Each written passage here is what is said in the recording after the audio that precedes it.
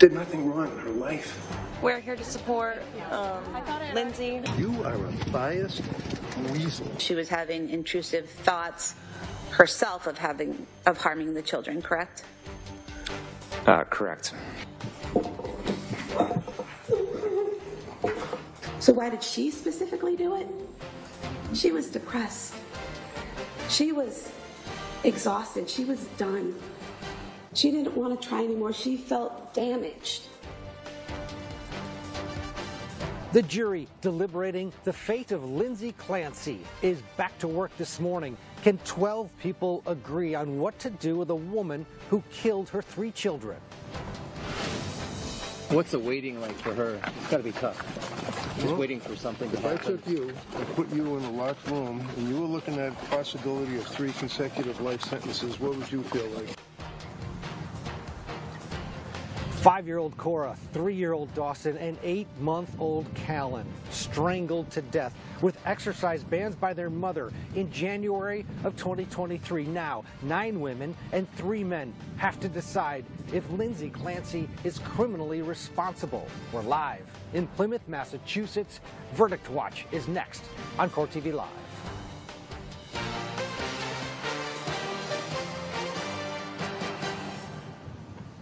Good morning and welcome to Court TV Live. I'm Ted Rollins. Glad to be with you on this Monday morning as we kick off another week of jury deliberations in the case against Lindsay Clancy. Whether you're watching us on the Court TV network or the Court TV YouTube channel or Law and Crimes Trial channel, we're glad to have you along, and we will be with you until this is over, until this jury of 9 women and 3 men come to a conclusion, or they don't.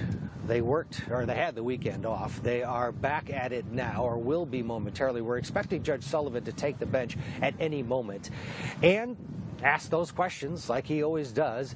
Did you see or hear anything that may have affected you over the weekend? And then it'll be time to go back to work. He'll send them back to the deliberation room, and we will wait. We'll wait together. So far, there's been just one question. They wanted to see those pills and the knife that they retrieved from Lindsay Clancy's bedroom after her attempted suicide. The jury did see those items.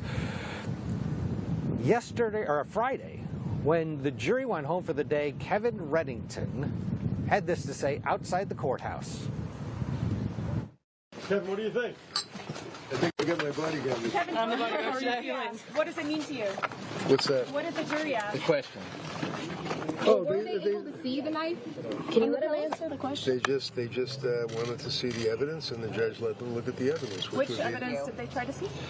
The 2 bags that have the pills in them, in the bottles, inside the bags, and the knife. And how do you feel 24 hours after closing arguments?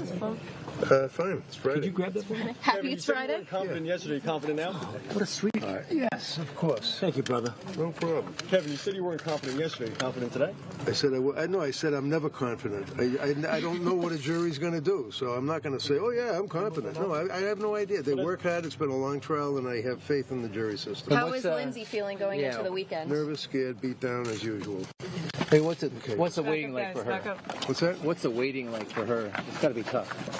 Just waiting for something to If I happen. took you and put you in a locked room and you were looking at the possibility of 3 consecutive life sentences, what would you feel like? Thank you. No problem. Any concerns with the jury going home on the weekend, looking at social media? Again, jurors have been very, very focused. I think they listen to the judge, and the judge has been forceful in his instructions. So I have to believe that they're going to be fine. But Kevin, the longer this goes, that bode well for you? I've had him out for an hour. I've had him out for a week. I don't know. I don't know. Why do you think they wanted to see the knife? I could say I'll go in the room and I'll ask them and I'll report back to you. I don't know. I don't have access to the jury room. What's that?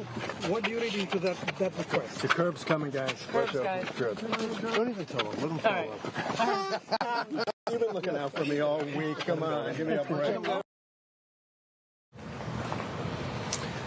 That was Friday as Kevin Reddington was leaving the courthouse. This morning when he arrived, he had a similar little scrum and took the opportunity to stop and basically lambaste Nancy Grace for something that she said, but then he headed right into the courtroom. Again, we're expecting Judge Sullivan to take the bench at any moment, and as soon as he does, we will head in there. Our Sierra Gillespie is in the courtroom. She'll be watching the jury as they come in after the weekend and coming out and giving us her assessment of what she has seen. Susan Hendricks is with us. She is in the Court TV studios. John Mobley is in South Carolina. He is a defense attorney. And Tara Coleman, also with us from the state of Ohio. Good morning to all of you. Tara, this is day 3, 10 hours plus they have been at it. But a case that lasted 5 weeks with 80-plus witnesses, are you surprised they haven't come to a conclusion? And what is your prediction in terms of length of time that's reasonable for a jury in a case like this? I'm not surprised at all. And after carefully reviewing the jury instructions, they are very nuanced. And this jury is going to have a lot of questions they have to answer, no matter which way they're going to come down. And this is one of the most important trials, in our nation right now, right? So they're going to do this right. And I think they're going to take their time and go through each of those steps and questions that they have to answer. So I would not be surprised at all if this takes a while. John, to Tara's point in terms of importance of this trial, it definitely has a lot of eyeballs on it, and this jury has to know that the world is watching. What is your take on, the judge gives you an admonition, please don't talk to anybody about the case. They went home over the weekend. They were around family members. Are you a pessimist when it comes to the jury sanctity and just a quick admonition from a judge will do the trick? Or do you believe that, let's be honest, they're probably talking about it with their loved ones before coming back here on Monday? I am certain, Ted, that not 100% of the jurors are complying with the judge's caution not to expose themselves to the case. As you indicated, there's a lot of eyeballs on this case. You can't get away from it on any social media platform, on any news platform. They've got friends in the family, and I'm certain that they've received extrajudicial information about the case. And, I will say that, everyone talks about the importance of the case and the significance of the case. And I think that narrative, that dialogue is going to really shock some people when the verdict comes out in this case, because I think there's so much dialogue and so much narrative, and I'm not saying that postpartum issues are not a problem in our society. They are. It's a problem with the fact that it happens. It's a problem with regard to proper diagnosis, and it's a problem with regard to treatment. All those things are without dispute. But I think that narrative and those issues and the vocal supporters and support that she has received has kind of overshadowed a big issue the jury is dealing with. And nobody's talking about the fact that 3 young children got murdered. Okay? And that's something that this narrative is completely glossed over. And I think what's going to happen is that the individuals that are her supporters, and I'm not anti or pro Lindsay Clancy, don't get me wrong, but I think the fact that she got a lot of vocal support and this narrative has received so much attention, that's not the jurors are focusing on. That's what everybody else is talking about. But the jurors trying to decide whether or not they're going to find this woman not guilty for murdering her or killing her 3 children. Murder is a legal term, but she killed the children. Whether she actually murdered them or not is a legal issue. And I think that is the big concern I would have in this case. Yes, it's great that the postpartum depression and psychosis is being, their supporters are making sure that there's been attention and awareness to it. But that jury is thinking about whether or not they're going to find this mother not guilty for killing her 3 children. Susan, that spotlight about mental health, postpartum, potential psychosis, the healthcare system, it was on trial, basically. Kevin Reddington did an excellent job of putting it on trial. But to John's point now, it's the legal system, and it's this jury that has to decide, was she under the throes of psychosis, and should she be criminally responsible? And while our polls are 70% plus that people watching the trial from the outside, getting bits and pieces, think that she should be found not criminally responsible, doesn't John have a point that this jury's in an absolutely different ballgame in that deliberation room? Absolutely. As John said, the support, and as Tara said, the nuance in the jury instruction. I listened again this morning to the judge reading through the jury instruction, and it was difficult for me to understand. So picture everyone in that room. They have the instruction with them, going through line by line. And Reddington, to your point, Ted, in his closing argument, he said essentially that she was failed by so many systems, medically, from the pills that she was given, also the investigative process. She was failed there, and his quote was saying it wasn't a lousy investigation, it wasn't even an atrocious one, there was no investigation. So that, I'm sure, is coming into play, and I wonder if we'll get to another question today from the jurors, possibly. Yeah, the jury foreperson is a woman who is in her, I'd say, late 60s, a singer, possibly early 70s. But one of those jurors, there are two jurors that you walk into the courtroom, you notice right away. One is the guy that doesn't take any notes. He's just kind of laying back. And then there's this woman who is taking notes, looking around. She's the foreperson. And Tara, a foreperson in a case like this can make a huge difference to take people down, not necessarily debate and vote, but to analyze. And if they're going through the evidence piece by piece, A, it could be a while, but B, to John's point, the focus will be just where the Commonwealth wants it, and that is on the law and on her culpability, potentially. John makes a great point, because I myself feel like I've almost been in this bubble outside of the courtroom where we are looking at social media and we are seeing the main narratives that are floating around. And so a lot of people probably will be surprised, no matter how this comes out, what the verdict is going to be, because we're not in that room and we're not focused so clearly on just the jury instructions. But I will say I've had a case where the forewoman made such a difference in how the deliberations went. I mean, we found out afterwards they essentially took the first week of our case, creating a timeline of the evidence before even getting to the main questions. And that was kind of, we learned after the trial, mostly influenced by the foreperson. So they really can influence what kind of happens in that room, depending on how strong of a personality, that is. And now let's go into the courtroom. Judge Sullivan taking the bench. Your Honor, before the court today, we have the matter of Commonwealth versus Lindsay Clancy. Ms. Clancy is present. She is represented by Attorney Kevin Reddington. The Commonwealth is represented by Assistant District Attorney Jennifer Sprague and Assistant District Attorney Shannon Buckingham. All right. Good morning, everyone. Good morning, counsel. Good morning. Good morning, Ms. Clancy. Good morning, Your Honor. All right, we ready for the jury? Just going to bring them in. I'm going to then ask those questions. We'll send them right back out. Okay.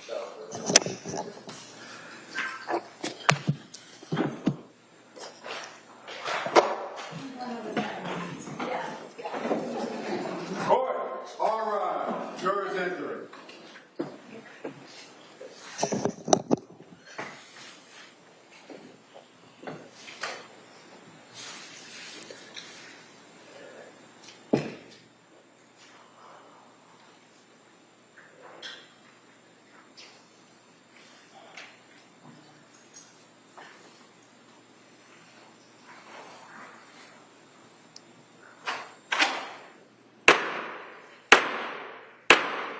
Hey, all persons having anything to do before the Honorable William Sullivan, Justice of the Superior Court, now sitting at Plymouth, within and for the Commonwealth. Draw near and give your attendance, and you shall be heard. God save the Commonwealth of Massachusetts. This court is now in session. Please be seated. Good morning, Your Honor. May I proceed? Yes, please. Your Honor, present before the court are 12 deliberating jurors and 6 alternates in the matter of Commonwealth versus Lindsay Clancy.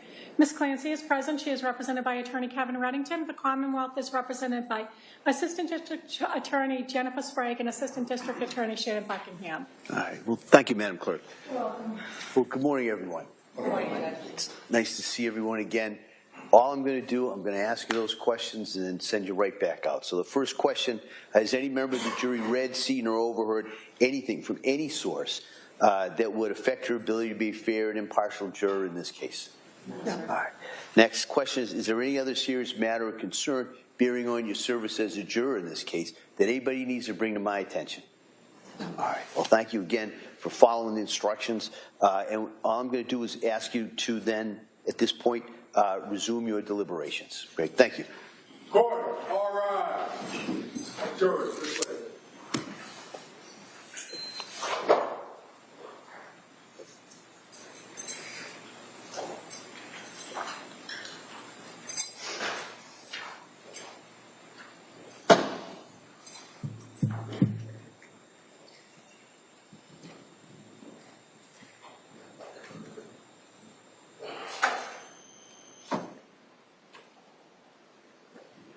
Jurors, next to the Cora.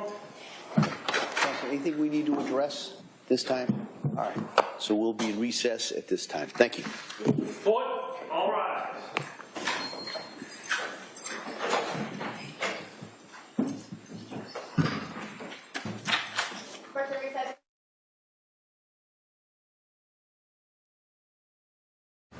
Okay, the jury back at it. Day 3 of deliberations underway. 10 hours, 15 minutes in total over those 3 days.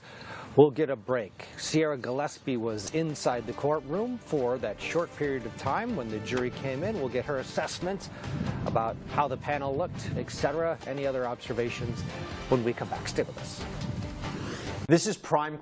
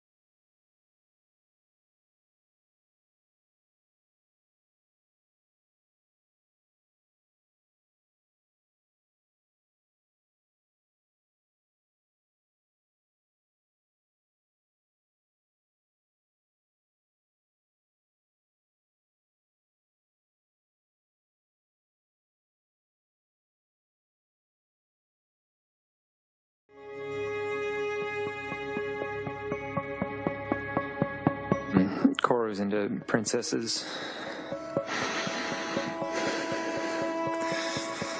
And she had a lot of friends. And she just liked taking care of people. What kind of things was Dawson interested in? Using firefighters and trucks.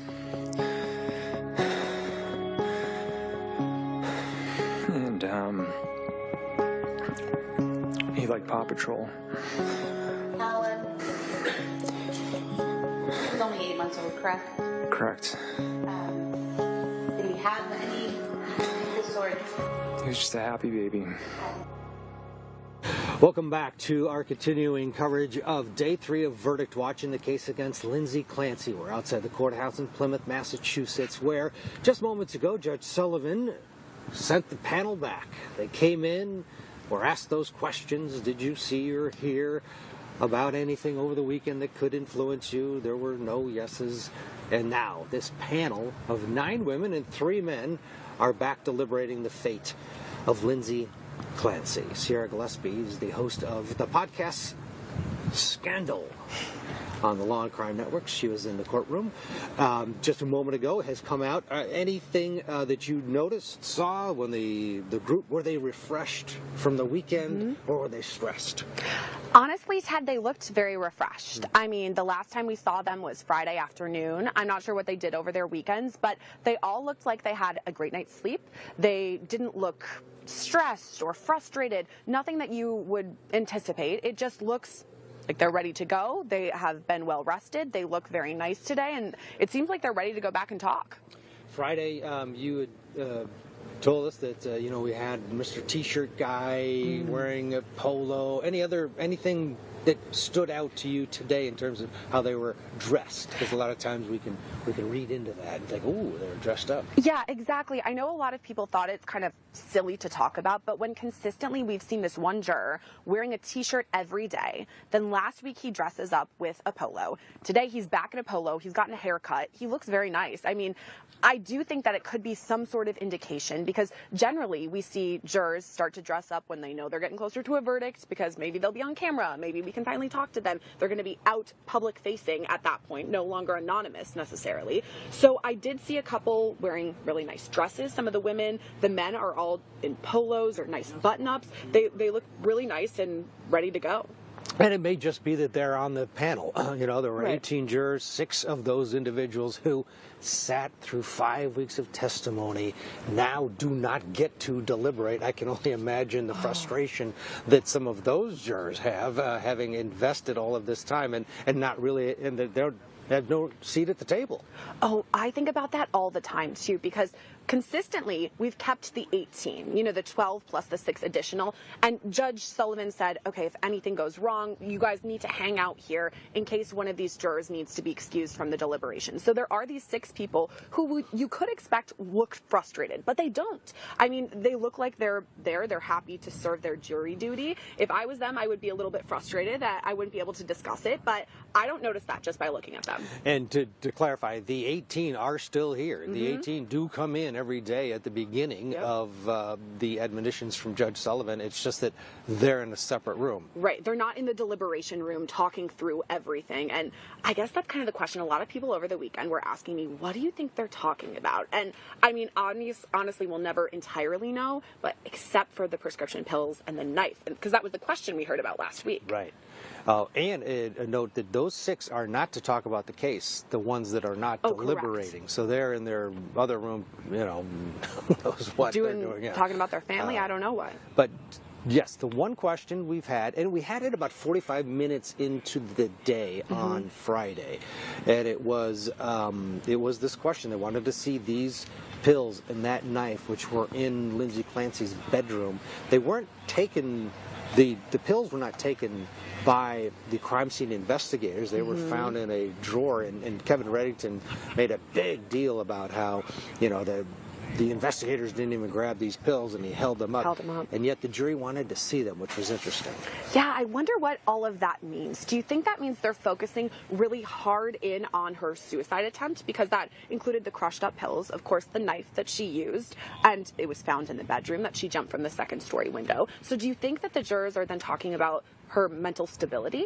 Well, the Commonwealth used those pills to say, yeah, these pills were not taken properly. You can compare what is left in these pill bottles and what the prescriptions told her to take, and she was not taking them all. And that was part of their theme, that she was a willing participant, if you will, or at least a participant in her downfall, because she didn't listen to her providers, and more importantly, didn't tell her providers that she had ideations of harming the kids. Right. What the knife means, that is a head scratcher. A question mark. Yeah, definitely. And I mean, I guess the Commonwealth, to your point, did do a good job of highlighting she didn't taper off correctly for some of these prescription pills. They also said over and over she didn't take them all at the same time, because sometimes I feel like if you're just glancing at this case, it could be a misnomer that she was taking all these 13 or so prescriptions at the same time. And during closings, the attorney said, no, let's make sure that we're talking about the facts here. She wasn't taking them all at the same time. But the knife, that's the question mark as to what jurors were discussing in regards to that. Yeah, and some people opine that, oh, maybe they wanted to see how sharp it was. I don't know that they were able to hold the knife in that jury room. I think it was likely Probably displayed looked at with it, the yeah. bailiff there. Weapons in a jury deliberation room is pretty big no-no. So right. Whether or not what they garnered from that, hard to really tell. But we shall wait and see what the next question will be. And then, of course, if there'll be a verdict. And a lot of people are thinking this is headed towards a hung jury. I know. Tough to say. We'll see. Any observations from the forewoman today? Looked like she was on her game. That's what I will say. I mean, really, these jurors aren't giving that much emotion because this isn't a fun topic, obviously. They're not coming in there smiling and giggling. They aren't looking sad necessarily, but very straight-faced and, like, ready to get to work is what I saw. Business-like, which is what you would expect and hope. All right. Sierra Gillespie, thank you. Sierra will be with us throughout the day as we continue our coverage. Let's slip in a commercial break here. It's day 3 of jury deliberations in the case against Lindsay Clancy. Our coverage rolls on right after this. If you owe money to the IRS, whether it's $5,000 or $500,000, don't lose hope. Tax Relief Advocates has the solution for you. Our passion is helping individuals and small businesses fix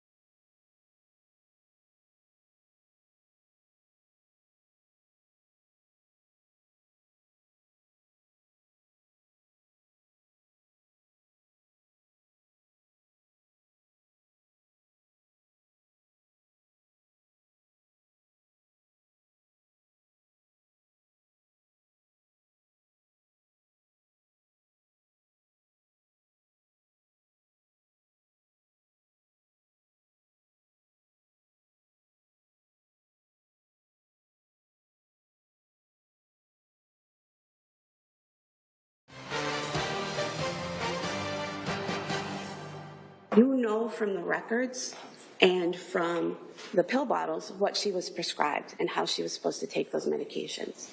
And you know from the pill bottles what she actually took.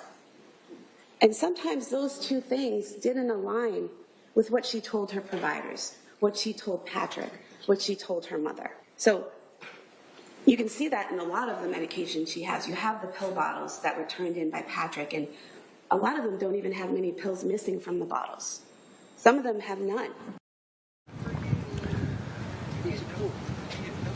Welcome back to our continuing coverage of Verdict Watch in the case against Lindsay Clancy. I'm Ted Rowlands. Good to have you along with us on this Monday morning. We're outside the courthouse in Plymouth, Massachusetts. You just heard Prosecutor Sprague in her closing argument to the jury talking about the fact that Lindsay Clancy did not follow doctor's orders at all times, and that she was very proactive in her care, but also opinionated. That was the theme, part of the theme of the closing arguments for the Commonwealth.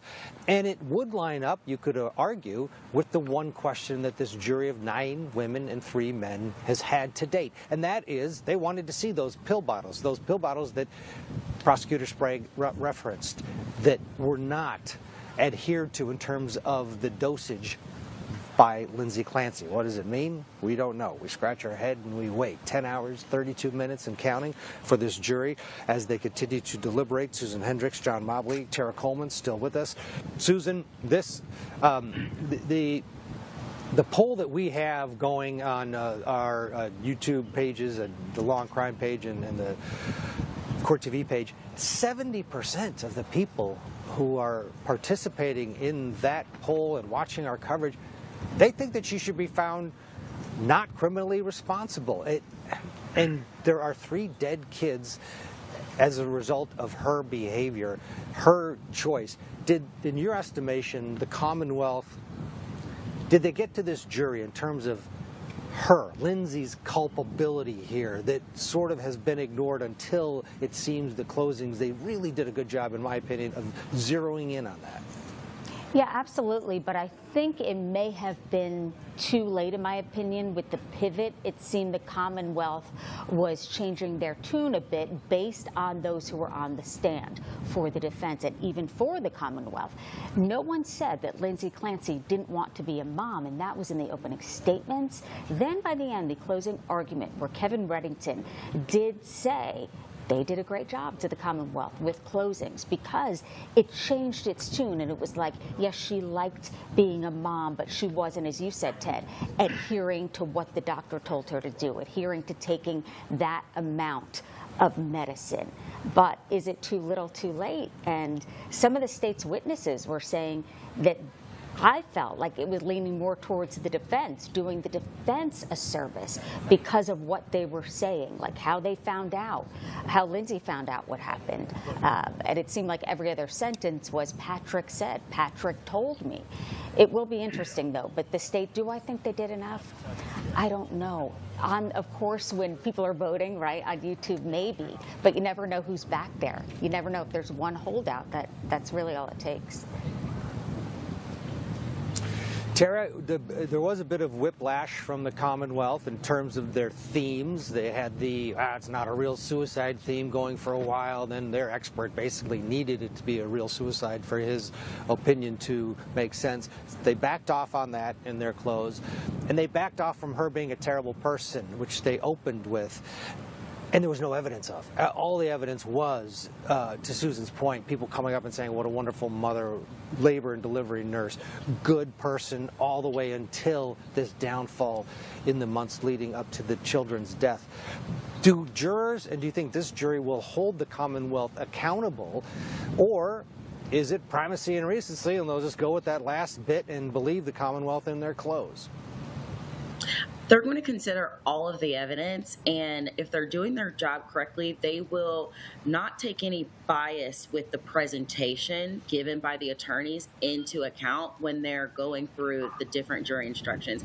And so the two kind of things of whiplash that you've mentioned, those to me really go to first-degree murder, where they would be determining whether it's deliberate premeditation or extreme atrocity or cruelty, or where those facts fit in the most.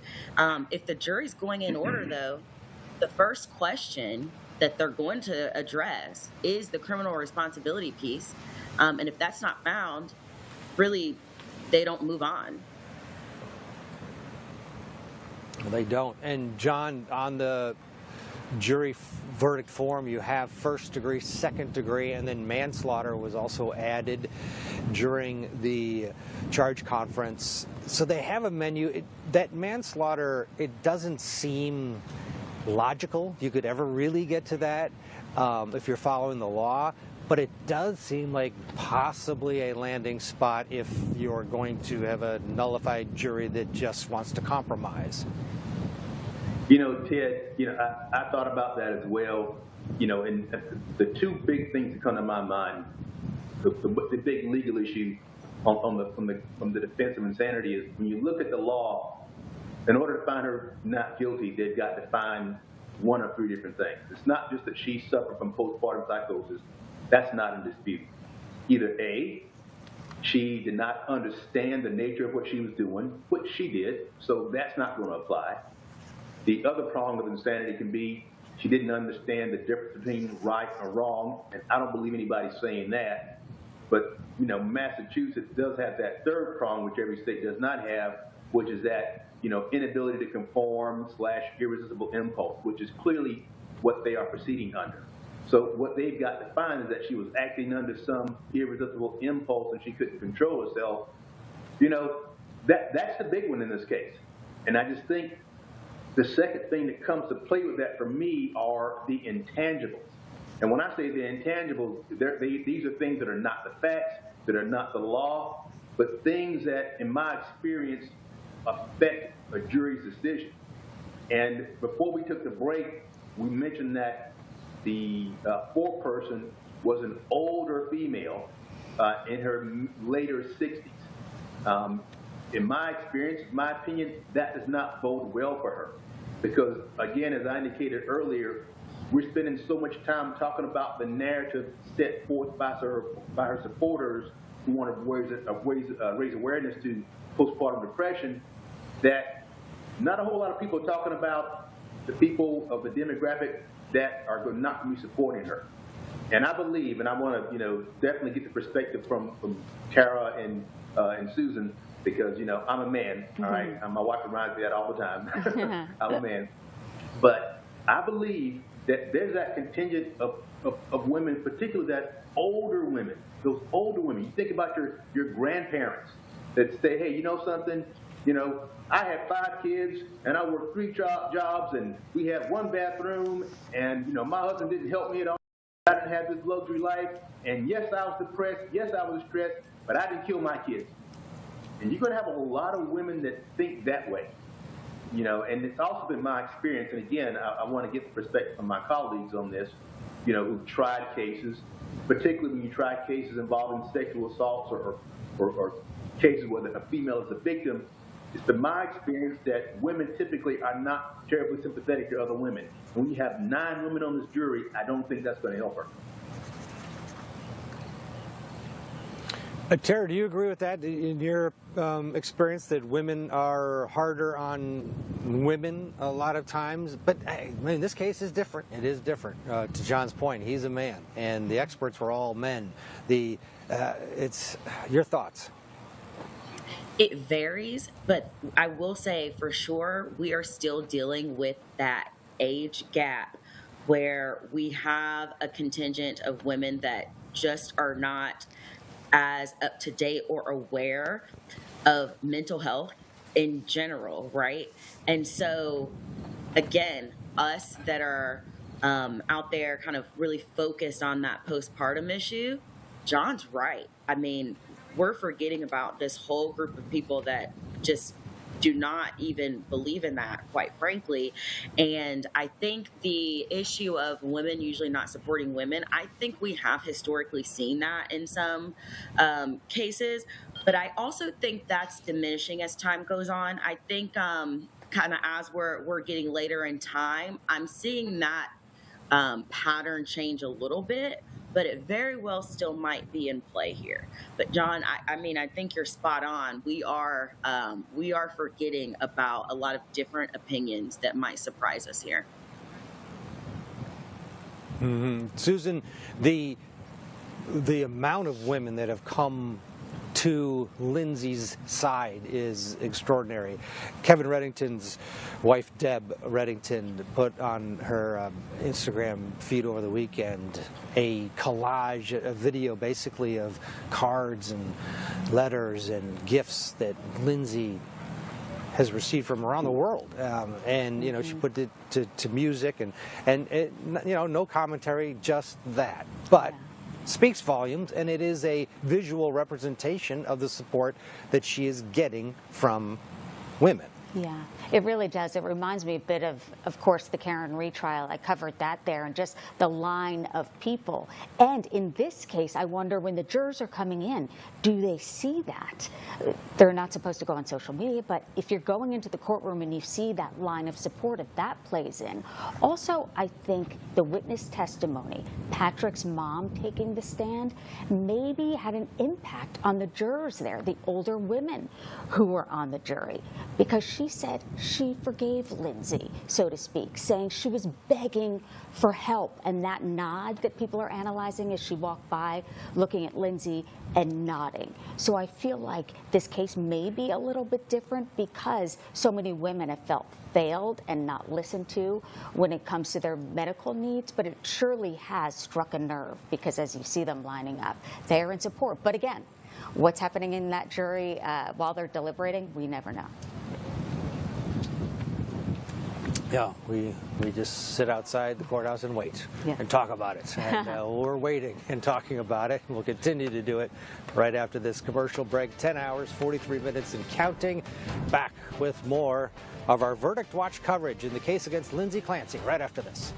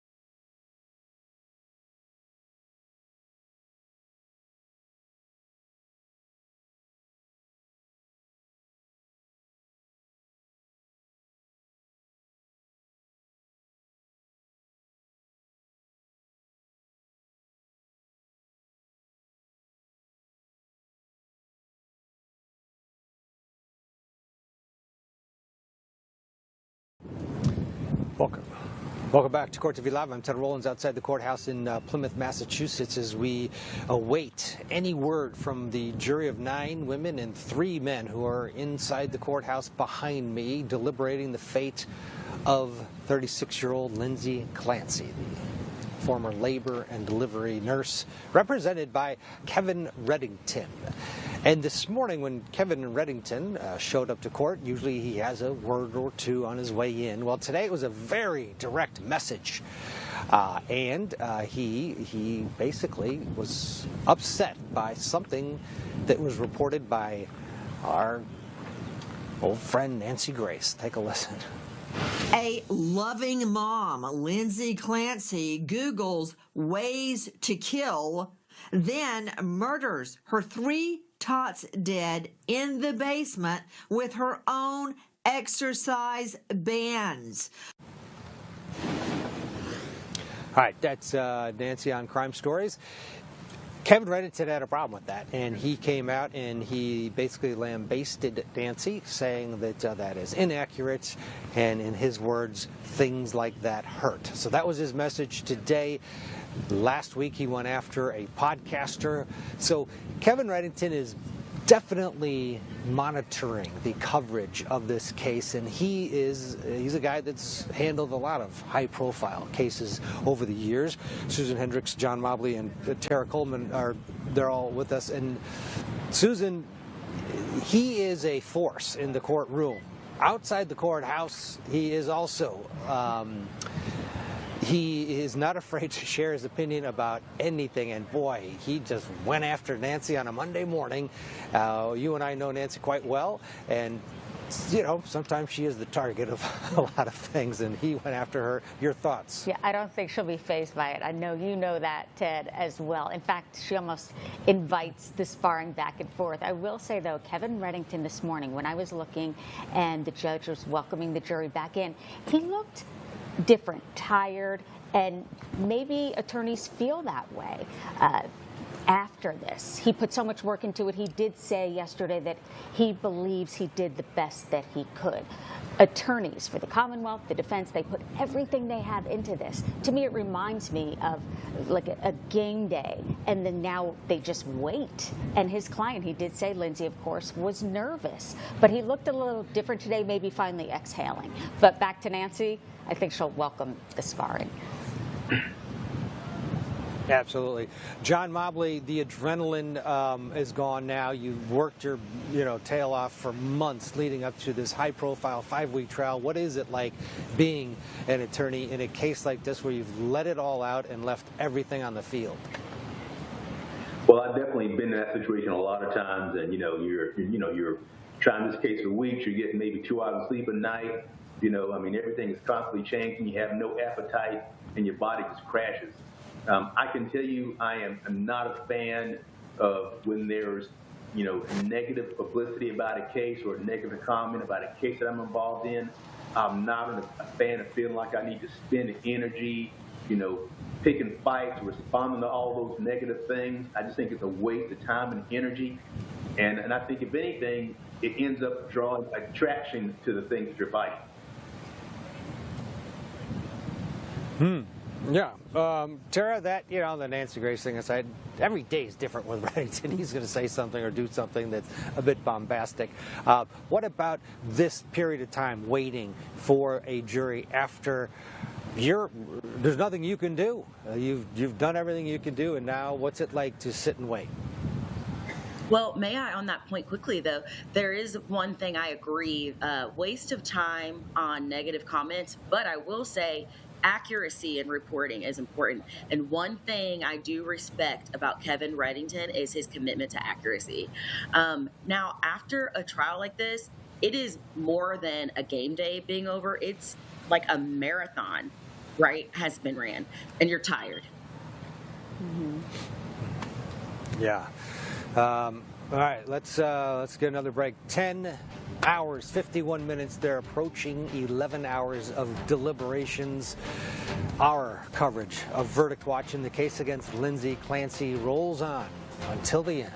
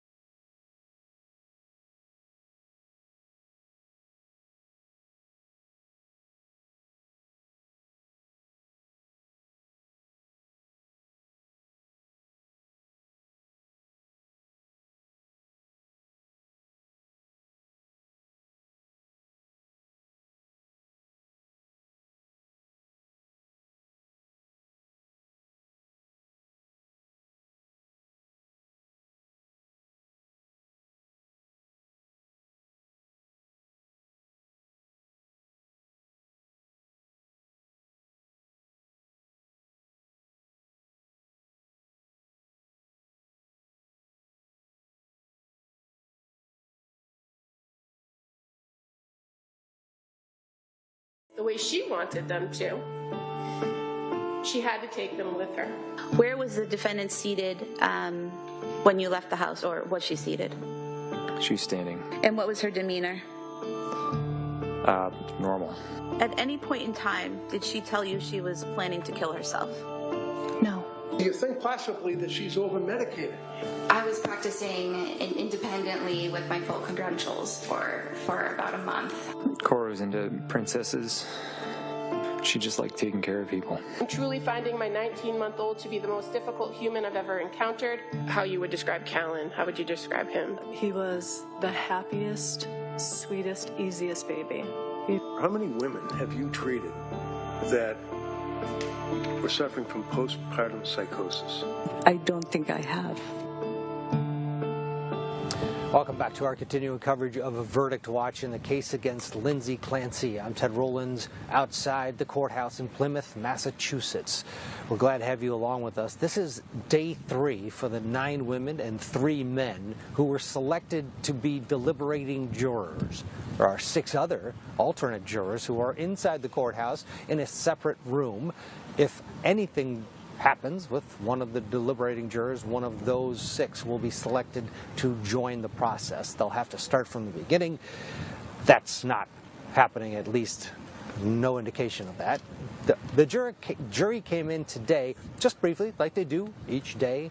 Judge Sullivan asked them if they had heard or seen anything over the weekend that had anything to do with the case. They said no, and then he sent them back to work. Almost 11 hours now, over portions of 3 days, this jury has been deliberating what to do with this woman who has been sitting in her wheelchair for the last 5 weeks as jurors listened to the evidence and watched every move that she made during that week, which most of the 5 weeks she just stared straight ahead. She did show emotion during that 911 call and at other parts of the trial. And outside the courthouse, there's been a groundswell of support for Lindsay Clancy. But that doesn't matter. It's all about what's going on inside that deliberation room. Opening statements was a point where the Commonwealth and the defense both had an opportunity to basically map out where their case was going. Kevin Reddington, during his opening, it's pretty close to what he said in the closing arguments that he had for this jury. He didn't waver much, but the Commonwealth was very different. Prosecutor Buckingham delivered the opening statement for the Commonwealth. Prosecutor Sprague, the closing argument. Let's go back and listen to a bit of that opening statement from Prosecutor Buckingham as she told the jury to look very closely at this Lindsay Clancy. She's not as good as you think she is, or they want you to think she is. Here's a bit of what she said to the jury on day 1.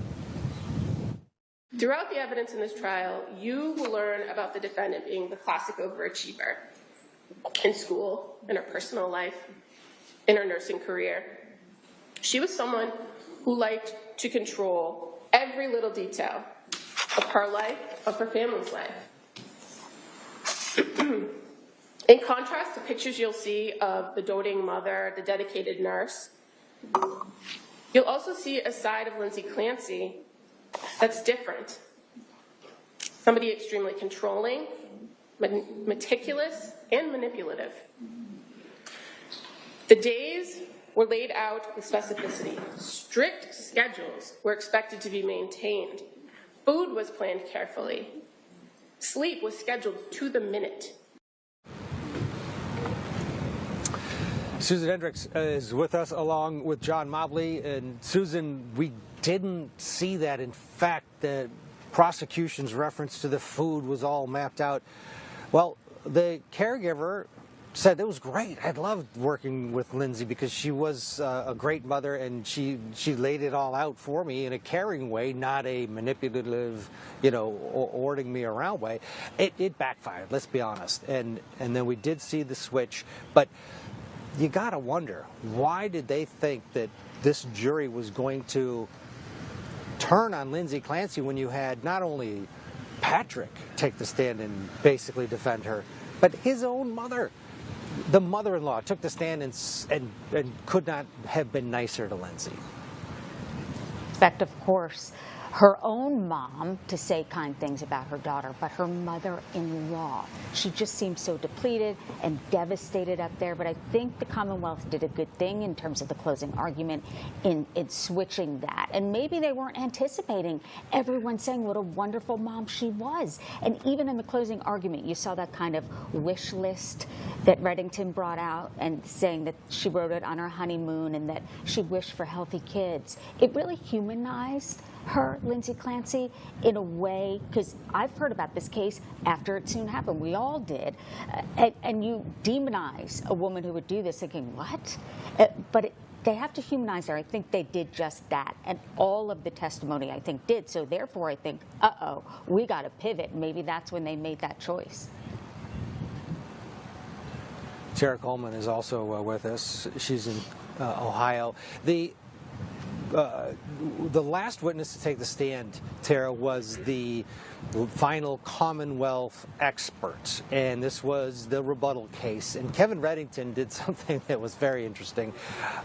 He read part of the opening statement from Prosecutor Buckingham, word for word, to the expert. And it was this last bit that we just heard, that, you know, she's manipulative, she's this, she's this. And he asked the expert, does that sound like the Lindsay Clancy that you interviewed? And he was boxed in. He had to say no. He said, it seems a little harsh to me. That was a way to get, no matter what the Commonwealth was going to do in their close, that was the way to get them to remember, the jury, the opening statement. Was that effective, and what was your thoughts on that technique? Absolutely. In my experience, jurors do track what you say in opening, especially jurors that take notes, and they want to see if you're actually going to prove up what you told us in the beginning you were going to prove. And so I do think it's an effective technique because we know they're paying attention to it. Here is the prosecution on the back end. The closing argument, much different tone, different tenor. Prosecutor Sprague delivering the close with more nuanced, an argument that she's culpable, but she's not a bad person. But those kids were her protective factor. Those kids were keeping her from ending her misery. And so she had to remove the protective factor. And I'm not saying she was happy about it.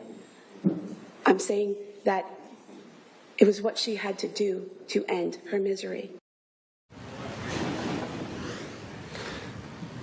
John Mobley, the reversal from the Commonwealth, we've been talking a lot about it because it has, you know, a high-profile case like this, you'd think you would have a strategy and you'd see it through. They couldn't. They had to do something. Was it too little too late, as Susan opined about last hour, or do you think that they did a good job of recovering? I agree with Susan. The prosecutors can't, in opening, take this one extreme position and try to portray her in a certain manner and then prosecute the case in a tone that's Philistine and, you know, and portray it as manipulative and vindictive, and then try to clean it up and close an argument and take a switch to a different position. That dog don't hunt. I've always indicated and said that the manner in which they prosecuted this case is all wrong. They should have taken this softer approach in the beginning and throughout the entire case. Well, and that in Susan, and of itself is doubt, right? I mean, creates doubt. I was just saying that the prosecutor go ahead, Terry. Yeah, itself kind of demonstrates or plant in your seed doubt.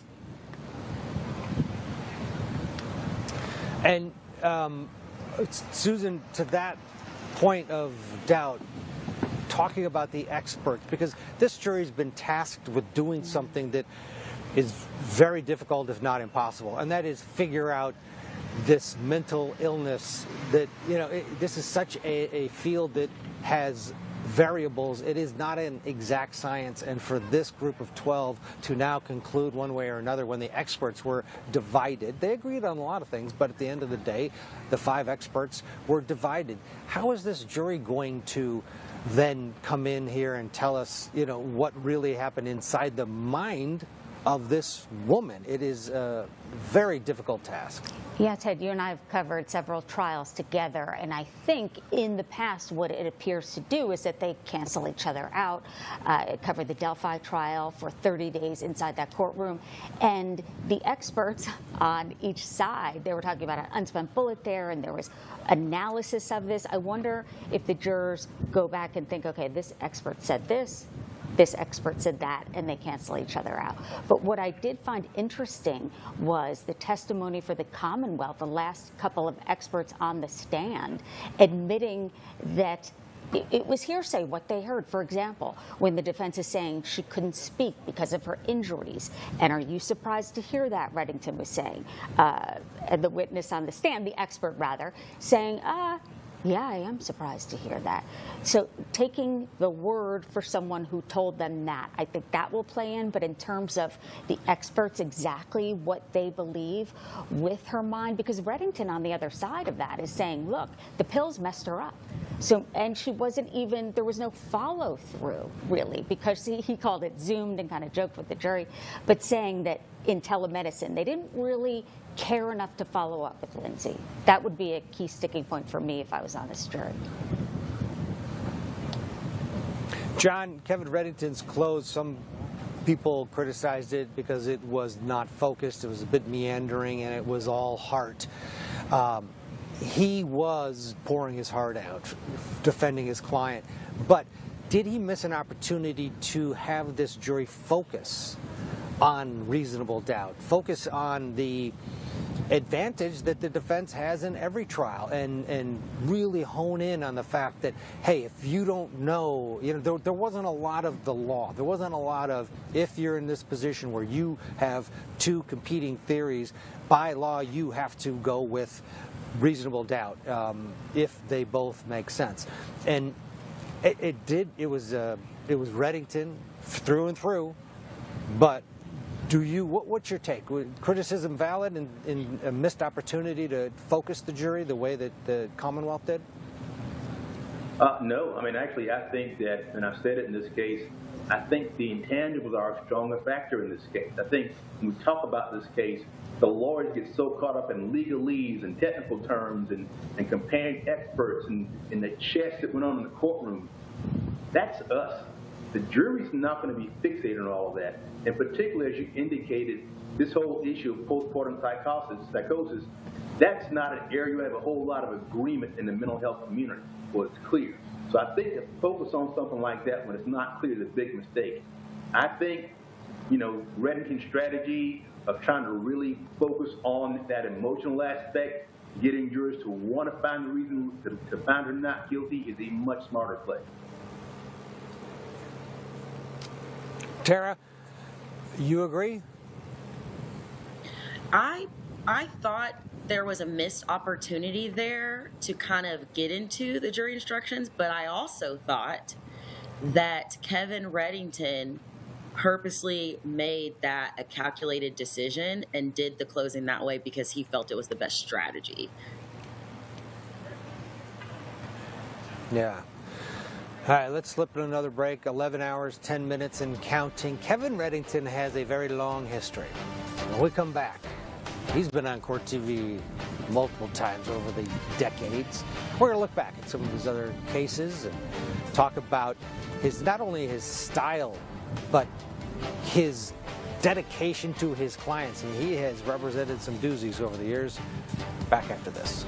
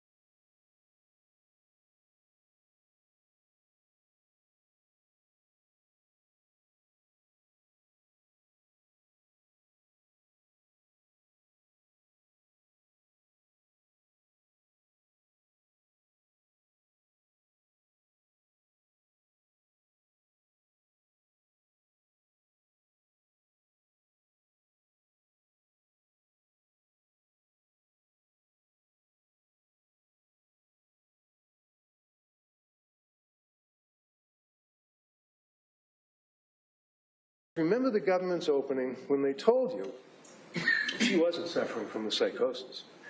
She was a woman that didn't want to live a life anymore, wasn't happy being a mother, didn't want to live that life.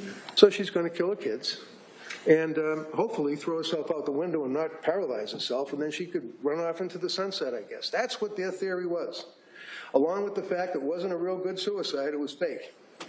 Well, now we know, don't we? The mess that this young lady was in her brain, my brain is being damaged. I will never be better. That's the evidence. That's the evidence that we have in this case.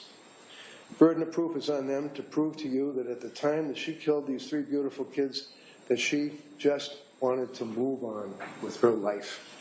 And I suggest to you, just as there's no chicken nugget residue, and then when you look at those photographs, there's a slice of a cucumber, there's a slice of a carrot, there's no chicken nuggets in that bowl.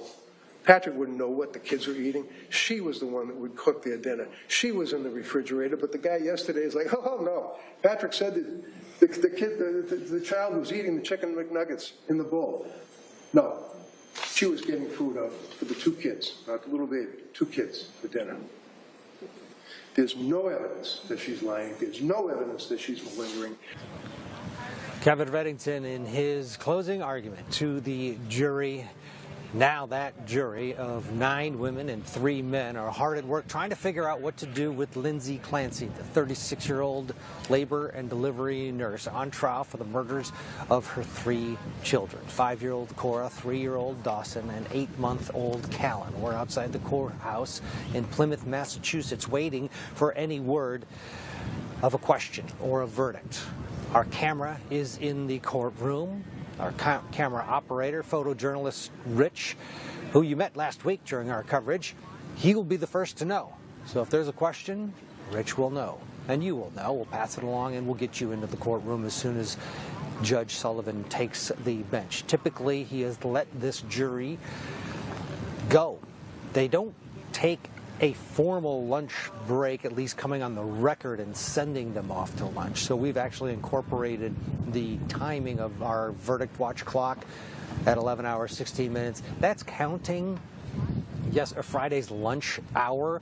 So in essence, it could be an hour more than it really is if indeed they were taking a full lunch. We just don't know. So we assume that they're having a working lunch, and that's why we've just thrown that hour onto it. So 11 hours, 17 minutes is our approximate time over 3 days of deliberation in the case against Lindsay Clancy. Kevin Reddington has a long history of representing people in high-profile cases in New England. He represented Whitey Bulger's girlfriend after Whitey Bulger fled to Santa Monica, California, and was found after several years on the run. He represented many high-profile cases over the years. In 2000, the year 2000, he was on Court TV representing a guy whose nickname was Mucko. He was a guy that came into his workplace. His name was Michael McDermott. 26 years ago, came in and shot up his workplace, killed several people. There's Kevin Reddington 20 years ago, sitting next to Mucko Michael McDermott. McDermott would end up going down. He in fact Googled how to fake an insanity defense, which of course came back to bite him. But Reddington did keep the jury out 3 or 4 days in that case, and he has a long history of being very successful in this area. He has a brash style, no one doubts that. But what we've witnessed in this Lindsay Clancy case is absolute dedication towards his client. Vinnie Politan covered the McDermott case, and I guarantee you he didn't have that same dedication with old Mucko McDermott that he did with Lindsay. There seemed to be a connection between them, almost a love between him and his client, Lindsay Clancy. He referred to her repeatedly in this case as this kid. She's a great mom, a great person, and it showed. Susan Hendricks, John Mobley, and Tara Coleman are with us. And John, I've covered many trials, and every now and then you do see a tortured defense attorney who is convinced in the innocence of his or her client, and they exude emotion. They're intense, and we have seen this in the case with Kevin Reddington and Lindsay Clancy. He's not putting on a show. He wholeheartedly believes in Lindsay and believes that she should be found not criminally responsible. How does that affect a case? And obviously jurors pick up on that. Well, I think it really depends on the jury, and I think when you look at this particular jury in this particular case, his style of the presentation and his dedication is a hit with her supporters. I mean, all the people that are lining up in front of the courthouse to support Lindsay, and hey, they think he's a rock star because they see him as a champion of that cause. The question I would have is, how is that being perceived by the individuals that are a little bit on the fence? And I was concerned throughout the trial that there are times when he could have been a little bit softer, a little less bombastic. They kind of have the jury think, it's not all about Lindsay, but hey, let's have some sympathy for the children in this case. And I think that approach might have been a little more useful in this case with that jury. Tara, does can that backfire in do you try to keep a little distance from your client? If you get too invested, it can be a very difficult job representing and heartbreaking too if you are all in too much. How do you approach it? And do you think he might have been too invested here, to John's point? I think it depends. That I will say in this particular case, when you put Kevin Reddington up against the prosecution team that has kind of changed their strategy throughout the trial, we mentioned the whiplash earlier. When you have your kind of direct and genuine passion next to kind of a change in approach, I think that genuineness can actually be a positive because it just makes you trust in the defense's case more because you see that just strong, unwavering mannerism and credibility. Now, when you don't have an issue with a back and forth change in strategy with the prosecution and you don't have any credibility issues with the prosecution, I do think at times it can backfire because you just never know how it's going to land on any one particular juror. In my particular trial experience, I do try and keep neutral, but we're all human and we do have those times where your passion just shows through when you really do believe in something. And as long as it's genuine, usually it's not going to be a negative, but you don't want to kind of overdo that and potentially ostracize someone on the jury. And Susan Hendricks, a lot of high-profile cases do ramp up the intensity of a courtroom. And I know you were up in Delphi and talking to the attorneys for Richard Allen. We did an hour special at Court TV that we interviewed them. They were very passionate as well. And every now and then in a case you see it. Sometimes you know that the attorney's just kind of there and their client's guilty and they know it, but they're working. This is different, that was different, and it makes a difference, does it not? At least from our standpoint at Court TV, but to John's standpoint, I guess it's all about the jury.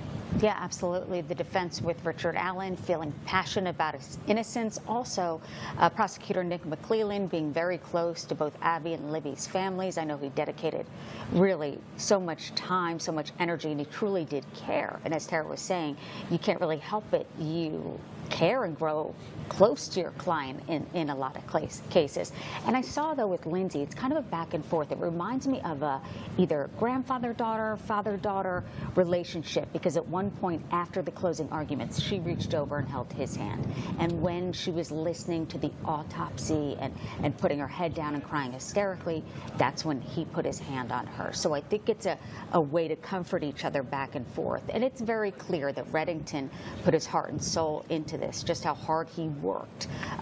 Cross-examination. And look at his table. There's no other attorneys there, maybe a clerk working behind the scenes, but I feel like it was really just him dedicating his life to this during that time. Yeah, he is a one-man show. Here he is outside the courthouse talking about himself and his style. Whether you like him or not. And any response to those critics who say your closing wasn't as great as it could have been?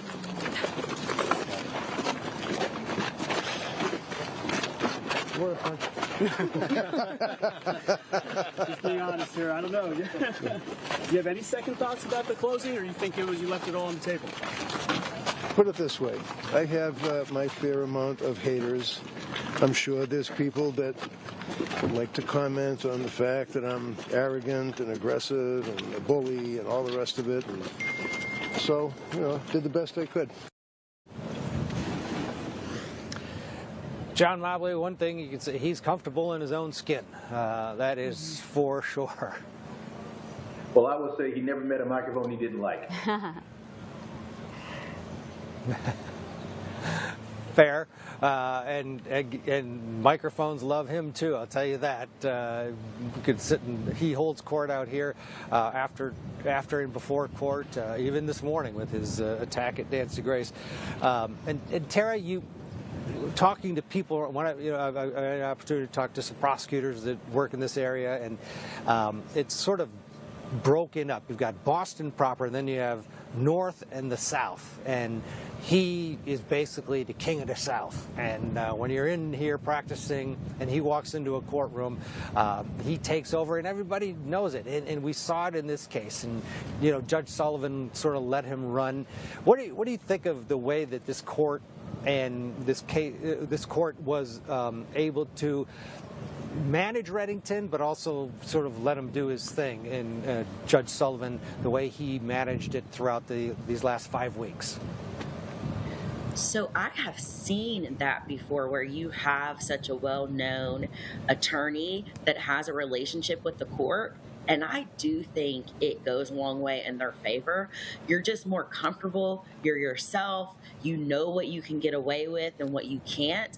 And I have personally, I've had a trial where I got local counsel for that particular reason, to be in that courtroom with me, who knew everyone and was familiar. So I think it can be helpful for a defense attorney at times. Yeah. Let's get a break. 11 hours, 27 minutes and counting. 9 women, 3 men tasked with the duty of trying to figure out what to do with 36-year-old Lindsay Clancy, the mother who killed her 3 children. Our rolling coverage of Verdict Watch continues right after this.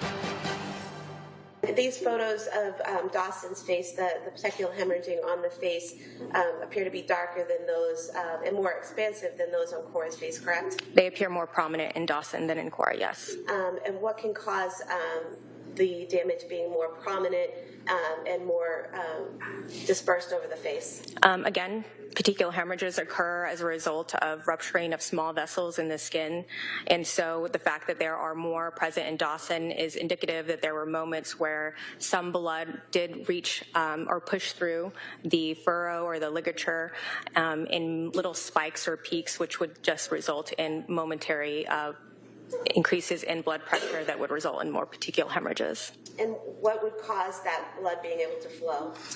Any movement against the carotid arteries. The carotid arteries are thicker and more muscular than the veins, so they're more likely to push through with the blood. So that could be movement of the ligature or movement of the person handling the ligature or movement of Dawson himself.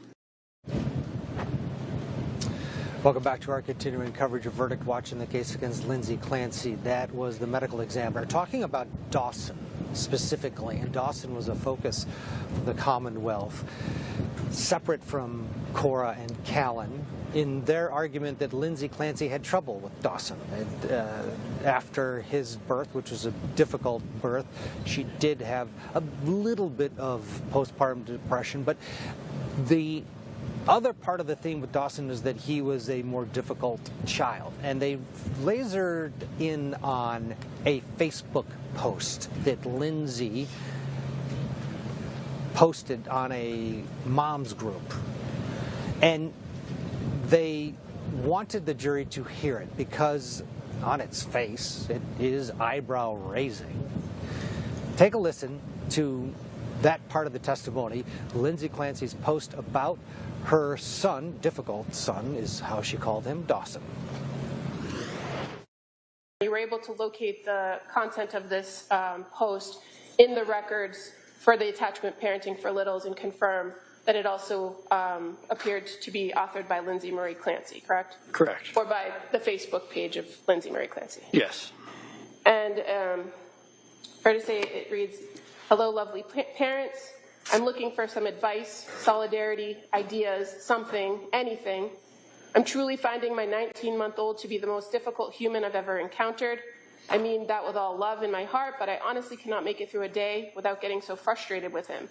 He's not my first child, so not to compare, because I know that every child is different, but just for background, this isn't my first rodeo.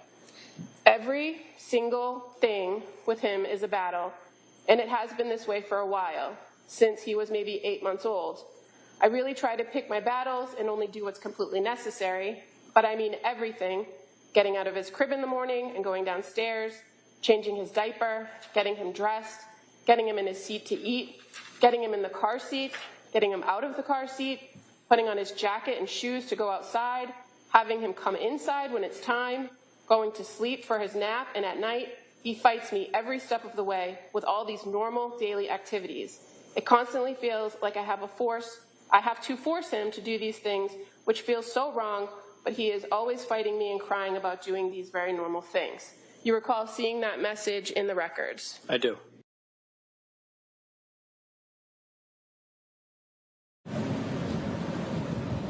Susan Hendricks, John Mobley, Tara Coleman still with us. The theme, this was early on in the case when the Commonwealth was still trying to convince everybody that Lindsay was somehow a bad mother. But Susan, it didn't pan out that way. And in fact, in the closing arguments, Kevin Reddington referred to the insinuation that she didn't love her children as absolutely disgusting. And I don't think there was any evidence besides this one post about being a frustrated mother. Nobody came in and said anything bad about her parenting or her dedication to family. Was that a mistake by the Commonwealth, or I guess more accurately, do you think the juries factored the Dawson Facebook post at all? I don't think so, based on really no matter where she said it, my opinion, because I feel like this goes to the point of the defense. Judgment she had nowhere to turn to talk about things, and I felt like that was a blog to where you can say, hey, anyone have advice here? And she was saying, it's not my first rodeo, Dawson's not my first child. So no, I think that was in bad taste, to put it mildly, in terms of picking apart that. It's almost like they scoured everything she had, and that's the worst they can find, that he says, he fights me on every little thing. And I think it could backfire, and I'm glad that Reddington brought it up in its closing argument, because it seems insignificant to me. But again, you never know. This is based on the personal experience of jurors who are deciding. Right. And the jury does skew a little older, 9 women, 3 men. There are 2 women that look like to be in their maybe late 20s, early 30s. The rest are a bit more seasoned. So we'll leave it at that. And we've all been around, or you've had kids. One, some kids are difficult. Here is Patrick Clancy's father. He took the stand, and he talked about Thanksgiving with the family, and Dawson, frankly, was a bit rambunctious. She was getting a little frustrated. Dawson was being a little silly, and she was trying to get him to sit down. And she was just a little bit getting frustrated with him, and I noticed it. So I got up to help her. And when you saw her getting frustrated with him, did you see her do something to get him seated? She took him by the arm to get him seated. It wasn't anything crazy. Right. You know. It's not like she hit him or anything like that. No. Right. She just took his arm and guided him to the seat. Is that correct? Correct. But you could see that she was frustrated. I could. And so you stepped in to help her, right? Correct. And what did you do to help? I got her a plate, I believe. There were a lot of people, so it was just a little chaotic. Derek Coleman, it seemed to fall flat, but your thoughts on the Commonwealth trying to use this to help them project that the lady in the wheelchair is actually not as nice as people say she is? I agree with Susan. I think it was a little in bad taste. I'm not a mother, so I'll be careful to speak on it, but I am an auntie. And from being with mothers, helping out with kids, this all sounds like normal parenting. And you have difficult children sometimes. And you have women that do want a safe place to express that and get advice, and then you'll have some mothers that will not be comfortable expressing those thoughts and might pretend that they don't have them. And so you never know which type of mother is going to be on the jury, so why risk it? John Mobley, weigh in. Well, and I hate to continue to fall back on some of the same themes and narratives in the case, but I agree with Tara. Boys are going to be boys. I've got kids. I'm not a mom, but I've got kids. And I'll tell you what I see in this case that I think was lost in the prosecutors that kind of shows how out of touch they are. That, Lindsay Clancy was not only a mom, but she was a nurse. She had a stressful career. And she had 3 children. Raising children is tough. Raising 3 children is triple the toughness. And trying to have a career and being a wife. That's these are the issues that women have been struggling with for a long time, that balance. Because, and I will say it as a man, the expectations on the mother are substantially higher than they are on the father. The mother is still expected to be the primary caregiver of the kids, which it appears that she was in this case, and still have your career and be a good wife. And all the dad's kind of got to do is, show up and make sure you don't get fired. So I think that all that was lost in the prosecutors, and I think that just really showed their strategy in a negative perspective. Yeah, 11 hours, 40 minutes. The jury continues to work. We continue to wait patiently. A live look inside the courtroom. Keep us on. We don't know if the question's coming in 2 minutes, 5 minutes. A verdict, is it coming today? There's nothing we can do but wait. But we'll wait together. You're not going to miss anything. As soon as Rich gets word that there's a question or a verdict, we'll take you inside that courtroom. It's day 3 of deliberations in the case against Lindsay Clancy. Stay with us.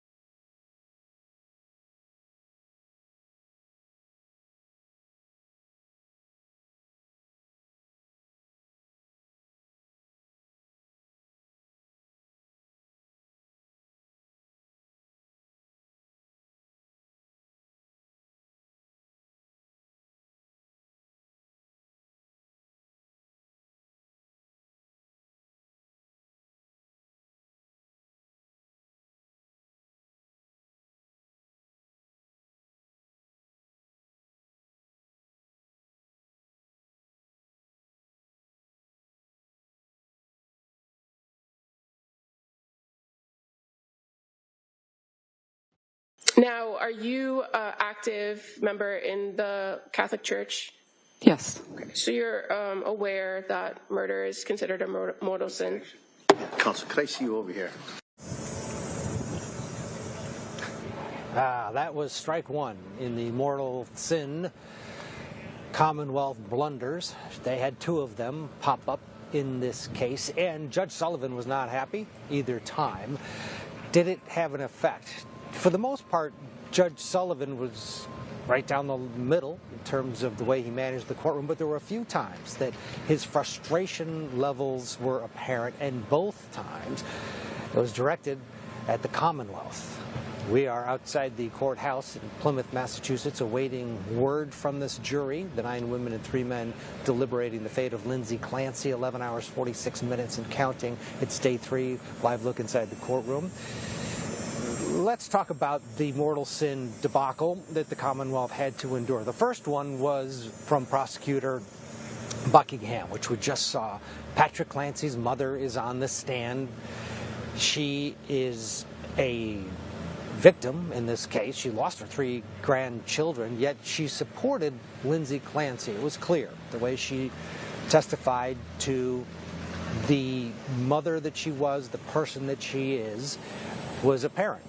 And at that point, Prosecutor Buckingham brought up her Catholic religion and said, are you, as you heard it, are you aware it's a mortal sin? It came up again during the Commonwealth's rebuttal case. Their expert on the stand was doing a fine job, and then he too started to opine about Lindsay Clancy's Catholic faith and the fact that she was going to, in his mind, take the 3 children's lives and then take her own life. He went on to talk about the religion, and again, it came to a screeching halt. Take a listen. In the course of strangling each child, she said, "Go to God, baby, go to God."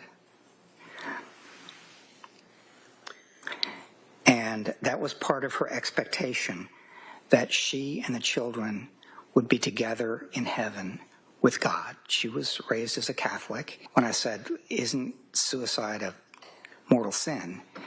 Yeah, can I see counsel over here? This is just over the top. It's the same thing again, talking about religion, talking about heaven, talking about killing people and the impact or the effect that it would have on Lindsay as well as her children. The fact that this is not the first time that it occurred during the trial, and the prosecution has previously brought up the concept of mortal sin. John Mobley, Susan Hendricks, Tara Coleman still with us. The defense, Kevin Reddington, wanted a mistrial, or he asked for one. I don't know that he really wanted one. Careful what you wish for. He's doing quite well at that point. But John, is this, if she is found guilty of one of the 3 top charges, is this number 1 on the list in terms of a potential appeal? And do you think Judge Sullivan did the right thing by not granting the mistrial? Well, Ted, I definitely would share the same sentiment with you that I can't really believe that Reddington wanted a mistrial. I mean, the case was definitely going in favor of the defense, and to quote, Sun Tzu from The Art of War, if your enemy is in the process of destroying himself, let him. So I don't think he really wanted that mistrial. Maybe he felt like he had to ask for it. I would have maybe just asked for the prosecutor to be sanctioned. But I do agree with you that if this was results in a guilty verdict, that will be a significant issue on appeal. Prosecutorial misconduct by raising that issue twice, injecting religion into the trial. Tara Coleman, the obviously Prosecutor Buckingham was responsible for the first infraction. The second was the witness, the expert witness. Should that have been, though, prevented by the prosecutors through witness preparation? Absolutely, and the judge picked up on that, right? I mean, you prep your expert witnesses. You know what your experts are going to testify to, and I think that's why the judge on that day into court early, so that the prosecution could go and speak with their witness and make sure that it did not happen again the next day. So I would be surprised if that testimony were a surprise to the prosecution. Susan, those moments are far and few between in a high-profile case, but they do come up, and we had 2 of them in this one. And it's Massachusetts. Chances are you're going to have a Catholic on that jury. So I think it was the big deal that we saw it was made in court. And I think the judge has done a fantastic job. Ted, you know, being inside the courtroom, all of you know, that they set the tone for how this trial goes. And I feel like that he's been fair and that he handled that correctly, also by not granting the mistrial. Yeah, and he did, you know, he sent the jury home after he gave them an admonition. It was clear that Dad was mad in that courtroom at that point, and the jury went home with that being their final sort of thought. And you could argue that most trials, the judge sides a little bit with the prosecution. A lot of times it's former prosecutor at the bench, and it's always the defense attorney that's fighting for, you know, equal treatment by the judge. In this case, I think Sullivan has been not on Reddington's side, but absolutely accommodating and has had those moments with the Commonwealth. Let's get a break. We're now getting close to 12 hours of deliberation. Our coverage continues. Susan's going to take over at the top of the hour. Stay with us. We're back with more.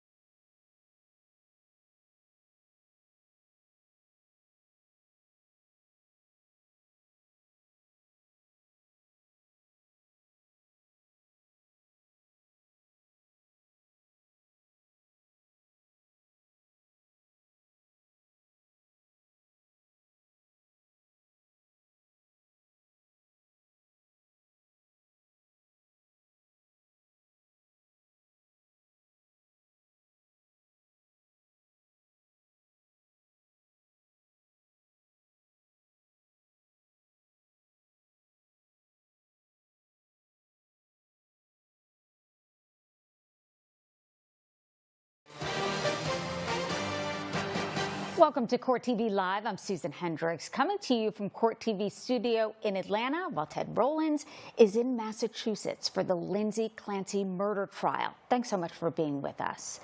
And we are tracking 3 major trials this morning here at Court TV. It is day 3 of deliberations in the Lindsay Clancy murder trial. Right now, they're 11 hours, 56 minutes, and counting, 47 seconds. So it makes you wonder, are they stuck on something? We did hear that they asked questions about that bag of pills, going through the pills, and of course, the knife. Can we read into that? And this is a live look at the Massachusetts State Seal right now. If there is any activity in the courtroom, we have you covered. We'll take you there. To be in court for his formal arraignment later this hour. He is accused of killing his 14-year-old girlfriend Celeste Rivas and leaving her dismembered and decomposing body in the front truck of his Tesla. We have a correspondent at the courthouse and we'll bring you updates throughout the day. Also in Las Vegas, closing arguments are set to begin next hour in the Keefe D. murder trial. Dwayne Keefe D. Davis is accused of orchestrating the 1996 drive-by shooting of rap legend Tupac Shakur. We take you back, though, to Verdict Watch in the accused killer mom trial of Lindsay Clancy. The Massachusetts jury has been deliberating for 11 hours, 58 minutes, almost 12 hours. We're a couple hours into day 3 right now. This is a live look inside the Plymouth County Superior Courthouse. She is facing murder charges, Lindsay Clancy, for the deaths of her 3 children, 5-year-old Cora, 3-year-old Dawson, and 8-month-old baby Callan in January of 2023.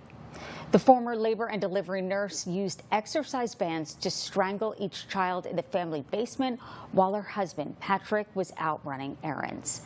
So far, there has been only one jury question. The panel wanted to see the pills and the knife, which were found in Lindsay Clancy's bedroom after her suicide attempt.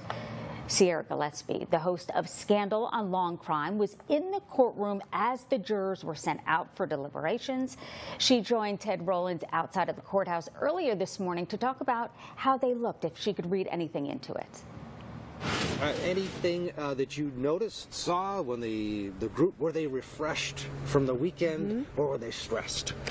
Honestly, Ted, they looked very refreshed. I mean, the last time we saw them was Friday afternoon. I'm not sure what they did over their weekends, but they all looked like they had a great night's sleep. They didn't look stressed or frustrated, nothing that you would anticipate. It just looks like they're ready to go. They have been well rested. They look very nice today, and it seems like they're ready to go back and talk.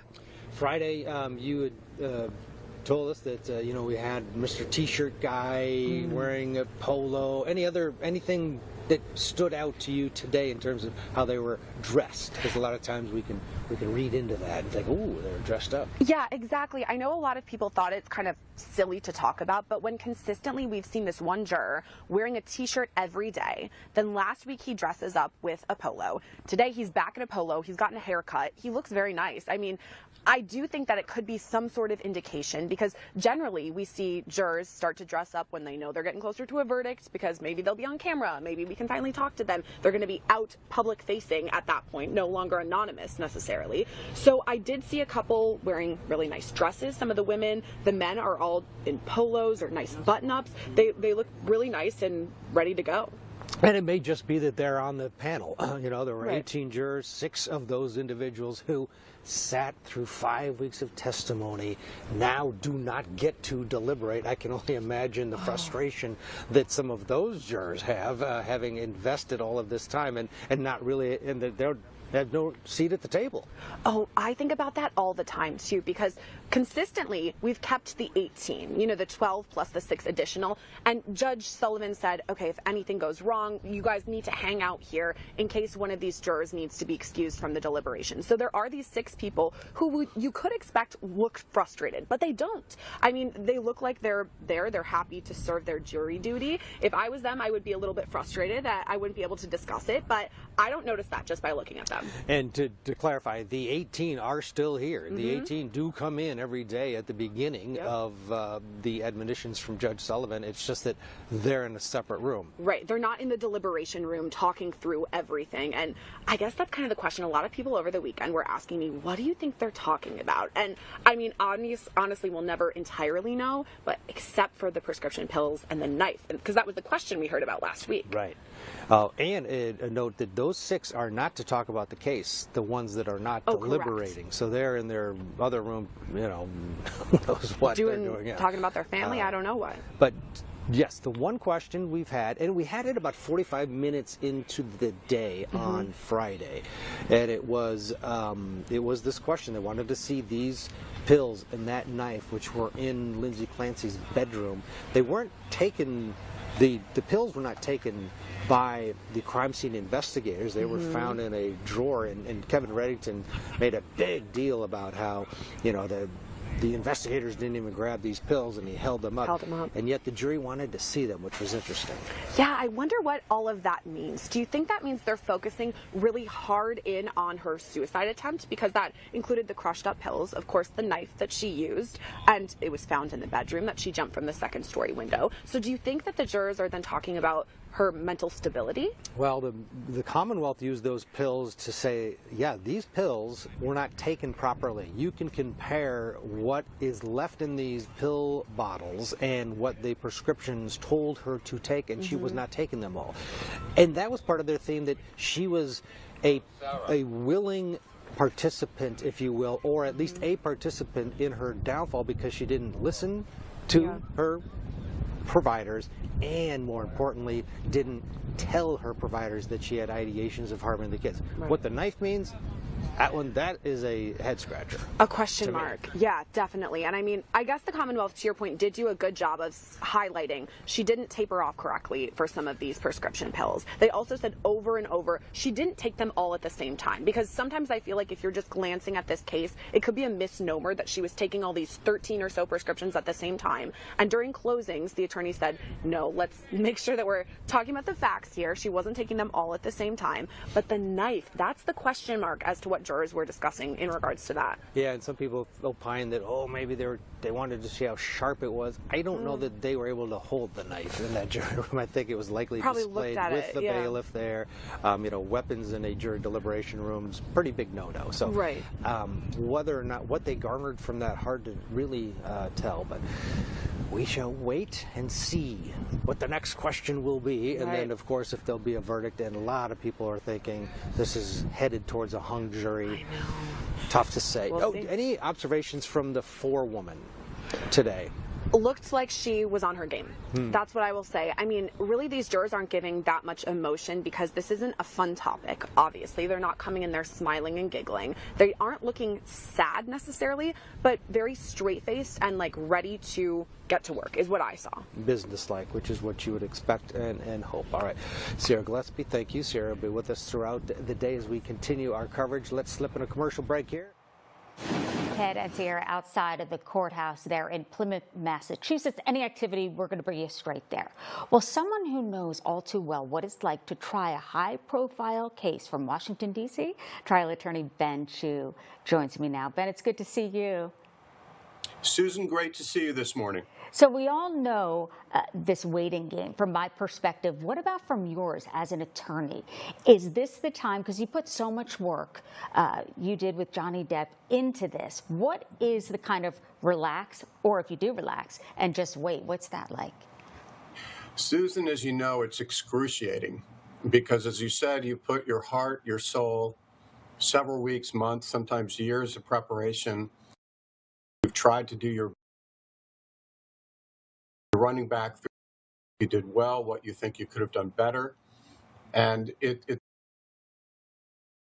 the case of the Depp Heard trial, we tried to deal with the worry and the nerves by playing Monopoly. And I realized at that time how cutthroat some of my team members were, because they weren't cutting me any slack. But that really did help us. And we were in the middle of a very fierce game of Monopoly when we got the call from the court deputy. What was it, 13 hours or so? It was. It was actually very similar. The trial ended Thursday. There was Friday of deliberation. There was a long weekend, and came back. And at any rate, we were told that the 20 minutes would be there was a verdict. It would be read, and so we ran into the courtroom, which is what these attorneys will be doing as well. And I do think we're going to get a verdict today. Oh, you do. You do. And can you read into, Ben, I know we all kind of read the tea leaves, like how are they dressed? What do they seem like? Does the hours correlate between the verdict? I think I know the answer. But. Well, Susan, you may well know the answer. I think that they will get to a not guilty by reason of insanity. I just think there's too much reasonable doubt as to whether she had the capacity to distinguish between right and wrong. It was a very interesting clarification you all raised at the top of the segment, that she wasn't taking 13 medications simultaneously. But I think the point remains that she was on a lot of drugs.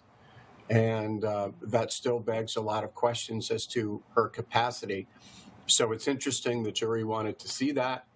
The knife is, I can't really speculate about that, but maybe that goes to the point the prosecution tried to make, that she may not have seriously tried to commit suicide. To me, that seems like a real stretch.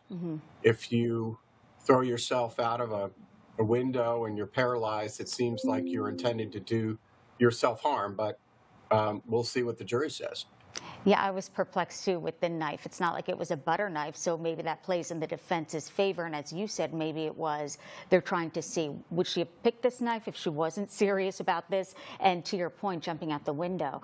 What I noticed with Reddington today, and I'm sure you've experienced it, is that he almost seems not down, but almost deflated, like as I'm sure during the trial, it's go, go, go, go, go, go, and all of the work that you put into this.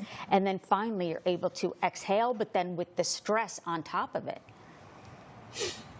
Yeah, it really is. I think after a big trial, and of course it's not over yet, but I think in particular after the verdict, I think there is a big letdown. And almost like the passing of a family member, or a wedding or a big event. He's put his heart and soul into this case, as has the prosecution. And there's just a natural, there's a natural down afterwards, even if you win. I think it's hard to kind of react and get back to your normal life. So you think not criminally responsible. How do you think the defense did overall and the Commonwealth?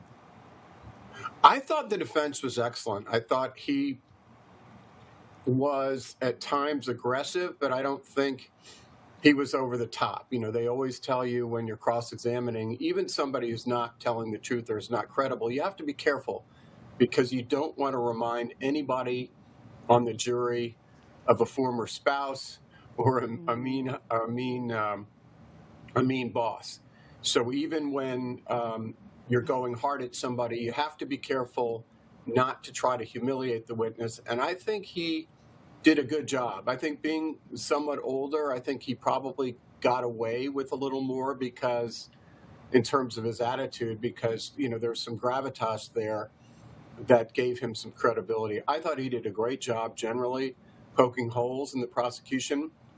I thought the prosecution did as well as they could with what they had, but I just think there's so many glaring weaknesses in the case, and I would have loved to see the prosecution have the courage not to bring this case and to explain to the public, look, we know that this was a heinous act. I mean, these murders were, heinous, but there's not always somebody to blame, and at least not always somebody to blame criminally, and I think that's where we're going to come out here. Ben Chu doing amazing representing Johnny Depp. 13 hours is when the verdict came back for you. We're hoping it is today, as you said. That's your guess, that it will come down today. Ben, thank you. Thank you so much. And up next, we'll take a closer look at the testimony of Lindsay Clancy's mom. She was on the stand early during her daughter's murder trial. The big question is, how much of an impact did it make on the jurors, if at all? Does everyone expect their mom to stick up for him? The verdict clock, 12 hours, 11 minutes, and counting. Our camera is live inside the courthouse. We'll report any new developments. Stay with us.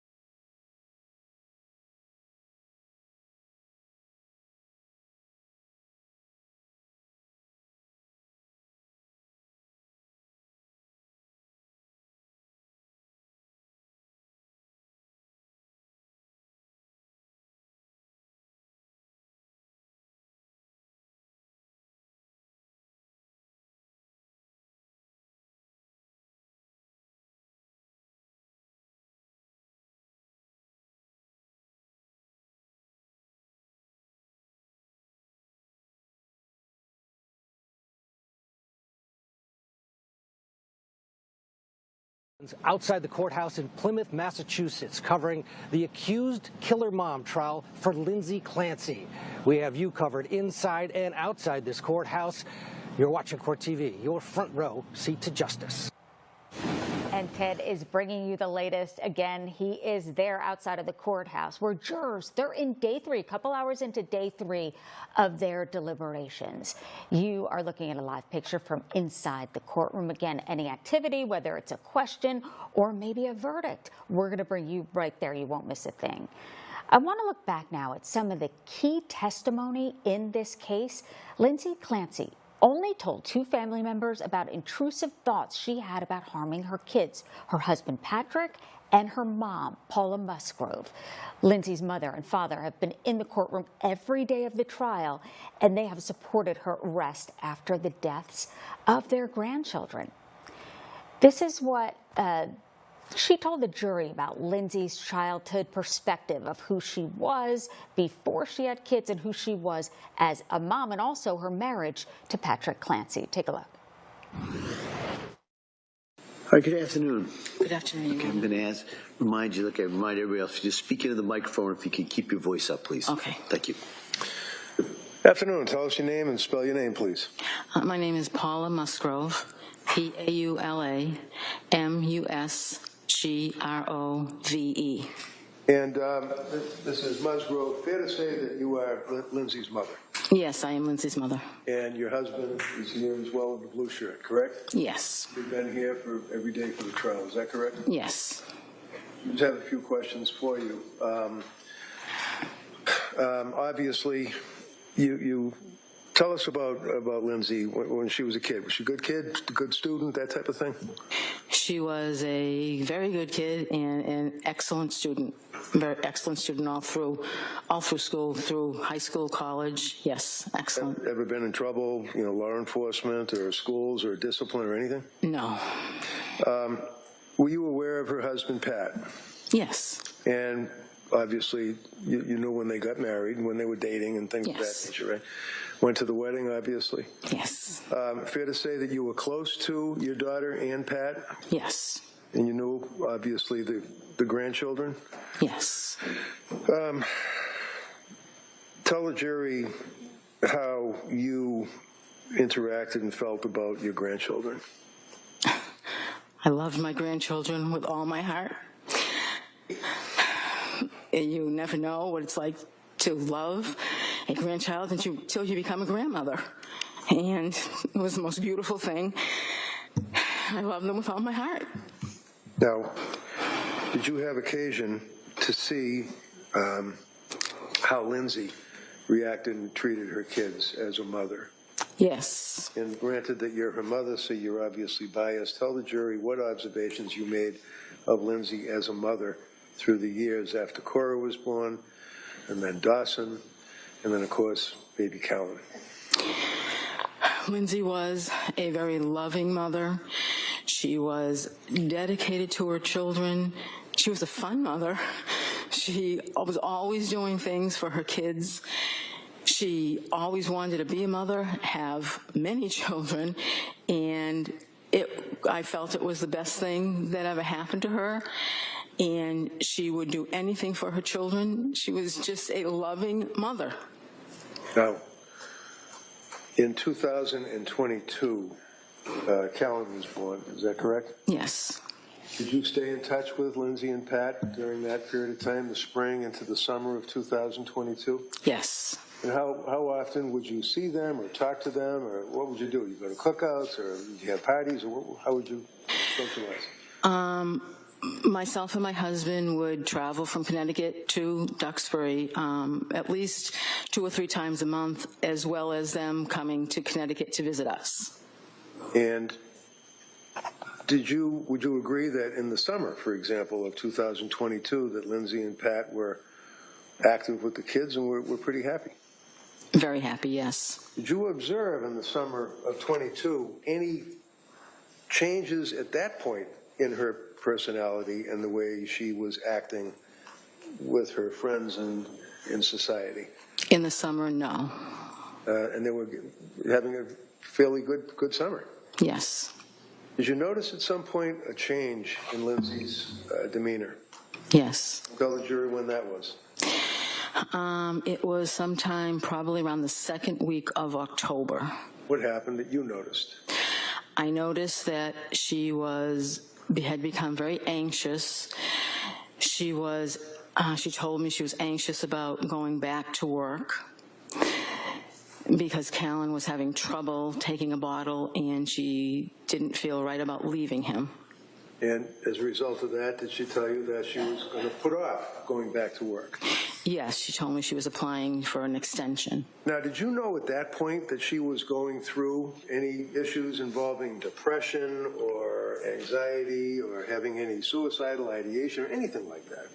At that point, no. At what point, if any, did you become aware that your daughter was suffering from this symptomology? In late October. And how did that come about? She sent me a text message. And do you recall when that was? Yes, that was on October 20th. Now, Your Honor, the government has introduced into evidence the entire of the phone dumps, if you will, and I think they put it on a disc, and it's probably thousands of pages, but I do have the text thread that deals with that time frame in October. I'd like to offer that so that it's apparent what I'm referring to rather than having to search through thousands of pages of a disc.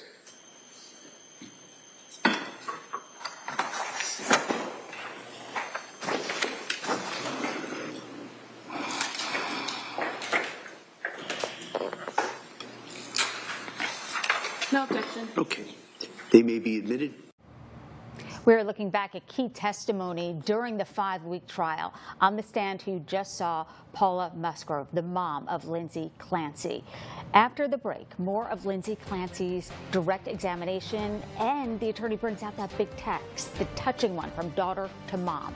How that played in to the jury. What are they deciding? What are they talking about now? As Verdict Watch continues in the triple murder trial of Massachusetts mom Lindsay Clancy.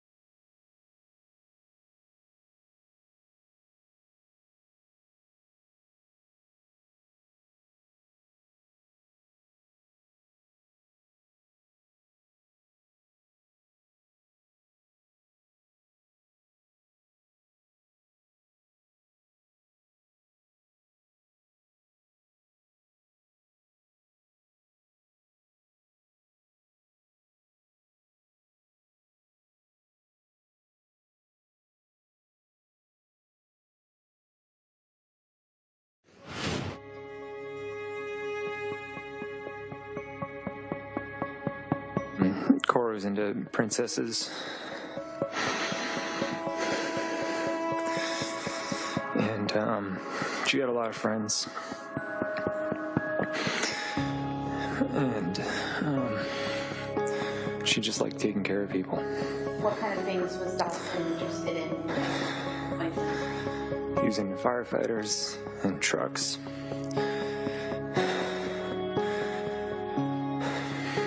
And he liked Paw Patrol.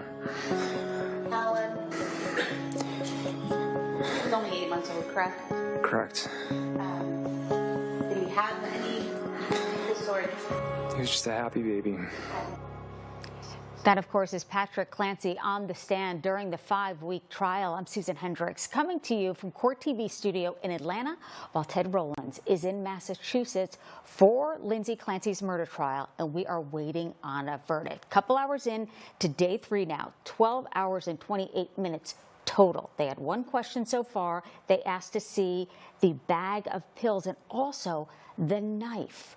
So we'll see what they're debating, and when they come back, it's our guess as good as yours. We don't know, and we will keep you posted. You won't miss a thing again. Ted Rowlands is there. And again, we're a couple hours in, 12:28, 12 hours and 28 minutes. The 36-year-old mom, Lindsay Clancy, as you know, is on trial. She admitted that she strangled her 3 young children to death in January 2023, but claims she was in a postpartum psychotic episode. Prosecutors say, though, not true. She acted deliberately, and she is criminally responsible. Judge Sullivan instructed the jurors they could consider first-degree murder, second-degree murder, or manslaughter, and is she criminally responsible for that? The jury instructions, they were lengthy. Maybe that's what the jurors are going through right now as we speak. 12 hours, 29 minutes. You're looking inside the courtroom again. We'll take you there if there's another jury question, any activity, or a verdict. Ted will take it from there. Now I want to look back at Lindsay Clancy's mother's time on the stand and when they talk about their exchange during this time. Now, the text message that you're referring to, would that be on October 20th of 2022? Yes. And do you have that on your phone right now? I do. Can you just pull that up for us? I can. Just give me a moment. Okay, I have it. Kelsey, do you have a copy maybe that she could look at? Oh, I have a copy. Yeah, that might be easier for the witness. So I'm going to approach you with this board and ask if this is a copy of the text that you're referring to. Yes, it is. Would you read that for the jury? Mom, will you please come up and stay with me for a bit? I'm really sick. Something is wrong. I had horrible insomnia all night, and I just don't know how I'm going to get through the day. I started taking the medicine my doctor prescribed for anxiety, and I think it's made things worse. It's just really scary, and I don't want to be alone. You want to write off this? Objection. It's already in evidence. What do we mark it for identification?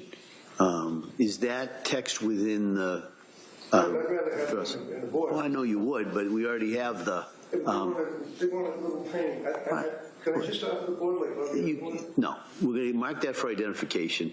The text that is been referred and read to is within Exhibit 276, which was just offered. I'm sorry, which is what? I think it was within Exhibit 276, which was within that thread that you just offered. Okay, so I will then, that would be 276, Yeah. so that will be over here. As a result of receiving that text, did you then come up to... Hold on a second. Exhibit W for identification. Yeah, okay. Oh, thank you. All right, thank you. So as a result of that, did you come up to Duxbury? Yes, same day. And tell us about that. What happened that day at the end of October? Lindsay had been, I believe she went to the emergency room that day, and she had come home. she was feeling a bit better. She told me that she couldn't sleep, she was very anxious, and she was afraid. And how long did you stay with her? At that point? Yes. I believe at that point I stayed for about a week. And was your husband with you? He came later. He didn't come directly with me then because he was still working, so he came later. I never asked, what did you do for work? I worked for Weight Watchers. And you're retired? Yes. How about your husband? Is he working now? He recently retired. And what was the nature of his work? He was in photography. What kind of photography? School picture photography. For yearbooks and things like that? Yeah, and school pictures, and you had your kids' pictures taken. And he just recently retired? Yes. Is it fair to say that during the month of October into November, into the holidays in December, that you and your husband would stay with Lindsay and the kids? Yes. I stayed more than my husband because he needed to go back home to work. Sure. While you were staying with Lindsay, can you tell us your opinion as to her condition? Was it decompensating? Was she getting better as time went on through November and December into the holidays? Through November into December, it was not getting better into the holidays. And you knew she was on medication at that point? Yes. You knew she was seeing doctors at that point? Yes. So tell us, is there an incident that came to your mind that you recall that occurred on one evening that indicated to you how seriously she was suffering? There were many. One particular evening that was disturbing to me was that, she was afraid. She was afraid to be alone, and she actually asked if she could sleep with me. When was that? That was late November, early December. And did she indeed sleep with you on that occasion? She did. Continuing on through the holidays, did you guys get together for the holidays, Christmas or Thanksgiving, if you recall? Yes. I was down there probably most of December through Christmas Eve, and then I left on Christmas Eve to come home to see We're going to take you now outside of the courthouse. There's some activity. Kevin Reddington, let's listen. They took her, they filled her up with lithium within an hour. She's bipolar, and they told her husband, it'll be $14,000, and if you want her out, you got to go to court. Yeah. And in family court, Sorry. it's used as she's a criminal. She's crazy. Yeah. Yeah. Okay. Okay, Mr. Reddington, we don't want to do this to you. But we just don't know what you think. Is it complicated and difficult receiving so much support in a case where 3 innocent children were strangled and killed? Everyone involved. You guys got to keep moving so he can get to his car. Are human Come on, beings, guys. and it's everybody's hurting. They've got their life stories. It's not as simple as it seems to be. We don't want it to happen again. I don't even know where my car is at this Your point. car's to the right. Let's get him to the right. Right over there. Yeah, you guys got to give the man. Thank you. Thank you.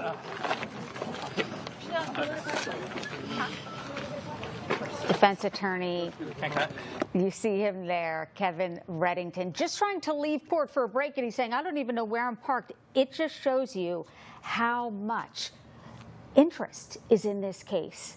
Back with Ben Chu now. Ben, you know what it's like to try a case with so much interest. What was that like? Is it more pressure on you?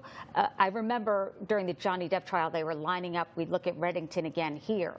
What are your thoughts when you see that and all the attention and how it affects attorneys?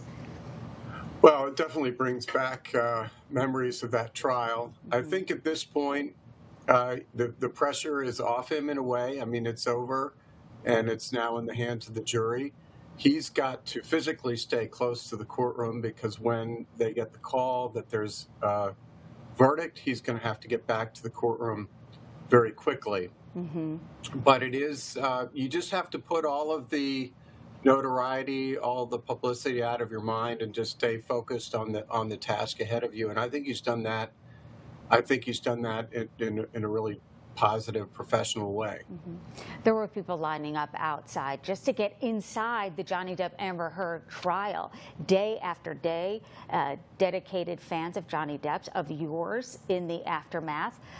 What was it like for you inside? And were you able to kind of, as you said, block out the noise? And does that have anything to do with the judge in your case, how they run this high-profile trial?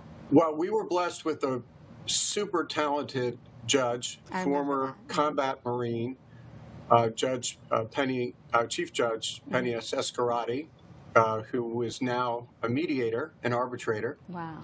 And she laid down the law fairly to both sides, issued a media order that required attorneys on both sides and the principals to avoid the media and not to interact, which was easier said than done because, as you said, there were people lining up all night for free tickets into the courtroom, a couple of hundred people.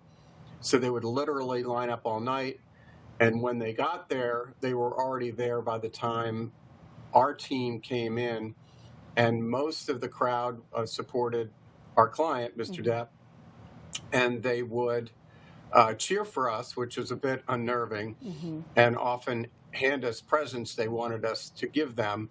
So it was a bit of a dance for us because obviously we wanted to comply with the court order, but we also didn't want to appear rude or disappoint people who weren't aware that we were not allowed to interact with them. So we had some very quick interactions where they would hand us things that we would give to our client. But it really didn't distract us from the task at hand. We had so much to do, and in our case, we had a big rebuttal case. That's We right. reserved a lot of time for rebuttal, so we had to prepare witnesses who hadn't been deposed, who weren't our clients, to prepare on the fly. So we really didn't have that much time, to deal with the distractions. And quickly here, before I take a break, what was it like for your client, Johnny Depp? Were the nerves there as you waited? He was very good at hiding whatever nerves he had. He knew he was telling the truth. And I think he obviously didn't know what the verdict would be, but he really appreciated the opportunity of getting to tell his side of the story. So ultimately, I think he saw himself as the winner even before the jury went his way. Yep. Ben Chu taking us inside what it's like to try a high-profile case and wait for the jury to come back. So good to see you. We're going to take a quick break. Right now, deliberations, 12 hours and 40 minutes and counting. Ted Rowlands live there outside of the courthouse. We'll bring you any activity. You'll go straight there. You won't miss a thing. Stay with us.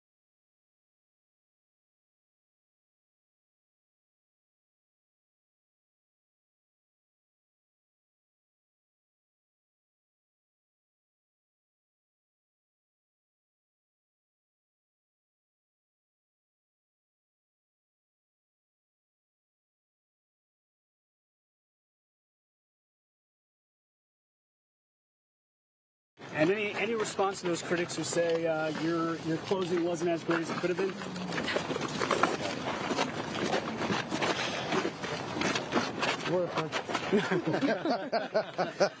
Just being honest here. I don't know. Do you have any second thoughts about the closing, or you think you left it all on the table? Put it this way. I have my fair amount of haters. I'm sure there's people that would like to comment on the fact that I'm arrogant and aggressive and a bully and all the rest of it. And so, did the best I could. Unbothered defense attorney Kevin Reddington. That was on Thursday after closing arguments. Well, the fanfare has been building, and he has become the face for many of the women lined up outside of the Lindsay Clancy trial. This was moments ago as he's going to get coffee. Take a look. How do you feel about being labeled a feminist icon? It's kind of unusual. Well, having a man understand what happens in postpartum and our mental health and it being weaponized against us and us being scared to lose our children if we speak out about it, it means the world to us. Has anybody ever taken a Seroquel? I want to know how many people have taken one, because you will not believe what it does to you. Yeah. And I know bipolar. My son is bipolar. I take him to get help, and he comes out worse than he ever was. Mm-hmm. My daughter had a steroid-induced psychosis because she was so sick. Husband's out of town. She has an 8-month-old and a 3-year-old, and the doctor said, "Let me fill you up with steroids." She threw up Friday. By Saturday, she's like, "I'm losing my mind." They took her. They filled her up with lithium within an hour. She's bipolar. And they told her husband, "It'll be $14,000, and if you want her out, you got to go to court." Yeah. And in family court, it's used as she's a criminal. She's crazy. Yeah. Yeah. Okay, Mr. Reddington, we don't want to do this to you. But we just don't know what you think. Is it complicated and difficult receiving so much support in a case where 3 innocent children were strangled and killed? Everyone involved. You guys got to keep moving so he can get to his car. Are human Come on, beings, guys. and it's everybody's hurting. They've got their life stories. It's not as simple as it seems to be. And we don't want it to happen again.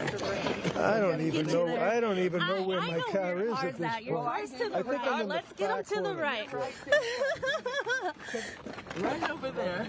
Yeah, you guys got to give the man. Thank you. Thank you.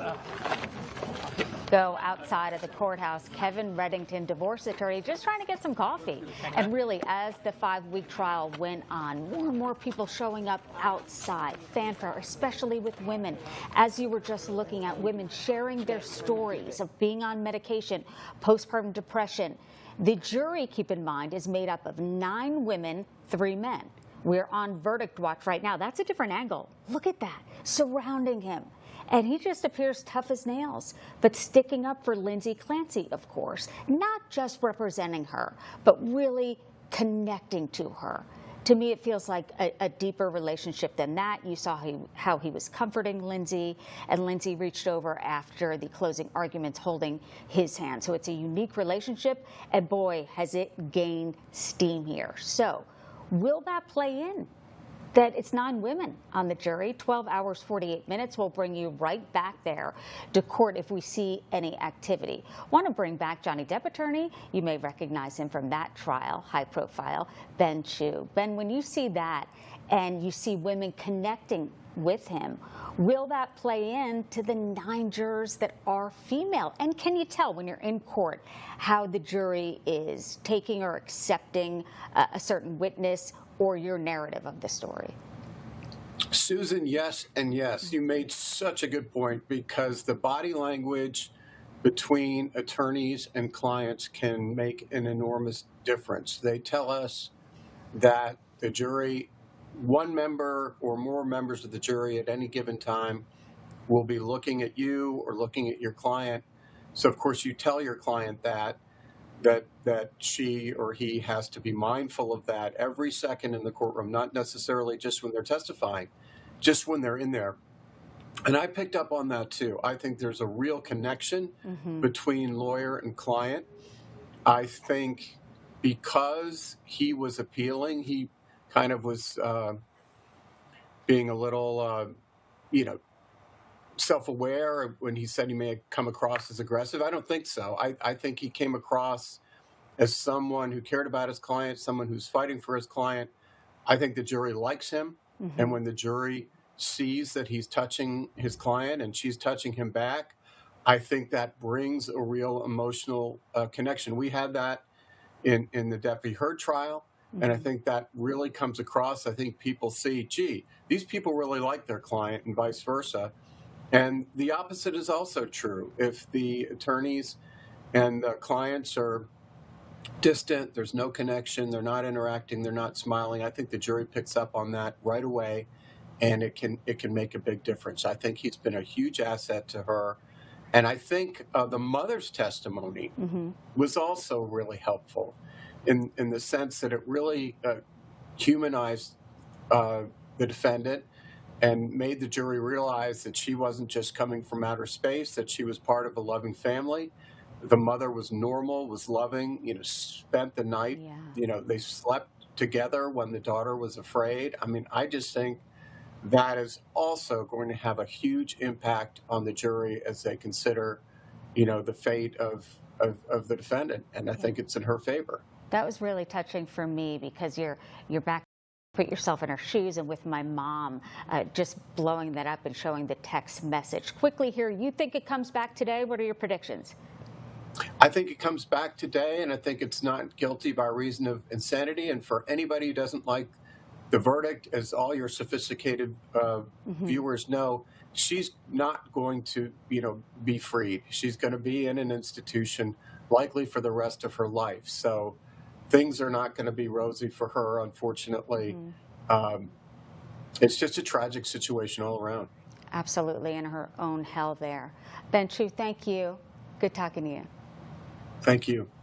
Don't go anywhere. Julia Janae is up next. And Ted Rowland's outside of the courthouse in Plymouth, Massachusetts. If there is any activity in the courtroom, 12 hours, 51 minutes and counting. 52. We'll take you there.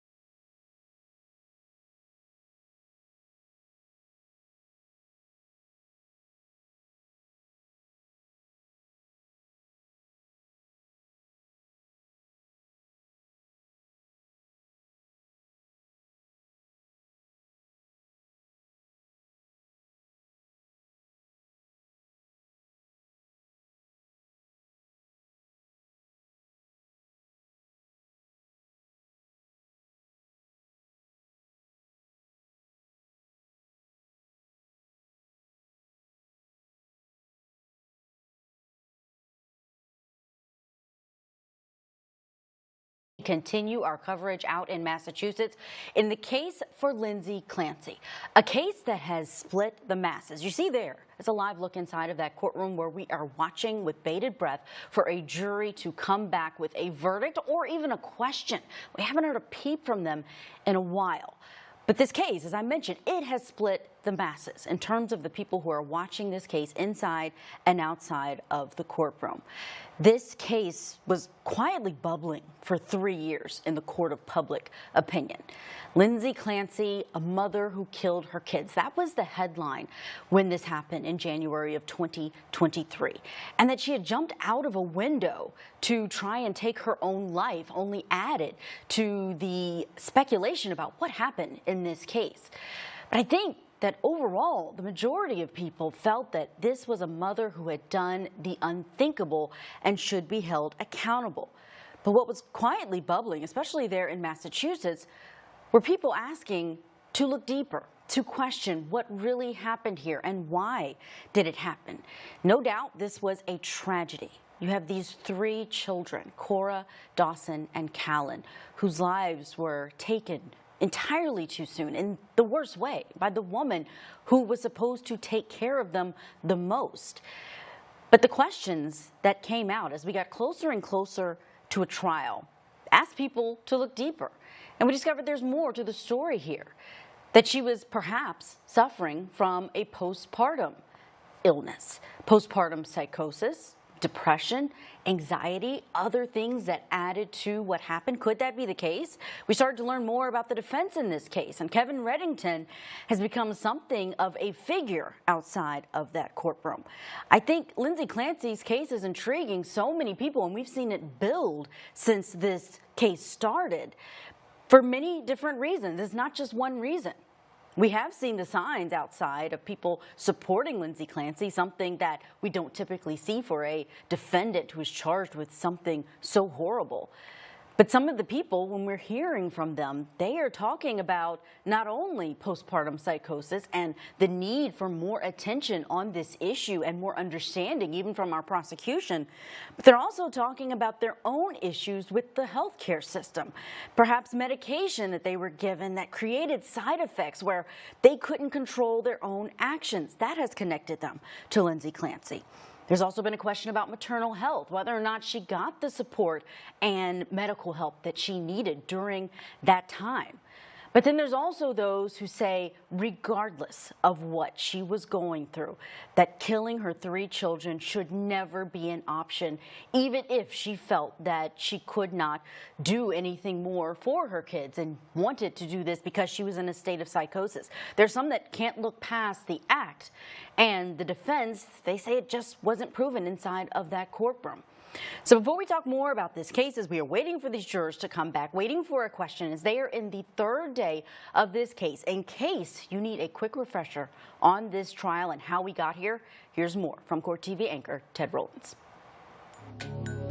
Just after 6 o'clock on the evening of January 24th, 2023, first responders rushed to a home in Duxbury, Massachusetts for an attempted suicide call. Patrick Clancy had returned home from picking up food and found his wife Lindsay on the ground outside. According to investigators, she had cuts to her neck and her wrists and had jumped from a 2nd-floor window. As paramedics tended to Lindsay, Patrick went inside to check on the couple's 3 small children. 5-year-old Cora, 3-year-old Dawson, and 8-month-old Callan were in the basement, turning blue. Each child still had the exercise band that was used to strangle them tied around their necks. Cora and Dawson died that night. Little baby Callan was rushed to Boston's Children's Hospital and died days later. Lindsay, who previously worked as a labor and delivery nurse, survived but was paralyzed from the waist down. Prosecutors allege that Lindsay is a cold and calculating killer.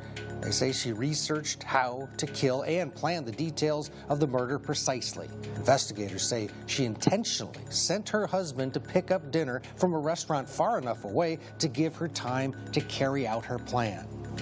Lindsay's defense says she's not criminally responsible because she was suffering from a postpartum mental health crisis. They claim in the weeks before the incident that she was over-medicated with a cocktail of potent prescriptions, including Zoloft, Valium, Trazodone, Ativan, Klonopin, Prozac, and Seroquel. Patrick Clancy told police that just 3 weeks prior to the children's death, Lindsay had checked herself into a mental health facility after telling him and her psychiatrist that she had thoughts of harming herself and her children. Patrick says he forgives his wife and asks others to do the same, writing on a GoFundMe about the real Lindsay, quote, "The very fibers of her soul are loving. All I wish for her now is that she can somehow find peace." Lindsay Clancy is charged with 3 counts of murder and could spend the rest of her life behind bars if convicted. Joining me now, we have our guests with us. One from Washington, the trial attorney who famously defended Johnny Depp, Ben Chu, is here. And live in Massachusetts, on the ground, out of the Boston area, trial attorney Catherine Loftus. It's so good to have you both on with us. Catherine, let me start with you, because you were there in this community. And I listed all of these different reasons that the court of public opinion may be being drawn to this case. What's your perspective from being there in Massachusetts as this trial has moved through 5 weeks? Well, I think most of the people here in Massachusetts have really been paying attention for a long time. This has been going on for, 3.5 years. It was a tragedy that deeply affected the community of Duxbury, but also the greater South Shore area. And most people, I think, on the ground have really felt like Lindsay Clancy is in some way a representation of many mothers who are here in Massachusetts and have struggled with a variety of issues after having their children. And even being in a place where we have the very best medical care system, the most highest and most well-regarded institutions and hospitals. Lindsay was a nurse at Mass General, one of the best hospitals in the country. And with all the access she had, she still was struggling and ultimately came to a place where she took the lives of her 3 children. So I think it's really a reflection of a greater sort of referendum on our system, where healthcare is going, and maybe that we need to really be focusing a little bit more on women's health as a whole.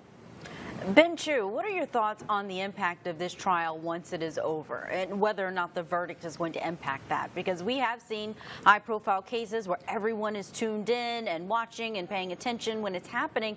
Then once it's over, it doesn't necessarily become the kind of landmark case or precedent that people often refer back to. What do you think will be the outcome with the Lindsay Clancy case? Well, Julia, thank you for having me. Good to be with you. Realistically, Catherine, real quick, I'm going to let Ben Chu answer it, and then I will come back to you on it. Sure. Yeah, I think Catherine put it so eloquently, Julia. I think there are larger issues here, and I think the defendant's counsel has shown a light on that. This is, yes, this is an individual tragedy, affects this particular family, but it also has broader ramifications. The prescription drugs that were that she was given by her doctors, I understand she wasn't taking all of them simultaneously, but I think all of us have dealt with the situation where there's not necessarily a quarterback, one doctor or one healthcare practitioner who is taking charge and looking at a patient's health holistically in terms of seeing the interactions among the drugs and among the treatment that the patient has been given. So yes, I hope that this sparks a debate and further work on women's health and psychiatric health in generally.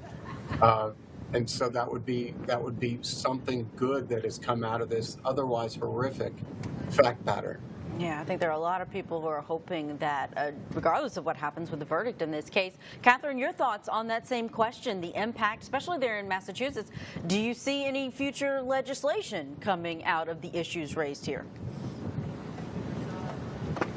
We really might, because I think a lot of the secondary issues that come from the question of the sort of intersection of crime and mental health system, you know, this isn't just a reflection on the postpartum health, you know, treatment and evaluation, but really the broader question of what do we do when people are struggling and, you know, commit crimes? Is there some place in the middle where we can sort of end up and do it? So I do think there is a window where we can see possible legislation, you know, maybe some legislation around, you know, if women were more comfortable really relaying their true thoughts. You know, we heard a lot about the intrusive thoughts that Lindsay Clancy had, and that she was afraid to tell really the truth about what she was thinking about harming herself and her children, because she was concerned about DCF involvement and state involvement. And so I think there certainly is fertile ground that we can explore a little bit more with our legislators here in Massachusetts, and I hope to see some of that. Ben, Catherine raises a really good point, and I think this comes up a lot when we're talking about perhaps juveniles who commit murder, or if there are people who are suffering from mental health, or even those who are in the military. There are separate courts for what they commit, what they do, how we handle their cases, and sometimes even with the ones who are juveniles and try it as an adult. I hear people say there should be almost a separate court just for juveniles who are being tried as an adult, but they are still juveniles. Do you see that potentially? Have you thought about that, whether or not a parent or even just someone who is dealing with psychosis, when they commit the unthinkable, should there be some type of separate system that handles it? It's a great idea, either creating a separate court, or you could have certain judges in an existing circuit court or a federal court who are charged with handling cases and become quasi-experts on the subject matter. I mean, we have tax courts, we have international trade courts, so it would not be out of the ordinary to do something like that. So I think it's a great idea, and if that's one of the things, one of the reforms that comes out of this, then that's great. At least something good will have come out of it. Yeah, 13 hours now, 3 days. What do you think, Catherine? Are you getting the sense that maybe from people on the ground, or just your experience with juries, that this could be a hung jury? Or are you still hopeful that they are going to reach a unanimous decision? I'm hopeful. You know, I think it is a really difficult decision, more than the typical finding of guilty or not guilty, because there is so much sort of mitigation that comes into this case that we don't see in a lot of other criminal trials. So I do see a world where it's certainly a possibility where, you know, some jurors really feel strongly about her state of mind and others feel like she wasn't in her correct state of mind. I do think that the judge giving the manslaughter instruction was really an out in some ways. That's sort of a compromise verdict, if you may say, because there's less sort of sentencing exposure on the back end of a guilty on a manslaughter. And it sort of takes into account the mental health aspects that Lindsay Clancy was going through in the preceding 6 months. So I'm really hoping not for a hung jury. We have an instruction here in Massachusetts where the judge will instruct the jury that essentially, you know, you're in the very best place to make this decision if they do come back and say we are not able to come to a verdict, because really nobody else is in a better place than these jurors, and nobody wants to try this case again. So I am hoping for a verdict, even if it takes a little bit longer. Now, we are listening closely to what is going to come out of that courtroom. Catherine Loftus, Ben Chu, I know we have to say goodbye to you, but thank you so much for being on and helping us break down this case. Catherine, you're coming with us. Our viewers, both on air and online, on our YouTube page, on the Court TV Network and Law and Crime Network, are watching along with us. We have more of our coverage there in Plymouth, Massachusetts, when we return.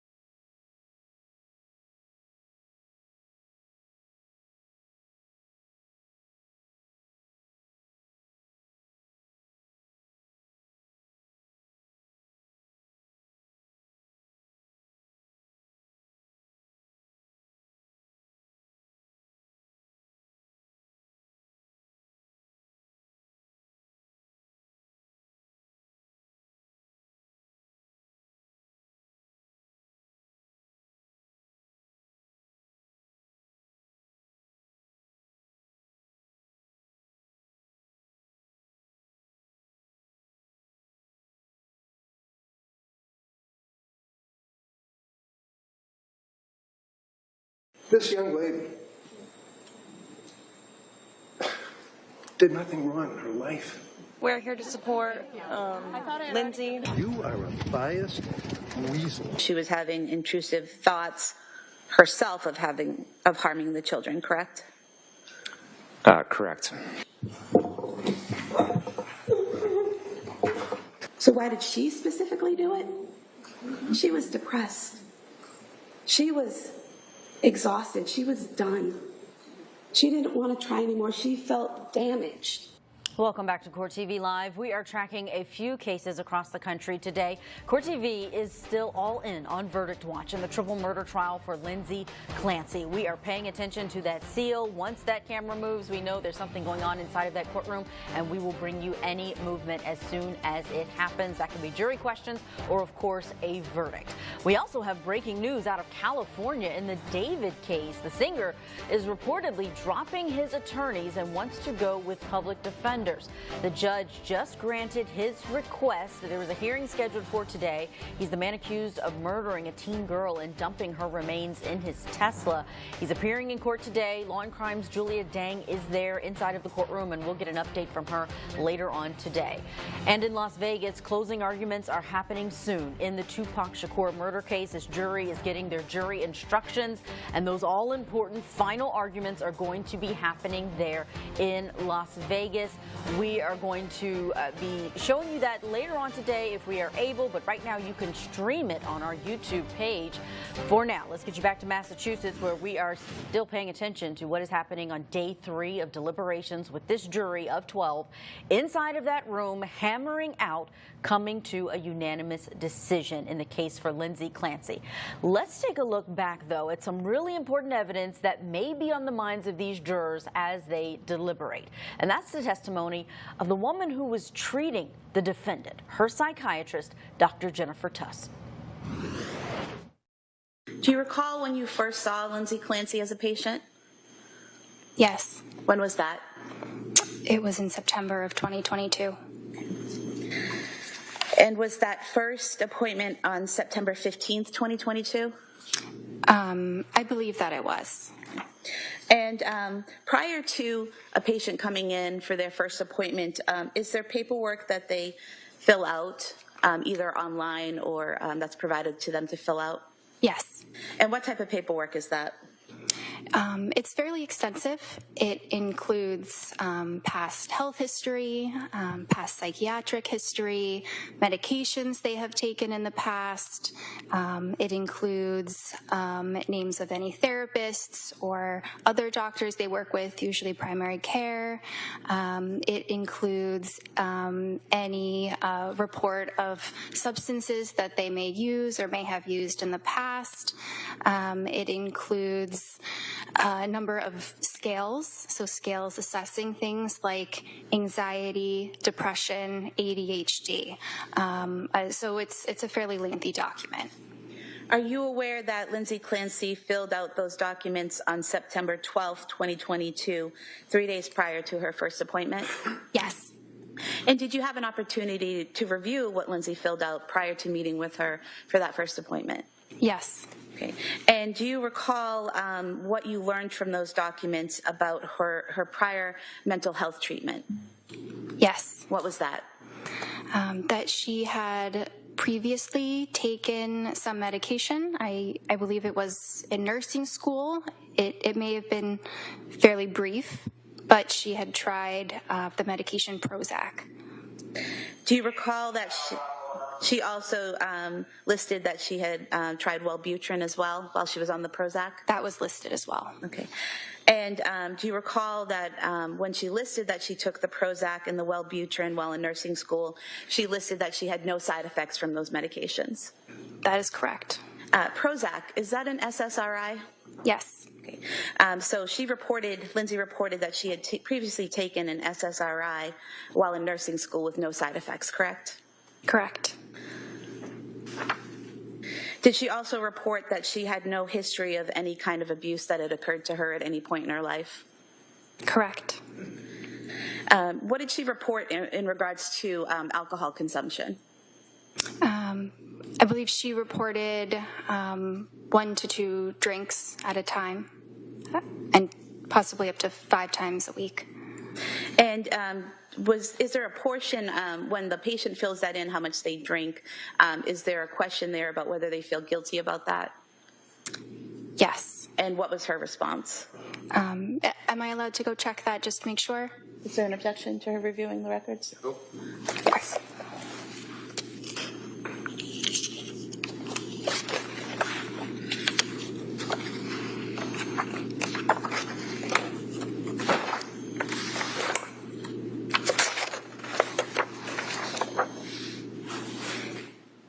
She indicated yes. And so in that section, is it correct that she listed that she was drinking 5 times per week and feeling guilty at that time about it? Yes. And did she list her height as 5'6" in those documents? I believe on the same page, page 20. Yes. Now, did those that initial survey or questionnaire that she filled out get into what symptoms she was experiencing at the time? Yes. And what symptoms did she report experiencing at that time?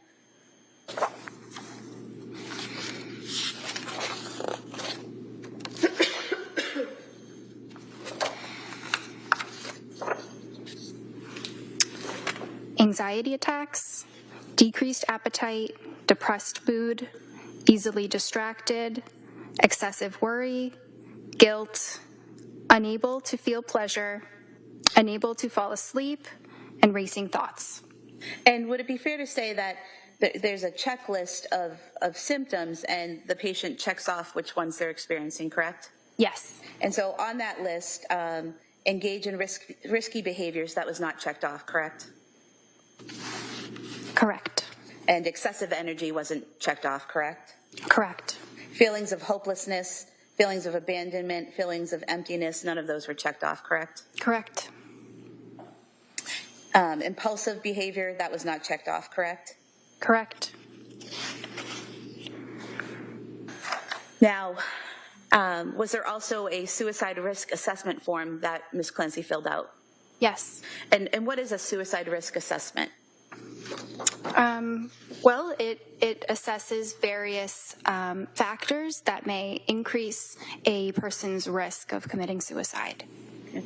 And the form that Ms. Clancy filled out, the first question is, have you been so distressed you seriously wish to end your life? And her response was no, correct? I'm just looking. Page 23. Correct. And the second question is, has anything happened recently to make you feel you don't want to live? And her answer was no, correct? Correct. There's question 3, a specific plan. Do you have a specific plan of how you would kill yourself? And her answer was no, correct? Correct. Fourth question is access to weapons or means of hurting yourself, and the answer is no, correct? Correct. The fifth question is made a serious suicide attempt, and the answer was no, correct? Correct. The sixth question, purposely done something to hurt yourself. Again, no, correct? Correct. Seventh question, heard voices telling you to hurt yourself. Her answer was no, correct? Correct.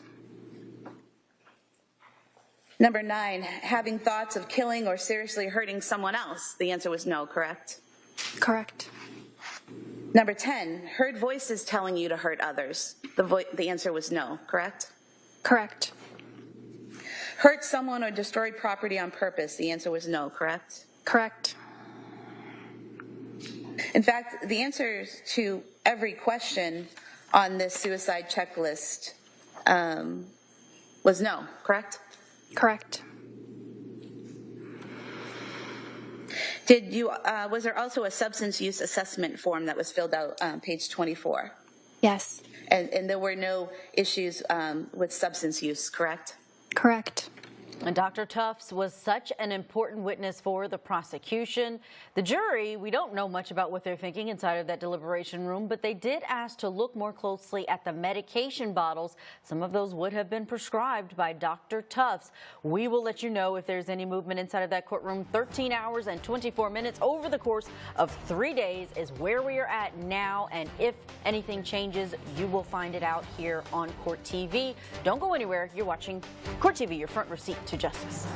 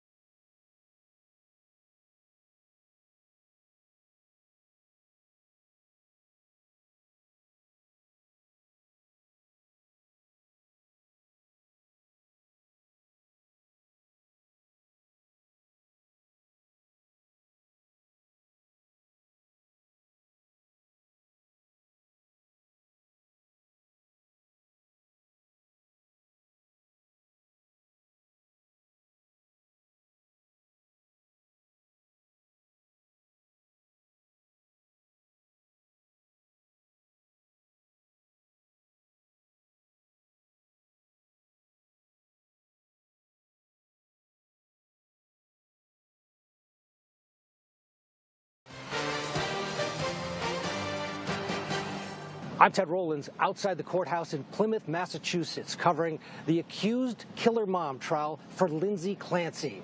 We have you covered inside and outside this courthouse. You're watching Court TV, your front row seat to justice.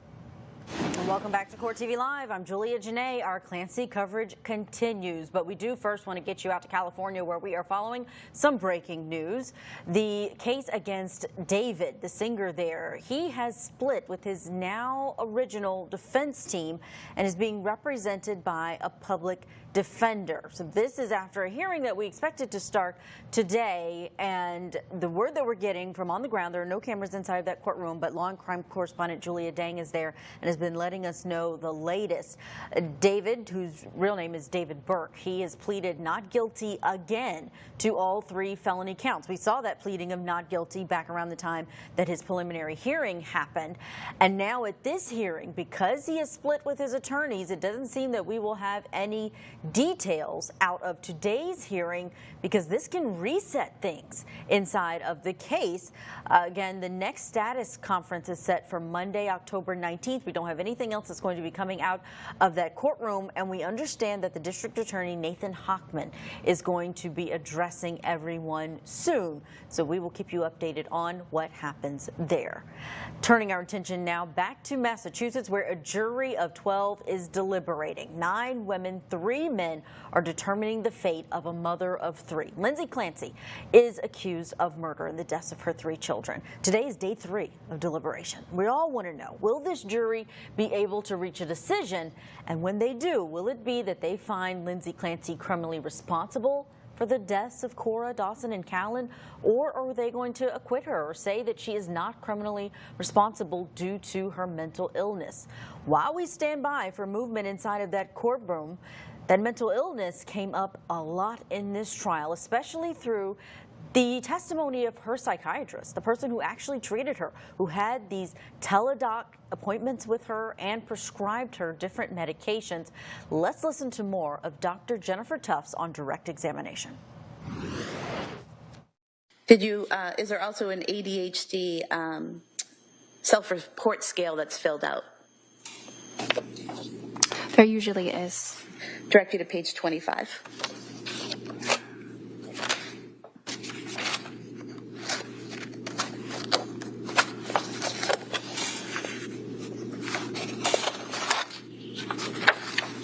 Okay. And ADHD, is that attention deficit hyperactive disorder? Yes. And given the answers that Ms. Clancy gave on that self-reporting form, were there any concerns about attention deficit hyperactive disorder? Not significantly. Were there any concerns at all?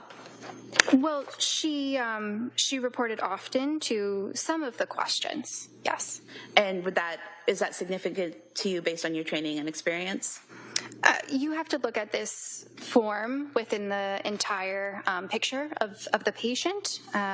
So no, I didn't suspect that Lindsay had ADHD. So these forms are a tool, and you use them together along with your observations of the patient to come to conclusions. Is that correct? Yes.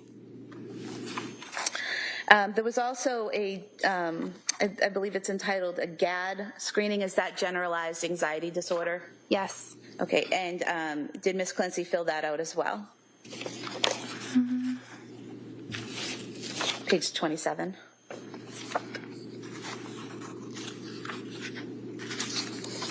Sorry, my pages are a little bit different than yours. Oh, I apologize. I'll find it.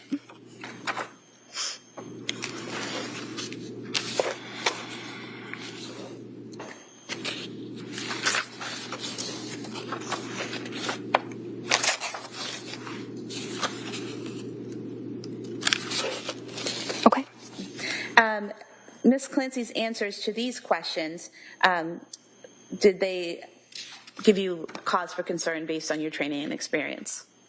They were highly suggestive of anxiety and an anxiety disorder. And for example, number 1, feeling nervous, anxious, or on edge, she responded nearly every day, correct? Correct. Not being able to stop or control worrying, she answered nearly every day, correct?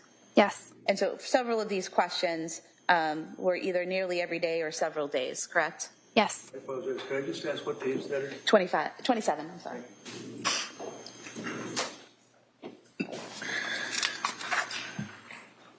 And then is there also a patient questionnaire that the patient fills out?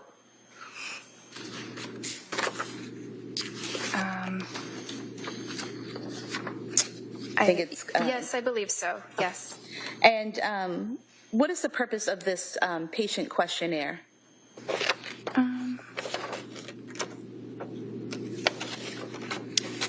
I'm not sure exactly which one you're referring to. It might be the one that asks about things like whether the symptoms affect their daily living, what their history is. Is that what you're looking at? It's entitled Tools-PHQ-9 Patient Questionnaire, and the date is 9/12. Maybe you want to go over and show her. Are you able to? Thank you. Yes.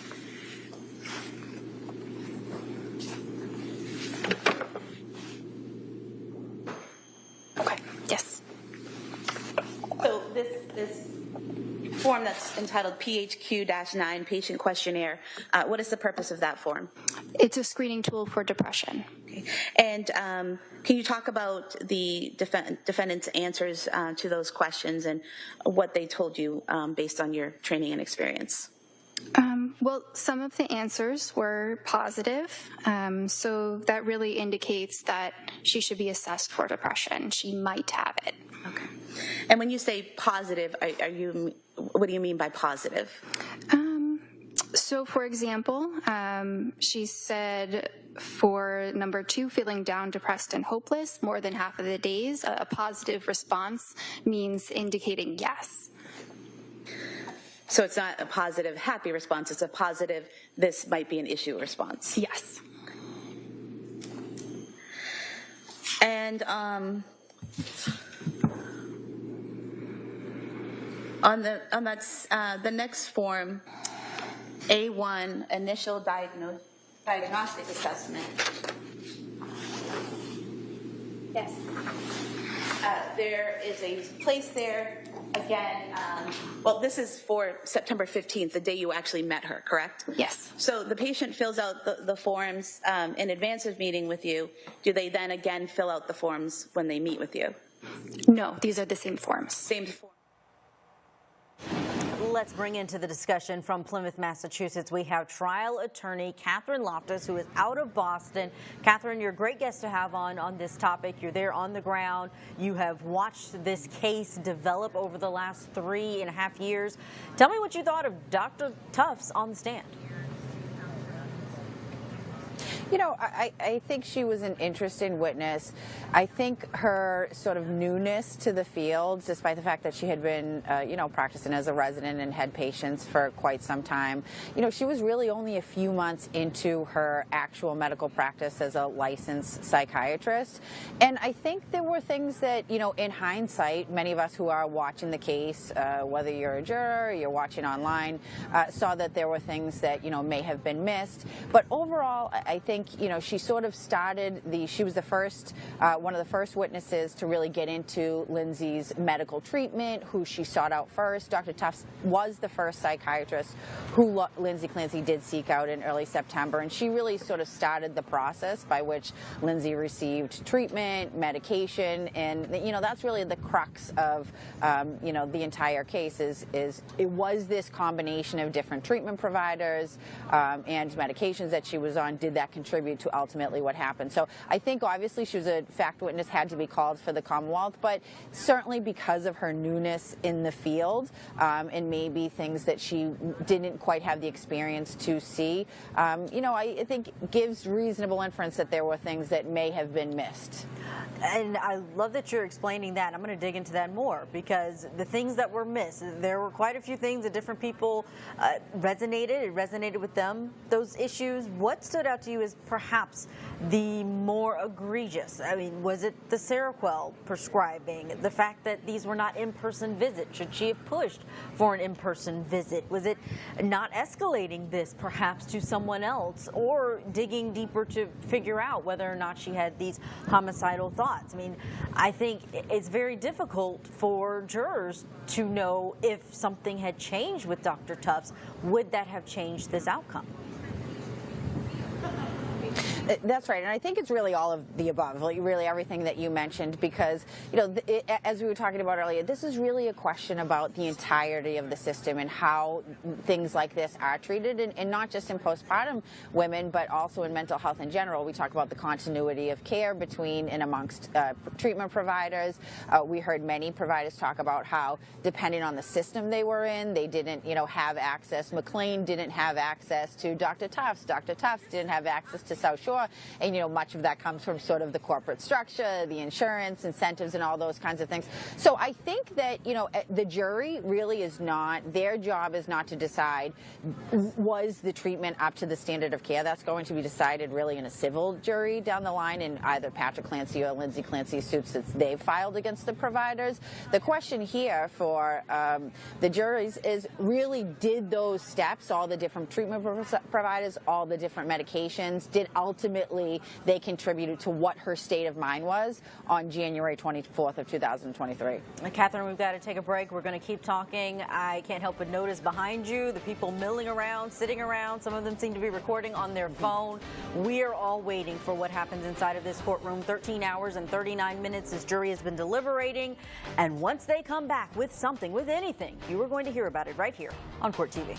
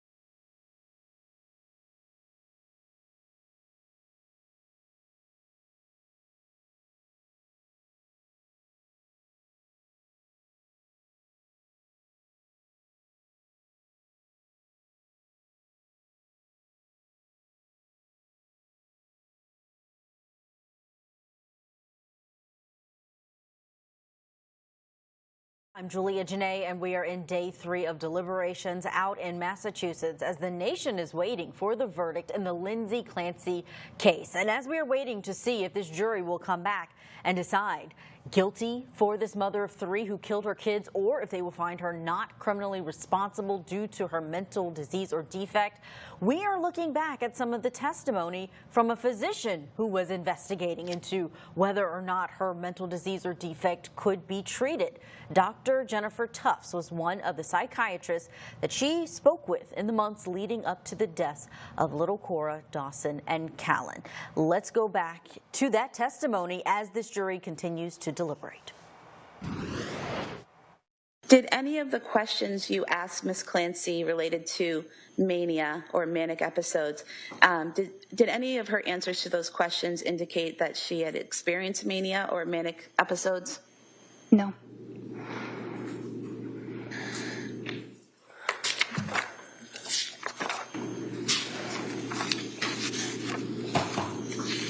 Now, in that first meeting, what's your exam process? Like, how do you start the meeting and how does it flow? Sure. So I start the meeting by introducing myself, explaining what we're going to be doing for the day. Then I ask the patient why they're there. We talk about why they're there. I assess for different mood symptoms, anxiety symptoms, psychosis symptoms, mania symptoms, safety concerns. Then we start talking about the history. We start talking about the past psychiatric history, the past medical history, substance use. We start talking about other medicines that they have tried in the past or may still be taking. And it's not always in that order, but that's the general order. Sometimes things come up sooner. And we talk a bit about what the patient's goals are, what they're looking for in this time period, and then I may give some of my recommendations. And did you follow that process for that initial meeting with Lindsay Clancy? Yes. Now, you mentioned that you part of the initial evaluation is looking for signs of psychosis. Is that correct? Yes. What types of things are you looking for to see if someone's experiencing psychosis? So there are a number of things. They start with how the patient appears. So some signs of psychosis might be that they appear disheveled. I assess what their attitude is, if they might be agitated or very uncooperative. That's a red flag. I will assess what their speech is like. Is it very loud? Is it very fast? Or sometimes it could be the opposite, where they're not really even speaking at all. I assess what their mood is like, what they're saying that they're feeling, and how they appear visually. I assess what their thoughts are like. So are their thoughts disorganized, where it's really hard to understand? They're jumping around and you can't follow their line of thought. I assess what the thought content is. If it's particularly about anything very bizarre or very paranoid, that would be potentially indicative of psychosis. And you conducted that type of evaluation on Lindsay Clancy in that first meeting, is that correct? Yes, that assessment is done with every patient. And did you note any signs or symptoms of psychosis with Ms. Clancy that day? No. Do you also, in addition to the observations you're making of the patient that day, are you also asking questions about their past behavior and things that have happened to them in the past that might indicate whether psychosis is an issue? Yes. And what types of things are you asking them about their past? Well, I may ask, have you ever heard voices? Have you ever seen something that other people didn't see? And did you ask those questions of Ms. Clancy? I believe I did. And what was her response? No.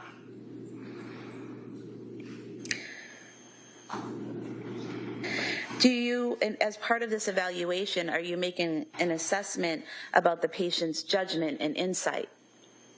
Yes. And when we talk about psychiatry, what are we talking about when we say judgment? So judgment indicates their decision-making process, and whether it is a logical decision-making process or perhaps not. And same question in terms of insight. What does that mean in psychiatry when you're assessing their insight? So that's more about a patient's awareness, both of their inner feelings as well as mental health a bit more broadly. And in terms of orientation, when you're assessing a patient, what does that mean? Orientation is awareness of where someone is, who someone is, what day it is, what's going on. And based on your evaluation of Lindsay Clancy that first day, September 15, 2022, did she appear to have any issues with judgment, insight, or orientation? No. Do you also assess the patient's memory? Yes. And how do you do that?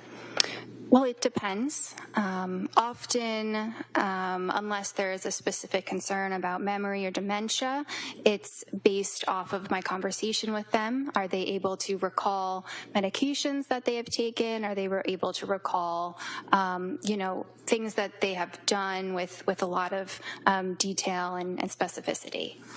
And did there appear to be any issues with Lindsay Clancy's memory in your evaluation of her? No.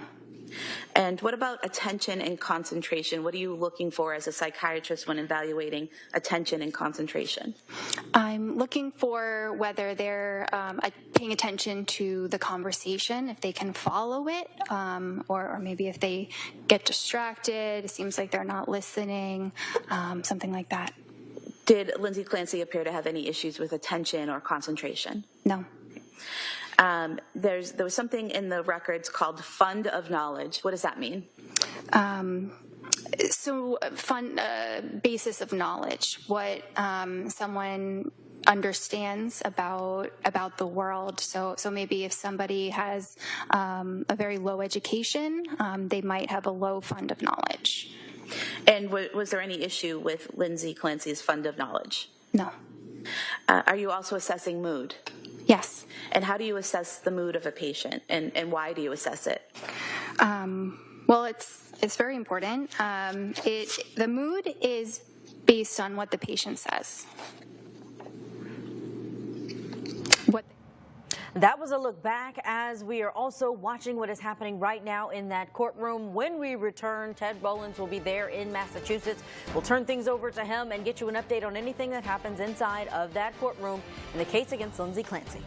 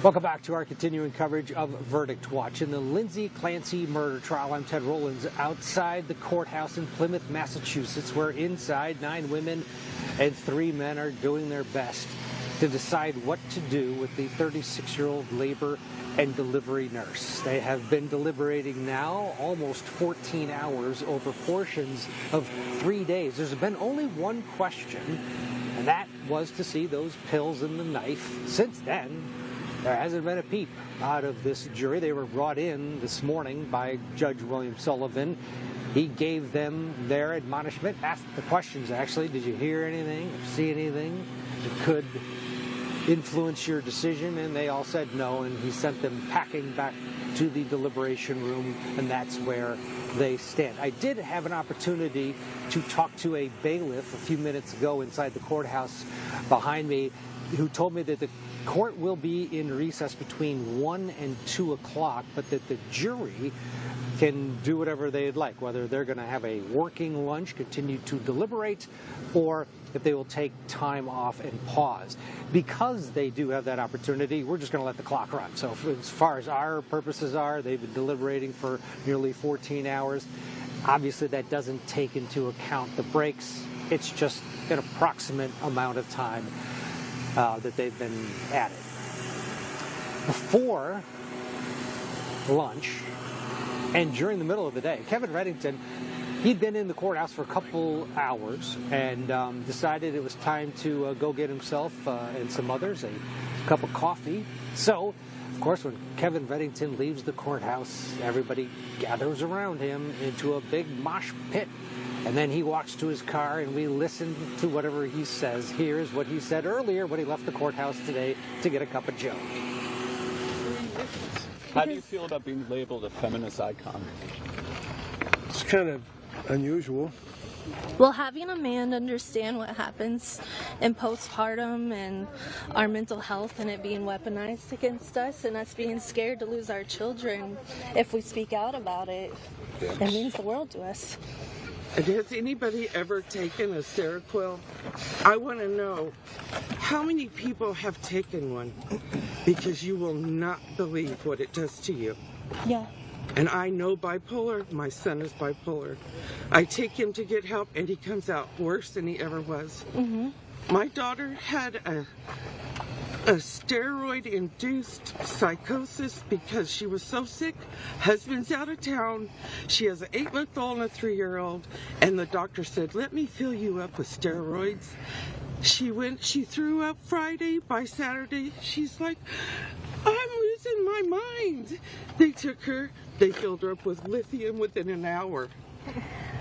She's bipolar, and they told her husband, "It'll be $14,000, and if you want her out, you got to go to court." Yeah. And in family court, it's used as she's a criminal. She's crazy. Yeah. Yeah. Okay. Okay, Mr. Reddington, we don't want to do this to you. But we just don't know what you've been. Is it complicated and difficult receiving so much support in a case where 3 innocent children were strangled and killed? Everyone involved. You guys got to keep moving so he can get to his car. Are human Come on, beings, guys. and it's everybody's hurting. They've got their life stories. It's not as simple as it seems to be. And we don't want it to happen again. I don't even know where my car is at this Your point. car's to the right. Let's get him to the right.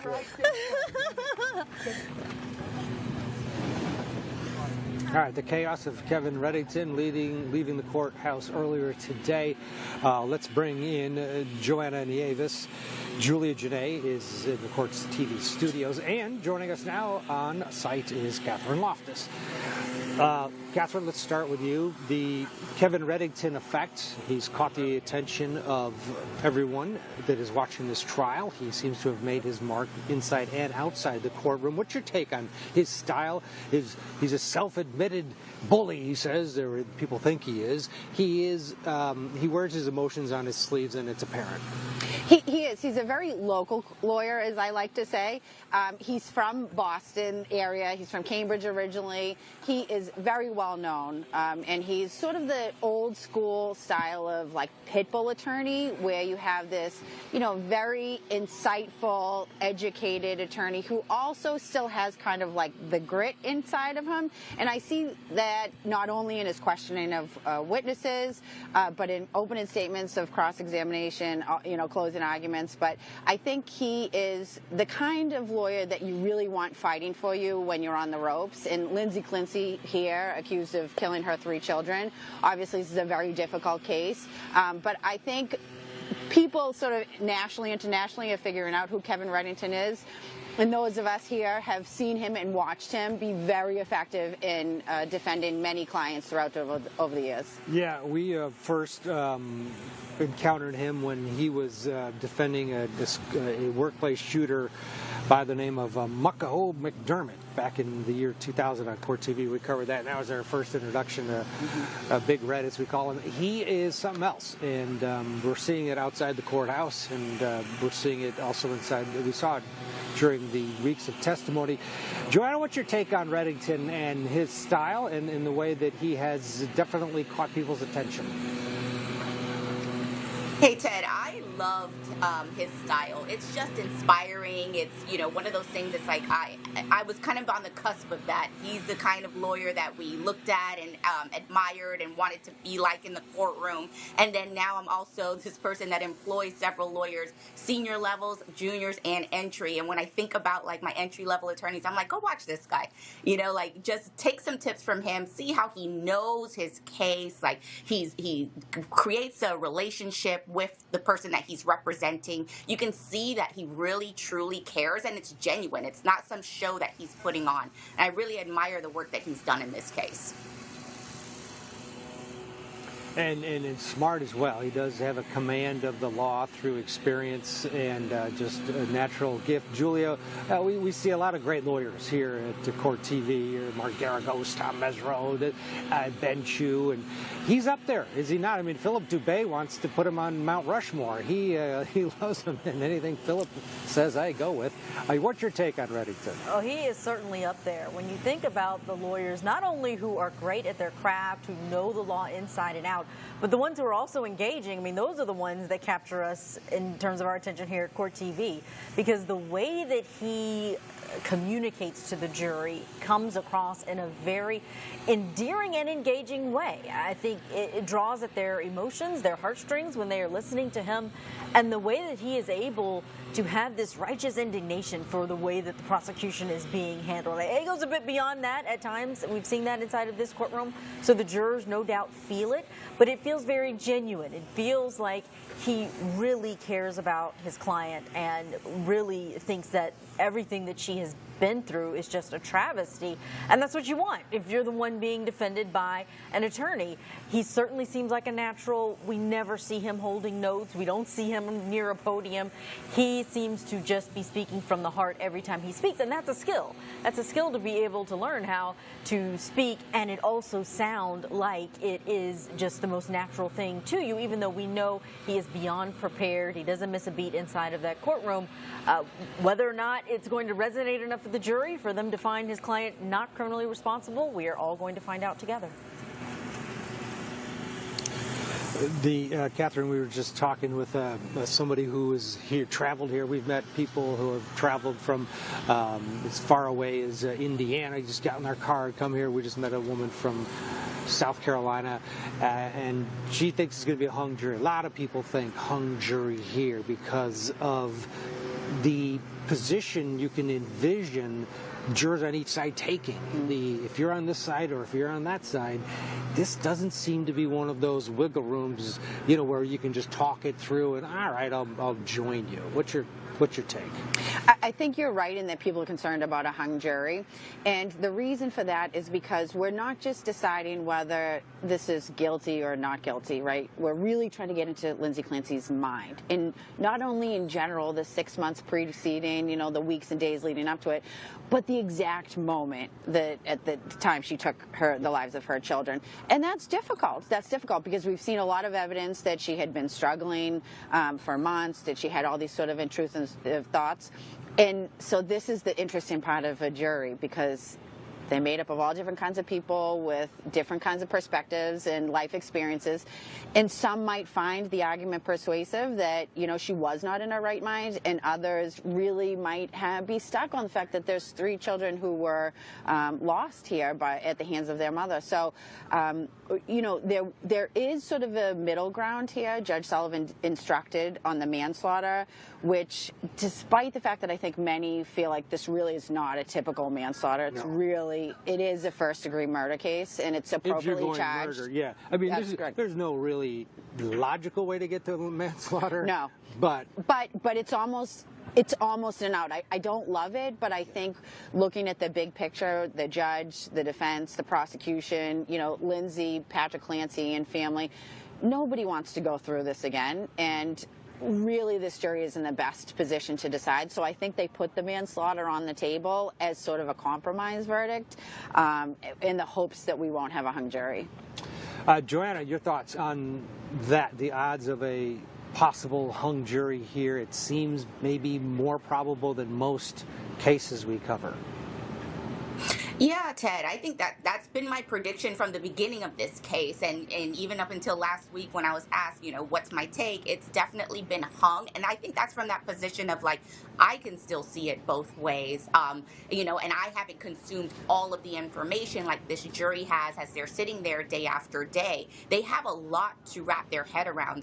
There were, I think, 84 witnesses that were called. There's several exhibits. There's thousands of text messages, things that they're going to parse their way through to help guide their decision, and especially on top of the voluminous jury instructions that they receive, there's a lot to debate over. And I think that when you've got such, especially if you have anybody that has really strong beliefs about the way this case should go, it will be difficult to have somebody change their mind, even if you've got 11 on one side and 1 on the other. I think a hung jury is very much possible in this case.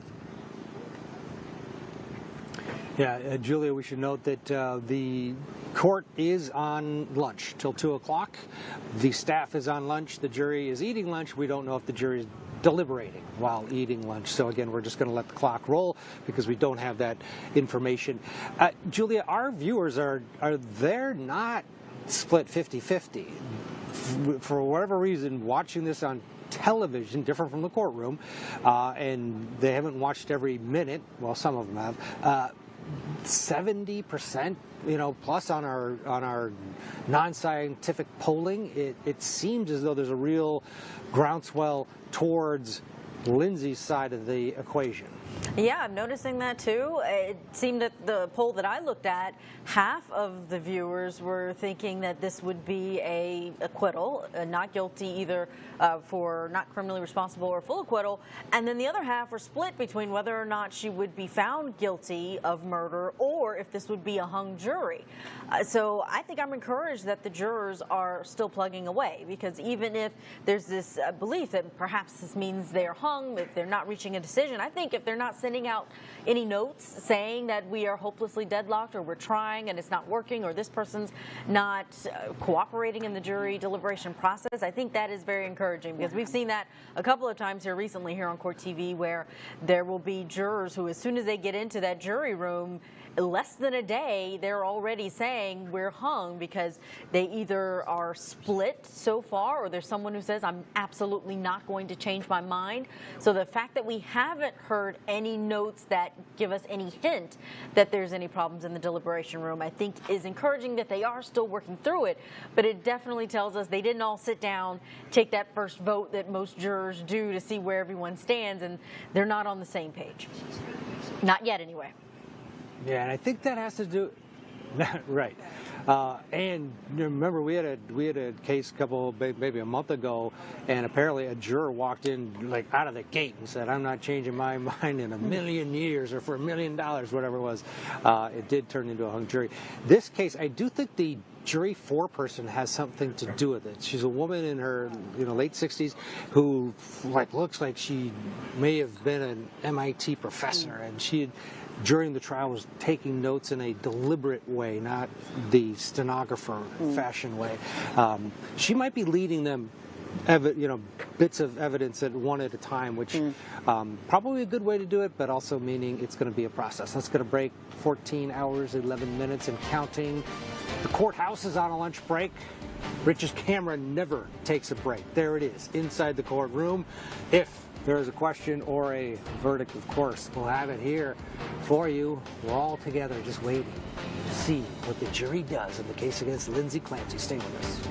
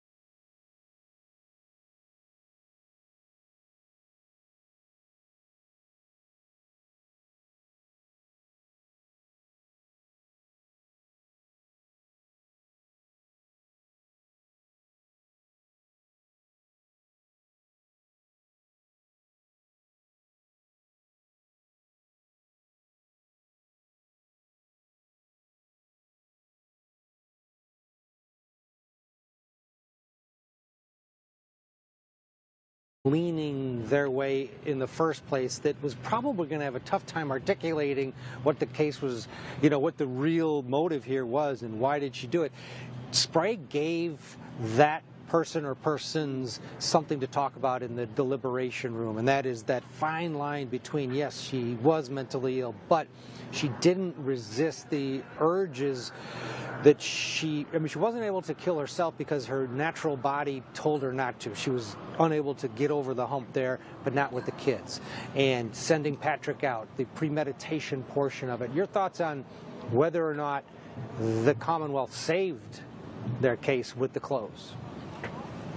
I absolutely think that they did what they needed to do in closing arguments to kind of recover from what was unfolding in the evidence. I mean, when they started with the opening statements, and remember, Reddington read part of that opening statement to the last witness and asked his opinion on the way they characterized Lindsay in there. And their own rebuttal witness said, I think they minimized what was going on with her. And that's really what happened in opening statements. They were attacking her character, attacking her credibility, making this seem like some selfish endeavor that she was undertaking, and even minimized her suicide attempt. And their own witness acknowledged that this was a very serious suicide attempt. And so to come into closing arguments and really outline that here's the law.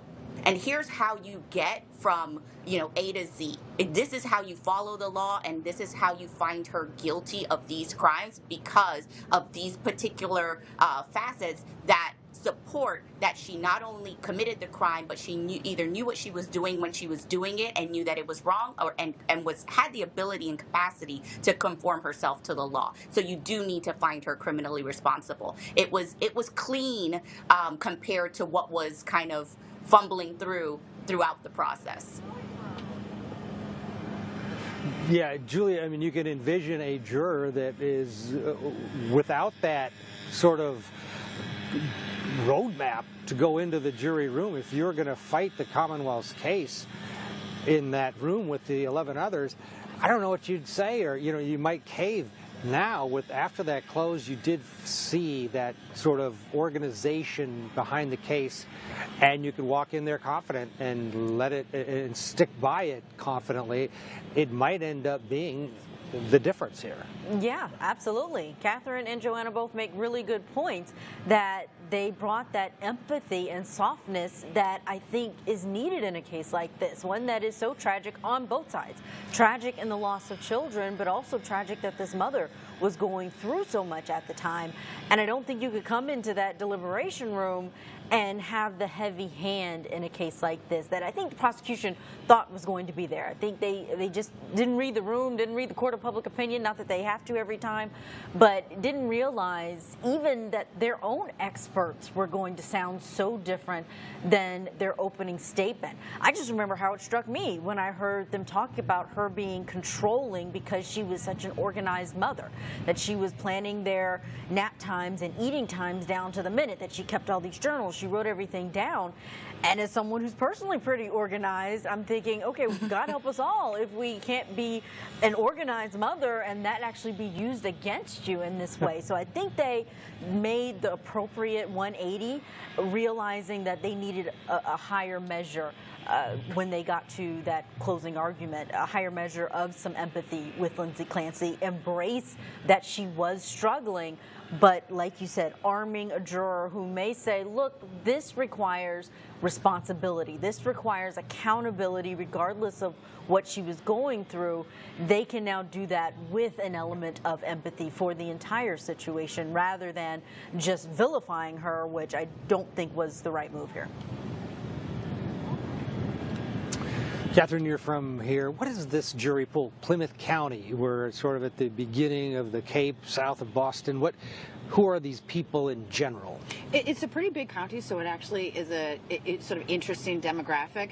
Generally, you get a little bit more conservative as you come out of Boston and towards the Cape. So there's probably a mix. You have a fair amount of blue-collar workers here, middle class, and then we have people who are getting close to the Cape, maybe retirees who have originally were second homes but now are residents here. So it's really a good sort of broad swath swath of the demographic. I think you'll get a little bit of everything, sort of in Plymouth County. All right, hung jury it is then, I guess. We'll get a break. When we come back, we'll continue our rolling coverage of Verdict Watch in the case against Lindsay Clancy.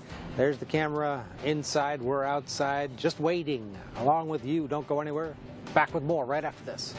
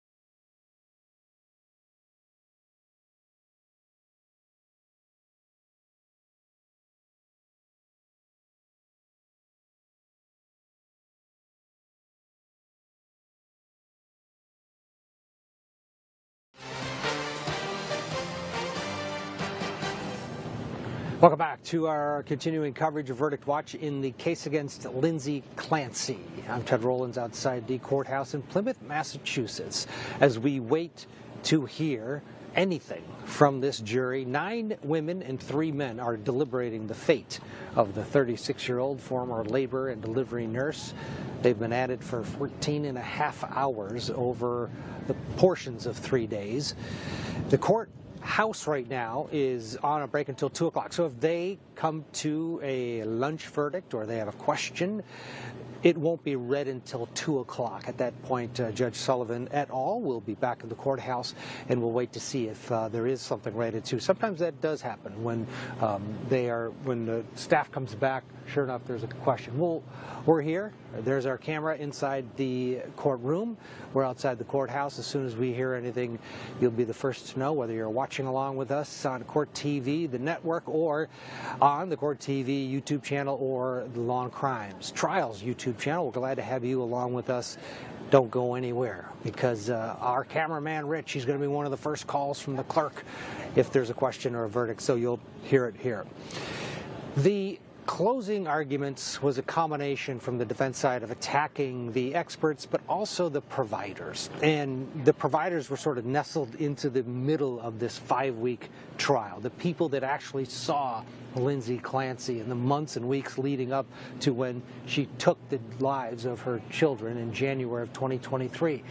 And one of those providers was a very young doctor, Jennifer Tufts, who Kevin Reddington took aim at in his close and during the cross-examination. Let's go back and listen to a little bit of Jennifer Tufts on direct and then on cross. At this meeting with her, did you ask her if she had any suicidal thoughts? Yes. What was her response? No. Did you ask her if she had any homicidal ideation or thoughts? Yes. What was her response? No. Did you ask her if she was hearing any voices or seeing any visual hallucinations? I'm not sure if I asked that in that appointment, but she was very clearly not psychotic. And why do you say that? Because of how I described some of the signs of psychosis that are on the mental status exam. None of those were present. So August of 22, you start working at Astor. August of 22, you got your DEA license individually that authorized you to prescribe medication, correct? Yes. And it was when that you saw Lindsay Clancy? I believe our first visit was September 15th. Of? 2022. So you were practicing as a psychiatrist for a little more than a month. I was practicing independently with my full credentials for about a month, but the training is just immense that goes on before that. Catherine Loftus, Joanna Nieves, and Julia Janae along with us. Catherine outside the courthouse with me in Plymouth, Massachusetts. Joanna, what did you think at the end of the day about Tufts? I mean, I think we can all say we had this feeling of, felt a little bad for her, but her inexperience was definitely a part of the equation. But by trial's end, where did you land in terms of Jennifer Tufts, and did she move the ball one way or another? Tufts was a complicated witness. I mean, she was one of the people who was actually treating Lindsay Clancy and was there when things were happening. Many of the experts, we heard one who kind of retroactively diagnosed her, saw her after the fact, and this was one of the few people who saw her during the episodes that were taking place. And so factually, I think that she helps the prosecution from that perspective. She can identify the things that Lindsay was reporting and what Lindsay was communicating at the time and why she did what she did, and ultimately decided that she didn't need emergency hospitalization, and she thought that her treatment plan was reasonable under the circumstances. However, I think the narrative that Reddington highlighted on the defense really helped the defense's position, because she was relatively inexperienced. She had just kind of started her practice, I think, around July or August of that very same year. Even though she has years of training behind it, there is nothing like hands-on experience and years worth of treating patients to kind of build on what you're able to recognize in the moment. And I think what he was able to elicit on cross-examination highlights that she may have missed something along the way. Julia, the meetings between Tufts and Lindsay Clancy were all on Zoom. That was highlighted by Reddington multiple times, including in his closings. But one thing that Tufts provided and the expert seized on, Joanna mentioned, Lindsay wasn't completely honest with her. Her ideations, her thoughts, she did not say, I have thoughts of harming my children to Jennifer Tufts. And that was a theme in the Commonwealth's close and could be a problem. Yeah, both sides were able to use Dr. Tufts to their advantage, I think. And I agree the way that Kevin Reddington sort of highlighted the lack of physical contact between this physician, this psychiatrist, and her patient, even the tongue-in-cheek way that he did it once when he said, did you give her a hug? Knowing that she didn't because this was a teledoc situation. So he was trying to suggest to this jury that that wasn't sufficient, even though it seemed to be something that Lindsay Clancy elected. It fit into her schedule better. Dr. Tufts, the fact that she was fresh out of her residency is the biggest hurdle here, I think, in terms of the prosecution being able to use her effectively, because just anyone would think that someone with less experience, though they have the education, they don't yet have the long experience of seeing different people and then being able to really understand real time. But she had the credentials. She was a doctor. She had gone to medical school. She finished her residency, so it's not like she was still in it. But the defense was able to use that novice part of it to say that something must have gone wrong, suggest to this jury that there was more that she should have been able to do but didn't. But yet, prosecution has the actual transcripts, the actual records from those visits where Lindsay Clancy is denying that she was hearing voices, denying that she was feeling any homicidal thoughts. I think it just highlights, though, for all of us, the challenge with predicting psychosis. If it was something that was slow moving and you had all of these warning signs, I don't think that would be what psychosis is. I think the idea of it, why we call it a break, is because it happens suddenly, it puts you in this altered state, you don't really even know that it's coming. And so were these sides able to share that with the jury in a way that they feel like they fully understand? I don't know, because it seemed to me that even these experts don't fully understand it or have the wealth of knowledge that you really want, outside of perhaps the defense expert. Yeah. Philip Resnick seemed to be the one person that stood out in terms of experience blended with research on this specific topic. Catherine, having Jennifer Tufts just off of her residency be the face of an inexact science as it is a pretty tough sell. Your overall thoughts? Well, I think, the hard part with Dr. Tufts was, highlighted by Attorney Reddington, was that Lindsay sought her out because she listed herself as a postpartum expert. And I think this idea of expertise has to, maybe be reevaluated. Like you said, Dr. Resnick, who testified, has had dozens and dozens of years of experience with these specific instances, and it's not that Dr. Tufts is not qualified. Obviously, she had her residency. She went, she was a board-certified psychiatrist, but did she have the experience to recognize some of the signs? It seems like she didn't, and so ultimately, what Attorney Reddington was really trying to show is like this is the conductor of the train that started sort of where we ended up, and maybe, just maybe, if she actually had the expertise as she advertised, we might not be in this situation. Yeah. A lot of people in this case needed a hug throughout this process, and it is just a very sad case all around. And we were talking off camera. I mean, imagine if you're Dr. Tufts hearing that Lindsay Clancy, your patient, killed her 3 children. I mean, and she looked like a beaten woman, and she really did. Yeah. And we have to remember that these are all individuals, and anybody who goes into mental health, whether you're a therapist, a nurse practitioner, a psychiatrist, you want to help people who are struggling with mental health. And so, this isn't one individual person who did something wrong that caused this to Lindsay. Again, it's really a question of the whole system and how it all works together, sort of the continuity of care, how we treat things, and maybe this can bring something forward. forward after this. And Lindsay Clancy's hesitancy to be completely honest with her caregivers, part of the equation. It's a perfect, horrible storm. Let's get a break. We'll get you back. We'll continue our coverage. 14 hours, 39 minutes and counting. The jury deliberates. They're eating lunch, deliberating, talking, thinking about their position. We'll see if they have any question at the 2 o'clock marker. That's the next significant time as we wait for any word on verdict watch in the case against Lindsay Clancy. Stay with us.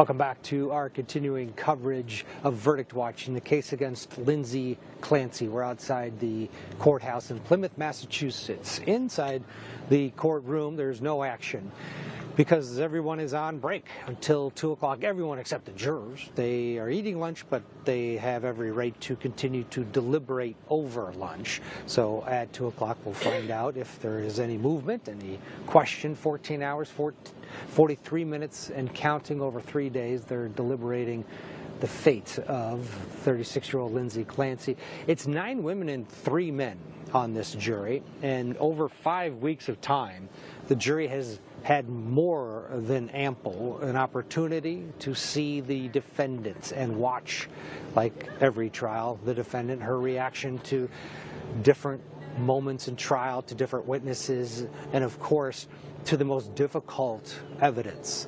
There were a handful of times when Lindsay Clancy broke down. Most dramatically, though, was after the 911 call was played in the courtroom and for the jurors, and a select few people that were allowed to stay in the courtroom. Our camera person, Rich, was one of them. And at the conclusion of that call, Lindsay Clancy was absolutely wrecked.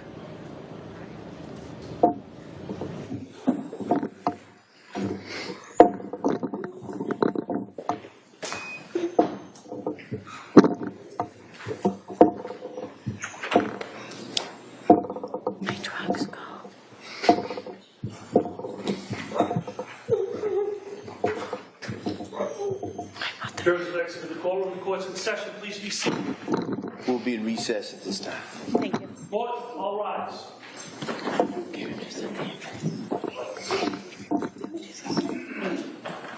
Court recess, please exit the courtroom. Clear out the courtroom, please. Thank you.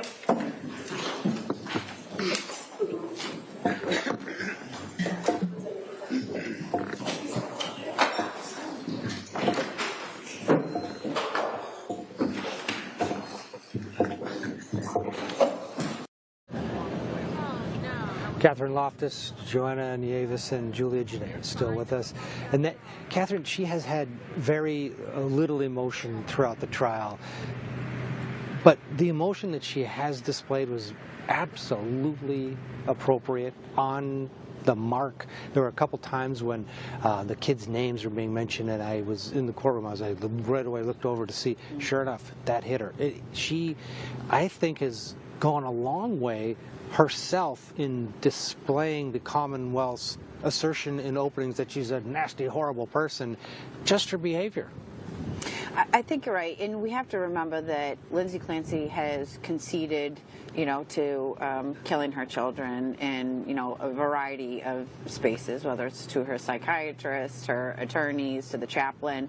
And so this is a woman who has been grappling for the past 3.5 years with the fact that she took the lives of her own children, that she was the one who did this, that she is the reason that they're not here. And I think that when we see her reaction, from the 911 call, when they were talking about the autopsies, the real pain of a mother who not only lost her children, but the reason she lost her children was, by her own hands. I think, there was a lot of talk about Catholicism and moral, the morality and mortal sins. But I think if you believe in it sort of heaven or hell, she's really in sort of her own hell, that she has to relive these moments in which really the reason why she's here and the fact that her children are no longer on this earth. So I think she showcases that emotion and pain when we see the specifics of Cora, Dawson, and Callan brought up in the courtroom. Yeah, and Joanna, the backstory of Lindsay Clancy, nobody came to the stand to say she was a horrible person, bad mother, bad nurse, nothing, drug user, nothing, none of it. And then her behavior in court, she has almost propelled herself in many people's eyes as being this victim who lost her 3 children. And then you remember, oh wait, she killed her 3 children. Your thoughts on that part of the equation here, Lindsay Clancy, her backstory, and then her behavior in the courtroom? Sure. I think what we saw in the courtroom was consistent with the reporting that we got from a number of the experts, that she was cooperative, she was polite, she came across reserved. Even the times that we did see her interact with Reddington, besides like holding hands, she wrote her note in kind of an inconspicuous way towards him. It caught our attention because, wow, Lindsay is engaging and actually note taking or communicating with her attorney. But I think we've all seen those situations where our client is just like nodding too much in court or making facial expressions or kind of throwing their hands up and being very overt with the way they're communicating with the defense attorney. And we didn't see that there. And I think it was very consistent with what we heard on the testimony, that she just is this quiet, polite, cooperative person, which contradicted the way the prosecution wanted to portray her. Yeah, and Julia, even like during that 911 call, during the autopsy photos, if she didn't break down, we'd be judging, and the jury might think, she is cold-hearted, just like Shannon Buckingham said she was. She didn't. She was. You felt her emotion, and it is absolutely raw and real. A defendant, as we all know, is under a microscope, and the jury is the number one group of people watching that defendant. I don't know that she could have done anything more than she has, because she's just sat there, and you sit and watch her and you kind of weirdly feel bad about this woman who killed her children. And she had options, right? We know that. Not sure if the jury knows that, but there could have been a situation where she could have waived her right to sit inside of that courtroom for some of those moments. We know Patrick, as a state witness, did not want to be there for that 911 call, for different evidence that was going to be shown inside of that courtroom. And the jurors noted, no doubt, that he was not there for that moment, and he came back later for his cross. I was wondering in this trial if there were going to be moments that Lindsay Clancy would not want to sit there, would not be able to face the reality of what she had done, but she sat through all of it. And keep in mind, there were jurors that were in tears at different moments as well. So I don't know necessarily how compelling Lindsay Clancy's tears are on them, because these jurors no doubt know just the weight of this case, just the death of these 3 children is going to evoke these emotions. But they've got to set that aside. The judge reminds them to set that aside and focus on that moment. What was in Lindsay Clancy's mind? Is she criminally responsible or not due to her mental illness? And I think just the sheer amount of hours that these jurors have been at it, and us not hearing about any infighting between them, then perhaps that suggests that they really are trying to focus on the details and the facts, and not having an emotional first reaction when they come into that deliberation room. Yeah, we're just trying to read the tea leaves, but you're right. There hasn't been that, sometimes we'll get question after question. Sometimes you do get that early, we're having problems, what do we do? None of that. There's just been the one question. Otherwise, this group of 12 has been hard at work.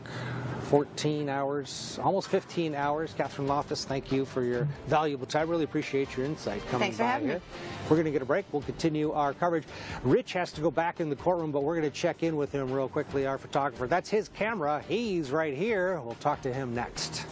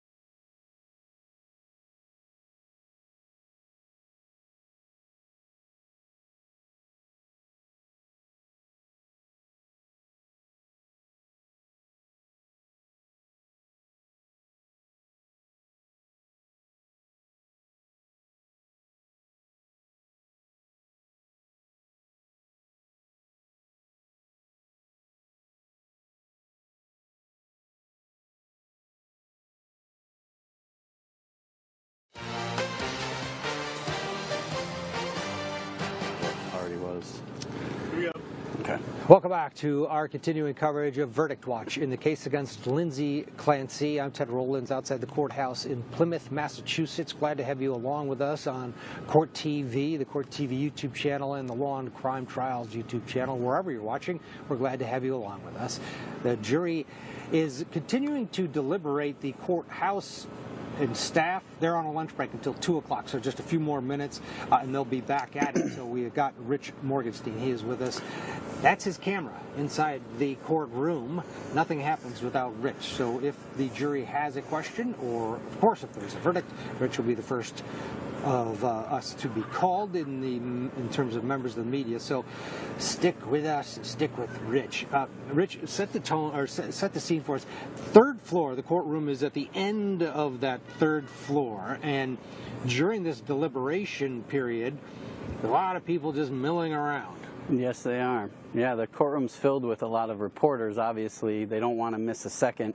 But they're not in the courtroom, they're in the hallway. They're in the hallway, yeah. I do like to get out of the courtroom as much as I can, just to kind of, you know, you can just tell they want some privacy in the courtroom, and I don't want to stir up anything. Plus, Who's in the courtroom? Typically just the court reporter, and then security is just kind of cycling through just to make sure that the room is kind of secure. And I think that's kind of why they want it low number in there, so they don't have to have as much personnel in there during these break and deliberating times. Yeah. You were one of the very few people that were made to, I guess, listen to that horrific Patrick 911 call. We talked about it a little last week, and we just showed the reaction from Lindsay. This was the most emotive that she was during the 5-week trial. Obviously just crushed listening to her ex-husband finding the children.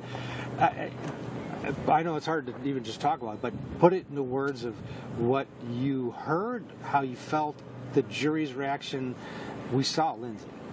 Yeah, I know it is something that, you know, got to relive every once in a while, especially being in this portion of the trial. You know, we're kind of reliving some of those moments, you know, as far as what the jury might be thinking about.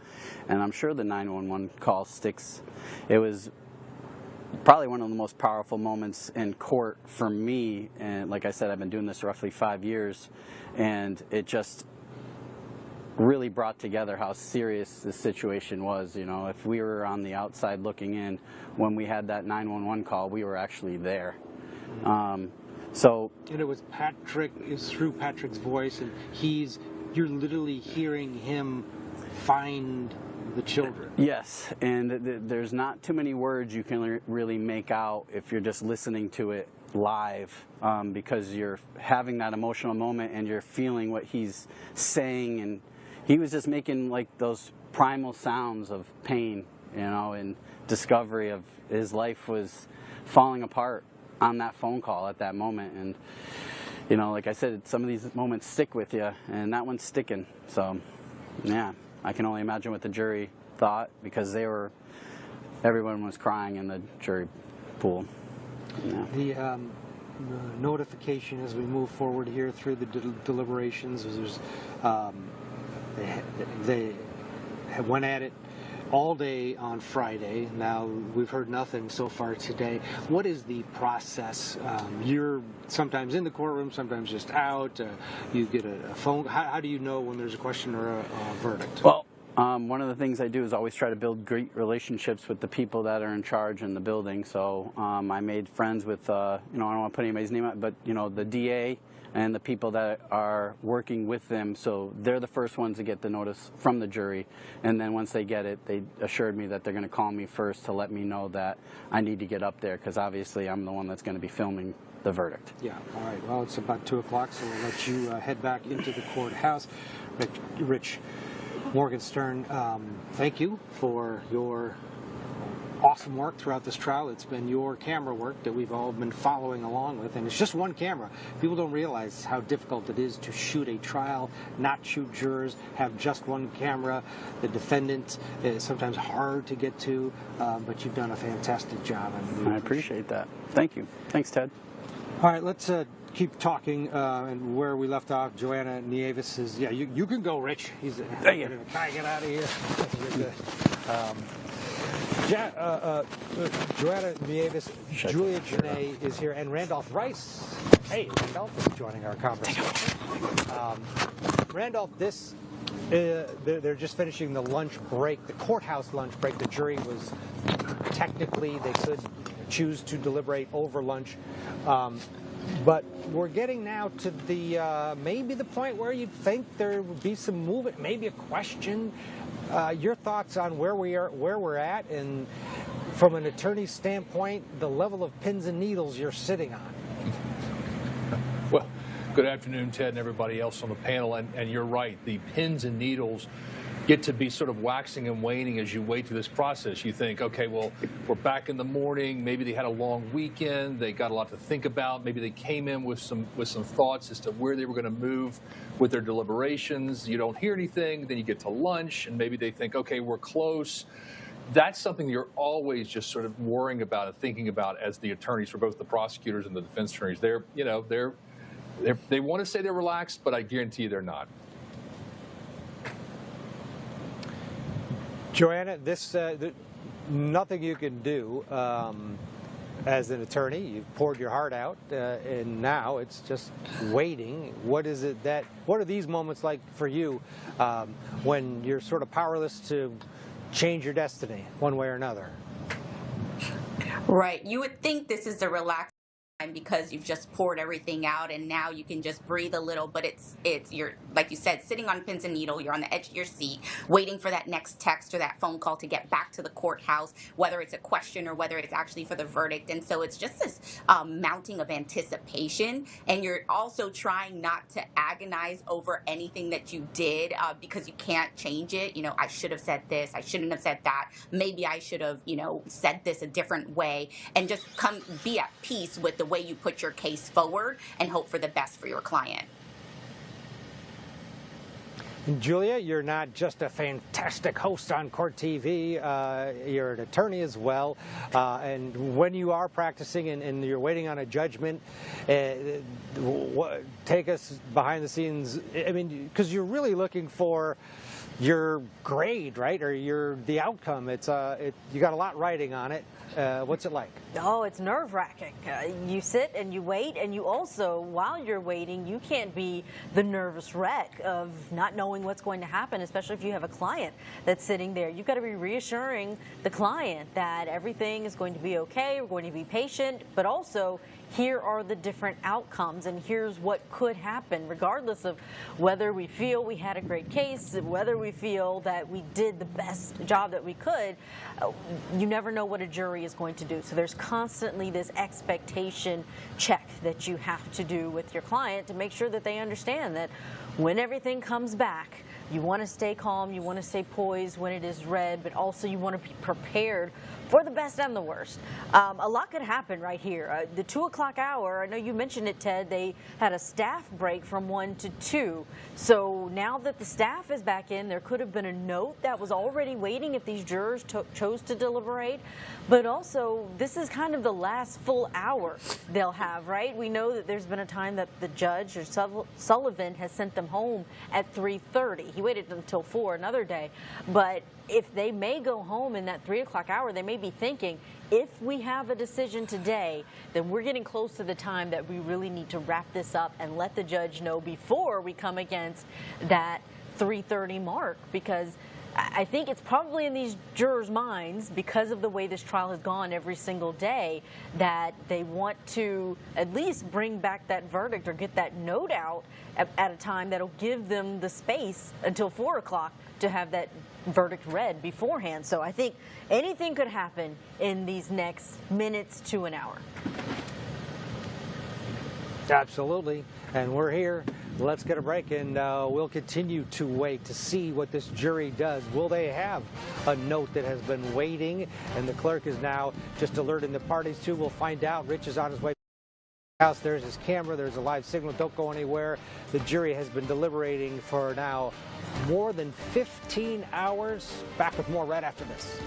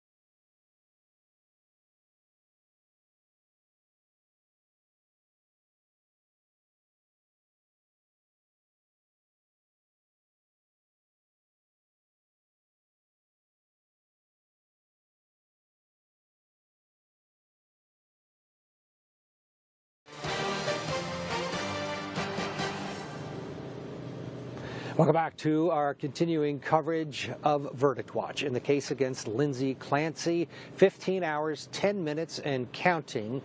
The lunch break is over for the court staff. The jury had the right to deliberate over lunch, so we're sort of waiting with some anticipation to see if there is a question that maybe was waiting for the staff when they got back. And the other point that Julia Janae made, we're getting now down to the final hour, 90 minutes of deliberating. And if you do, if you're a jury that's close, this might be the time that we'll hear something from this group of 12. 9 women and 3 men have been hard at work over the span of 3 days, and 15 hours of those days. But keep in mind, they were exposed to 4.5, 5 weeks of testimony. There's a lot to go over, and if they're going piece by piece, it would make sense. It's going to take them some time. If they have differing opinions, the big question is, how do you bridge that gap? And can you bridge that gap in a case like this? Sierra Gillespie is the host of Scandal, but you can listen to, watch. It's one of the best podcasts in the true crime world. You can catch it on the Law and Crime Network.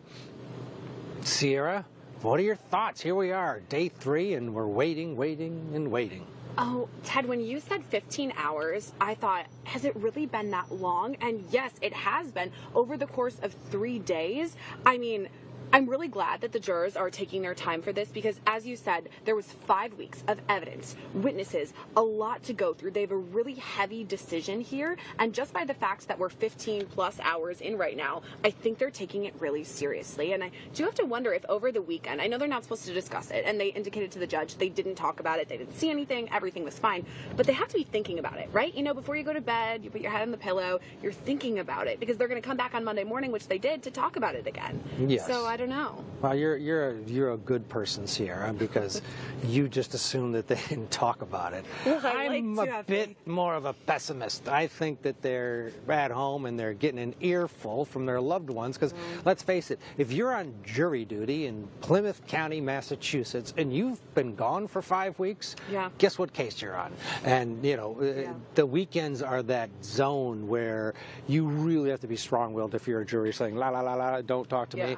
But the other part of the equation is I don't know that it matters. You know, if you're on this jury, you're taking it very seriously, and if you've got people chirping, I mean, what, are you going to sway and make a change? I doubt it. I trust that and watching these jurors, which you did this morning again, and you've done it as well over the course of this, they're taking it. You could tell they're taking they it seriously. get the gravity of this. Yeah, absolutely. And I mean, I've said that I don't think that I could be a juror because I would want to talk about it and I would want to discuss with my friends and family. And maybe that's the case here. I don't know how you can, unless you're living under a rock, not see something here. People definitely know that they're part of this, but I do think that they're taking it very seriously, Ted. I mean, when I saw them this morning walking in, they all seemed well rested. They seemed ready to go. The foreperson, she was very confident, I'm even going to say. She seems like, okay, I'm ready to get talking. I'm ready to follow these directions. And I feel like that's likely what they're doing in there. And this is the foreperson is a older woman who was a note taker, but not a voracious note taker. It seemed like she was absorbing and then writing down things that to her mattered, which is really the perfect scenario. You don't want the stenographer type, and then you don't want the other guy that is on the jury who didn't take one note. Yeah. I don't know. I mean, I think that she's done a good job of, at least from what I've seen, I don't know what her notes say, obviously, but if she's writing something down, it likely means something important to her. And I guess we have to remember, too, there are things that they've seen that we haven't seen. I mean, everybody's watching this trial. Everybody feels like they know the ins and outs of it. And maybe they do, but it's different for the jurors who are in there actually seeing those autopsy photos, actually hearing the 911 call. They are more privy to things that the rest of us aren't. And being in the room, you do feel the energy. You can feel Lindsay. You can see her the family. Attorneys. They're right next to the Commonwealth's table, and over 5 weeks you get to know somebody that you're stuck in a room with, and they've been stuck with everyone for 5 weeks. Now they're together in a tiny room hashing it out. So yes, the eyeballs of the world are watching, but let's be honest, there's there's a different There's feel. a difference in the courtroom, and I know that sounds silly, but you can just feel it.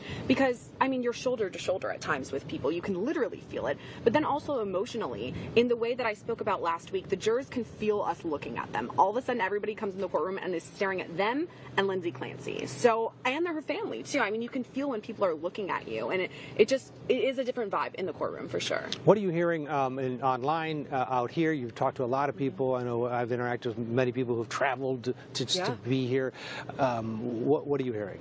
So I spoke to a woman just moments before you, Ted, actually. She came here from New Jersey. She said that she has suffered with mental health issues. She said, I had a situation similar to that of Lindsay. She didn't exactly explain what happened, but she said, I'm here to support her and anybody who's dealing with any sort of mental health issues. And I've actually seen a lot of people today wearing pink. I know that that's the color of support for Lindsay.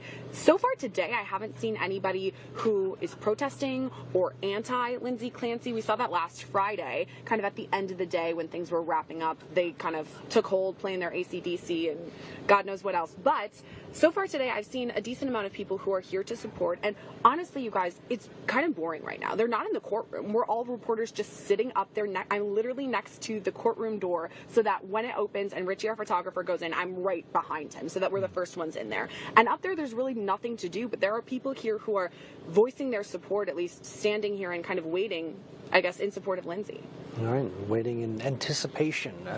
Sierra Gillespie, we'll let you get back into the courthouse, into your spot outside the courtroom, and please obviously hit the old text chain as soon as you hear anything. Sierra, again, the host of the podcast Scandal, and she'll be with us through the rest of this trial. Who knows how many more days we'll be here, maybe hours. We do know that there's only a few more hours left for this jury to deliberate today. Randolph Rice, Joanna Nieves, Julia Janae with us.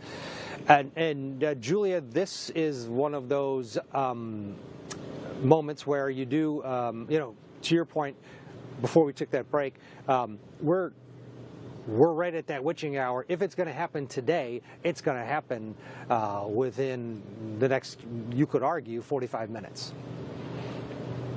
In terms of what is potentially going to happen here. And I think these jurors have to be cognizant of the fact that Judge Sullivan always sends them home regardless of if they are ready to go home or not at that time, it sounds like, and we're not 100% sure about how this all unfolds, but it sounds like it's not a question to the jury of are you close or would you like to stay a little longer. It is bring the jury in and we are going to end for the day. So if that's the case, they've got to be feeling it. And if they aren't interested in being here for the rest of the week, which remember next week we've got a holiday, so that's a long weekend. Some people have plans for Labor Day. They of course did agree that they had 4 to 6 weeks to focus on this trial, and we are not in the 8 weeks, 4 to 8 weeks I think was the estimation. So we haven't gotten to that point, but we certainly are at the end of what they were anticipating they would be serving there inside of the Plymouth County Courthouse. So if they are ready for this to be done, I think there would be that extra push, but I'm encouraged. Deliberation, I think, is something that is an art form that doesn't often get done the correct way. I don't think they are just supposed to come in and give their opinion on what they've drawn from the evidence and not budge. I think they are supposed to take the time and talk to each other, have a conversation. If more on one side, take the time to make the argument to those who are on the other side and see if you can get them to see it from their point of view. If you can't, listen to their point of view. See if they're making good points that could make you change your mind. And so hopefully that's what's happening here, because I do think the length of time tells me that they did not have an immediate unanimous decision. Some jurors do want to go through all of the evidence. Even if they could do a vote, they don't do a vote. Even some jurisdictions tell them not to have a straw vote, that they should go through the evidence first. So we don't know what they're doing inside of that courtroom. Juries can do it many ways. I'm just imagining, though, they've got this dry erase board, they've got the different elements from the verdict form or the different charges that they could find her either guilty or not guilty of. And they are trying to get people onto other sides, get them on board with one side of this equation or the other. All right, I like that. The visualization, the dry erase board. going at it, putting things up there. But Joanna, to Julia's point, there is no playbook, right? We put 12 in a room and say go, but there's no set form. It's up to them, really. Now, here in the Commonwealth, they do pick the foreperson. So the individual that's leading this group was selected by Judge Sullivan, which is not the case across the country. A lot of times the juries pick their own. Your thoughts on and how we kind of just willy-nilly let them go? You know, it's one of those things like jurors and juries are unpredictable, and you may think you know, you may hire consultants to help you pick your jury and, you know, get a better idea of who might be going back there to deliberate. But unless you're serving on a jury, you have no idea what is what are the key things that they are discussing, or what somebody is like holding on to as that, like, this is the smoking gun, this is the thing that I'm like, the hill I'm going to die on. I actually got not selected, but, you know, called for jury service recently, and I was like hoping, you know, please let me get back there, because I want to serve on a jury and I want to see what happens in that deliberation room. Obviously a peremptory was used on me, but it would have been great to have that experience of my own. I think we look at the little inklings of hints that come up. You know, what is it that they're asking questions about? This jury has asked to see the pill bottles, they've asked to see the knife, so they're really honing in on what Lindsay's mental state was rather than the crime itself. They're not asking for the exercise bans. They're wanting to see what was her mental state. And I really think that is the crux of the issue here. Oh, absolutely. If they were looking at the exercise bans, that would be horrific. But you're right. They are seemingly, with the one question, Randolph, they seem to be, and with the time, going over the evidence. Do you agree with Julia at this point, 15 hours, that some sort of polling has been done and not everybody's on the same page? I agree. I mean, Julia is probably spot on with the analysis there when it comes to the polling, and I think most jurors, when they go into the deliberation room at the very beginning, I've got to believe, and I think this because I find juries in the past that come out very quickly. I mean, I've had cases where they come out in 45 minutes and they've got a verdict. So they go back there. Do they all sit down and say, okay, does everybody agree on one outcome? And if they can't, then obviously then they start deliberating. Another thought that I had sort of as we were talking and discussing this is that, and what you were saying, Ted, is that maybe Judge Sullivan has sort of set the tone for this group is like, this is a little more laid back. You know, we're leaving at 3:30 some days. We're leaving at 4:30. I remember during the trial, there were a lot of days when really they had a half day of testimony. So maybe Judge Sullivan's way of handling this case has set a little bit of a tone of a more laid back sense of deliberation. They can sort of take their time. You know, we're going to leave a little early, let you go home and be with your family. So that's something else that maybe they're thinking themselves, well, there's no rush here. Let's just sort of get through this, and you know, we'll come back tomorrow. We'll put in the work that we think is appropriate, and we'll see where we are. That's a great point. You know, some jurisdictions, the judge basically lets them or pushes them to go till, you know, 8, 9, 10 o'clock at night, especially on day one. It's the polar opposite here, where it is more of a sort of California vibe of the way the trial went and the way now jury deliberations is going. I mean, if you want a long trial, California is your state. Monica Simontelli, would that go for 4 months? But we're getting a version of it here. It is, and that has been sort of from day one. So you're right. That might be the mentality of the jurors. Let's get a break. When we come back, we'll continue our rolling coverage of Verdict Watch in the case against Lindsay Clancy. Almost 15 and a half hours and counting. Back with more after this.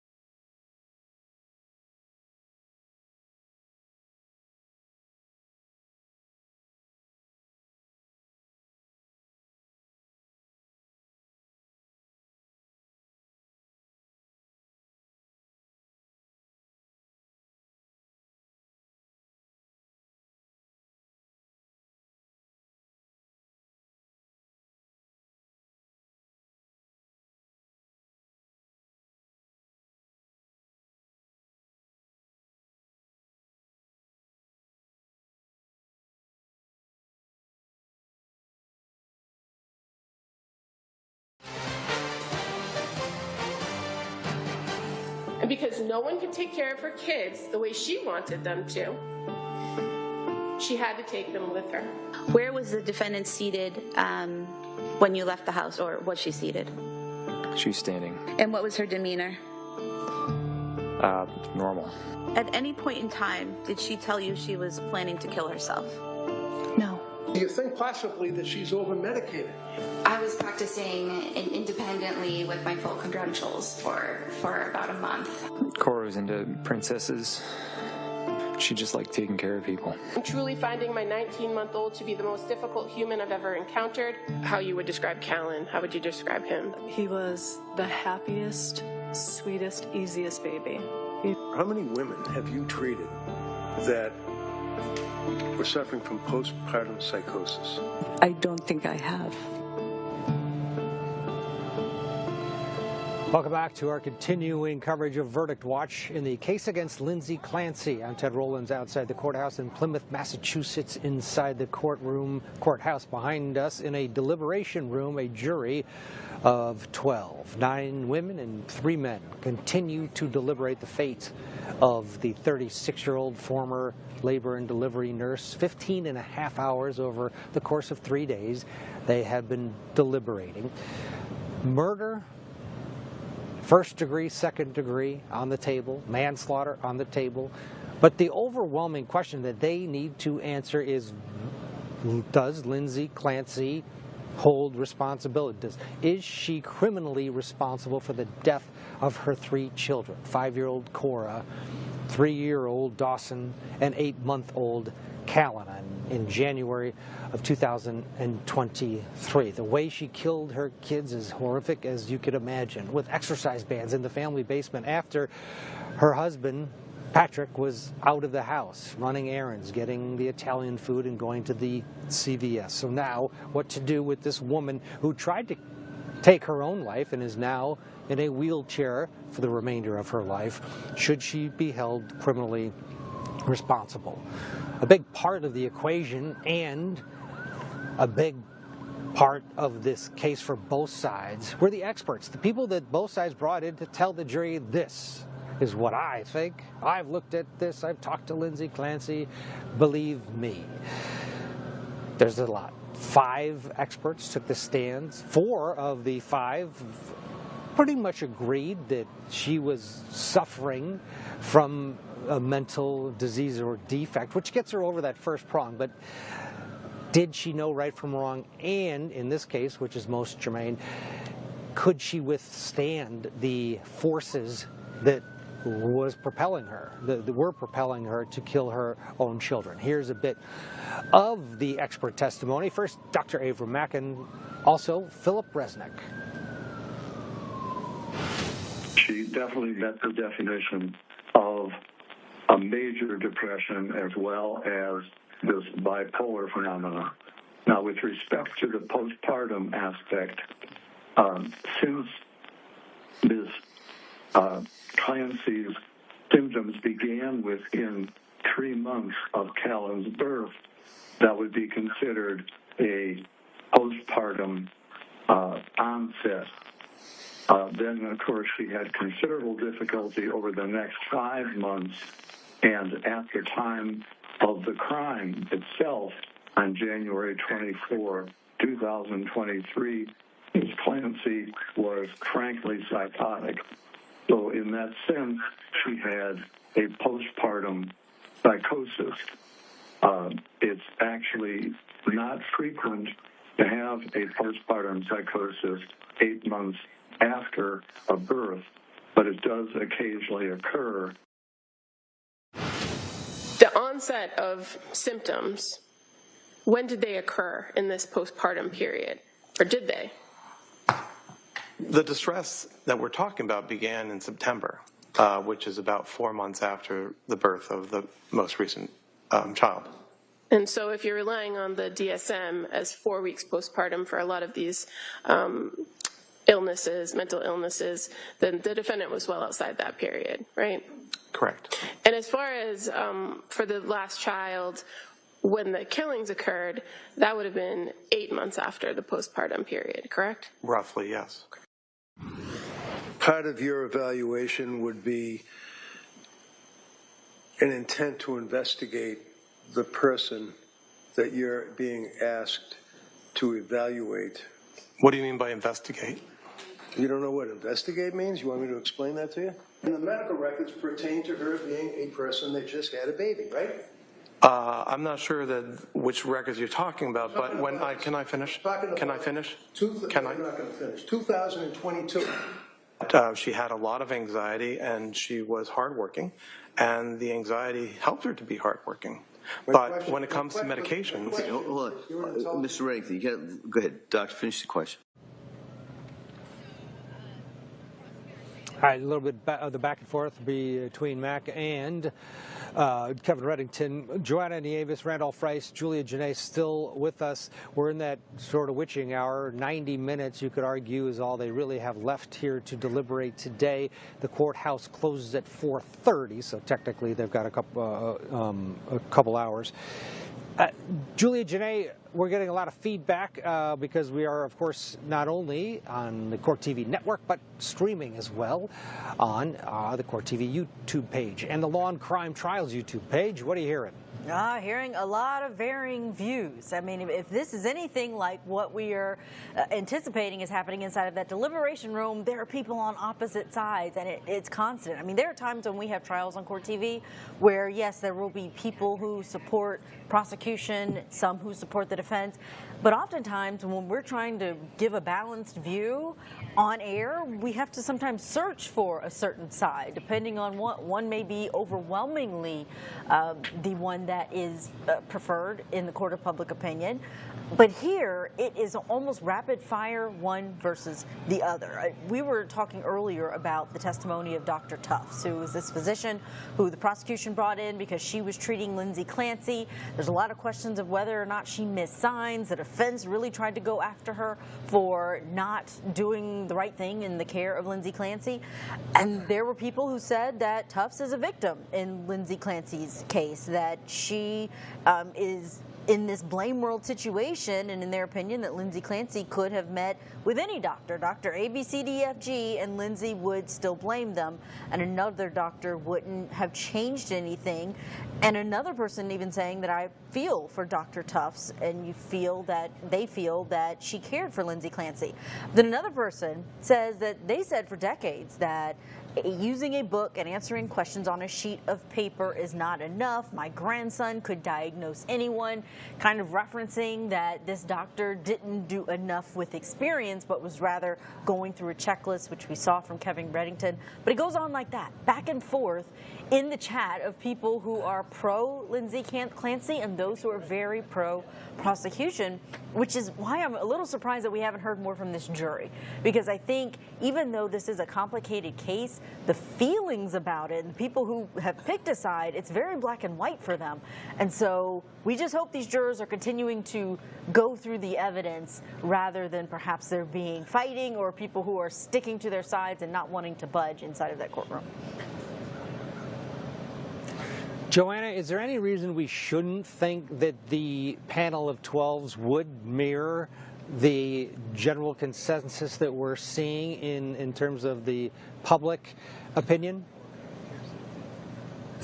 You know, I don't think that there's any reason to think it's other than what we're seeing publicly. I do think that the intent is to get this subset of what the general demographic and geography is, and mixture of people from different walks of life and experiences. And that's why I have this feeling that you're having maybe not like viscerally strong opposing views, but very strong set beliefs on whatever position somebody is going to take on this. And so, you know, when I think about it being a hung jury, it's not necessarily because they're not taking it seriously or they're not deliberating over it, but really because we can see this two very separate ways, and they can easily be grounded in what their take on that evidence was and find it difficult to flip sides or switch sides once the discussions have taken place.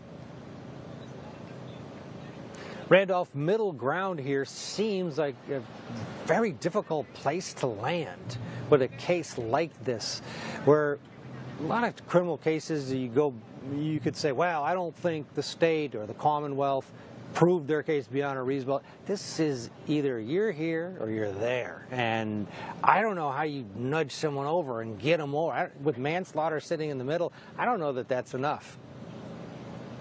Ted, I think you're right. I was just about to say that. The defense really pushed hard for that manslaughter count to be included on that jury form.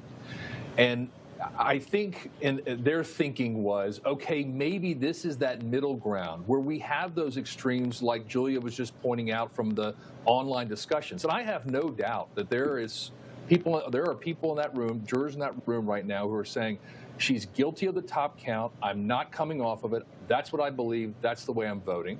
And then I have no doubt there are people on the other side who say, I don't think she is criminally responsible. She did not understand her wrongfulness of this. And there's groups on either side of that, or maybe there's one or two on one and the rest on the other. But that middle ground, that manslaughter case, or charge rather, I don't know that that's going to satisfy them, because at the end of the day, the people who say she's guilty are going to say she's guilty of the top count of murder. And I cannot flex or change my perspective or my belief to a lower count that just carries a lower sentence, really, at the end of the day. So that's what I kind of would imagine is going on right now. Certainly we're not in the room, but that's at least what I'm sort of envisioning based on what we're seeing online. Yeah. It doesn't, from just intellectually, I don't know how you get to manslaughter. It doesn't make any sense. If she killed 3 children in a row, well, surely by the third, this is first-degree murder, right? I mean, she's got plenty of time. That means, because you believe she's not under a psychotic event. So manslaughter, to me, is just absolutely there to possibly get a resolution here when maybe there isn't one. Let's get a break. 15 hours, 40 minutes, and counting. We'll see if there's any movement. We had a little bit of a scare. Lindsay's parents went into the courtroom briefly, and we thought, oh, here we go. There's a question or there's something. But it turned out to be nothing there. They came right out, and it was a false alarm, as you say. But we're not going anywhere. Don't go anywhere either. We'll be back right after this.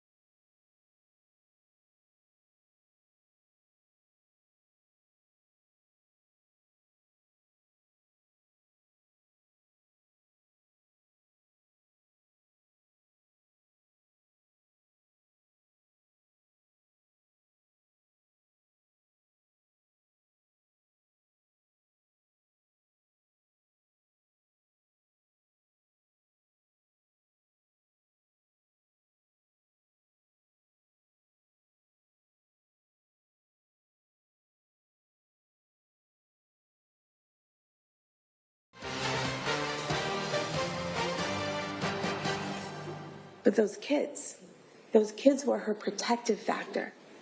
Those kids were keeping her from ending her misery. And so she had to remove the protective factor. And I'm not saying she was happy about it. I'm saying that it was what she had to do to end her misery. This young lady, believe me, I don't have many clients like that. This young lady did nothing wrong in her life. She was a nurse, a daughter, a wife, and a darn good mother. Welcome back to our continuing coverage of Verdict Watch in the Lindsay Clancy trial. I'm Ted Rollins outside the courthouse in Plymouth, Massachusetts. 15 hours, 45 minutes plus. This jury of 9 women and 3 men have been deliberating the fate of the 36-year-old former labor and delivery nurse. Inside the courtroom, our camera is at the ready. This is that witching hour. It's basically the last hour for this jury if they're going to come to some conclusion today, or if they have a question and they would like that question to be answered today. The courthouse closes at 4:30. In extreme circumstances, they could stay late if they articulate to the judge they're close. However, the bottom line is this courtroom shuts down at 4:30. So here we are. We sit, we wait on pins and needles. Joanna Nieves, Julia Janae, and Randolph Rice are sitting with us, waiting, and we are hashing out everything on this case that comes to mind. And we're on that bump-in soundbite.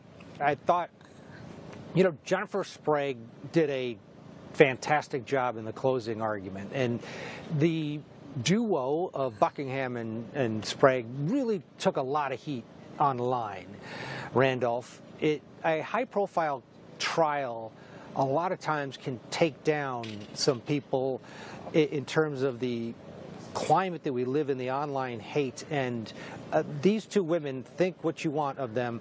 They too, just like Reddington, poured their hearts and souls into this case.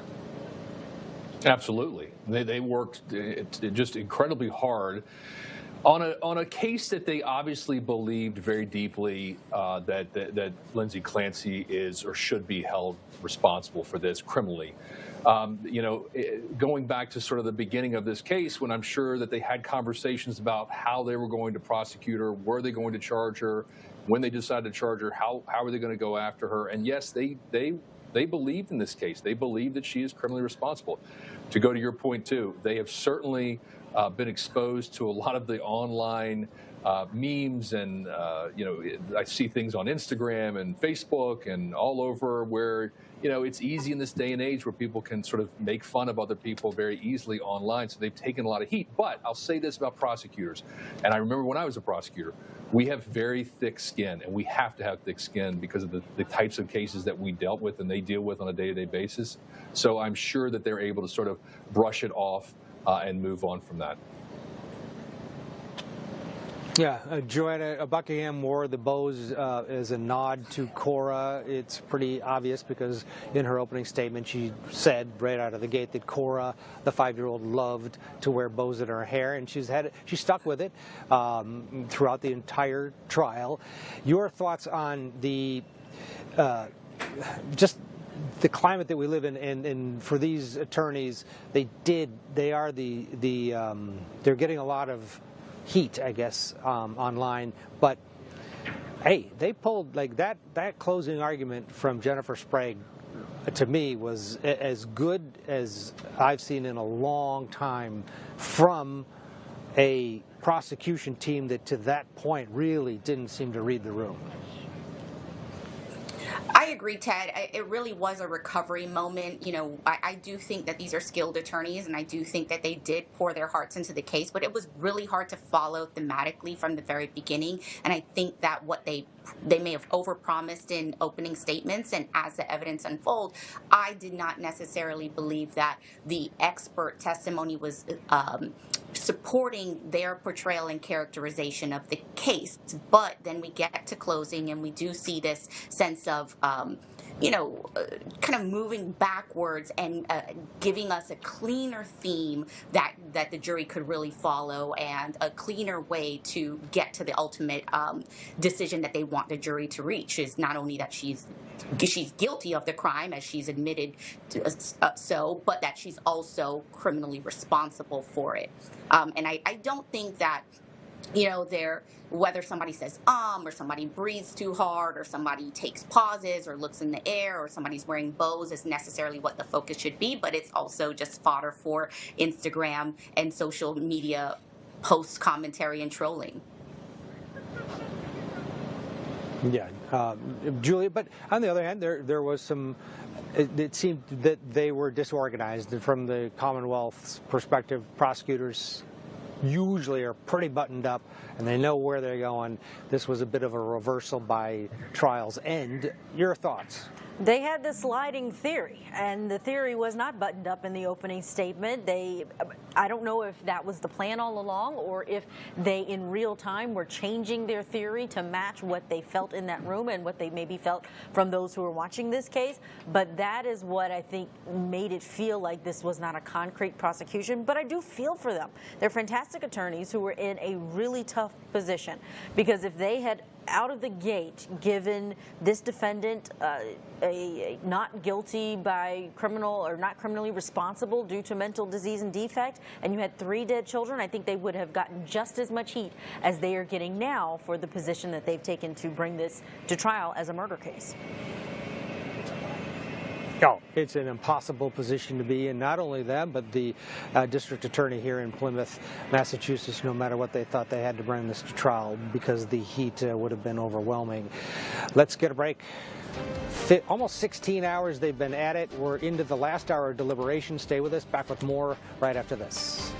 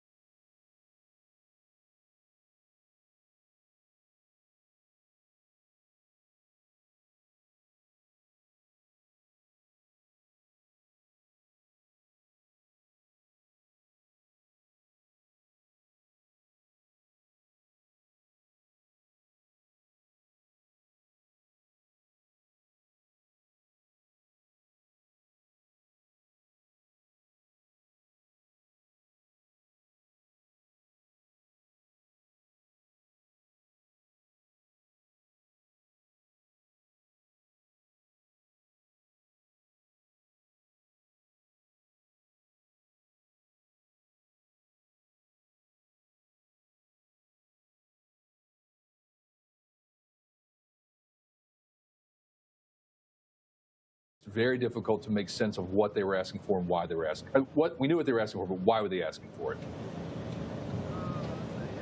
Yeah, and Joanna, usually there's a drumbeat with questions. You can kind of feel them. I bet there's one coming, and but we're just one and done here so far. And now that we're into the last 45 minutes to an hour of potential deliberations, give us a prediction. How long do you think this is possibly going to go, and how do you think it's going to end? Well, we've seen some of the things throughout trial being slow rolled, even by the judge himself, and maybe that's kind of the demeanor that the jury took on. That hey, we are going to take our time, we are going to discuss these things, and we're not under any real pressure to come to a verdict right away. I would hope within the next 48 hours we have some sort of answer, and hopefully before the end of this week, and at least some feedback about where they are. My prediction is a hung jury. But if they do actually agree on something, I do think that it's quite possible they might find her not criminally responsible.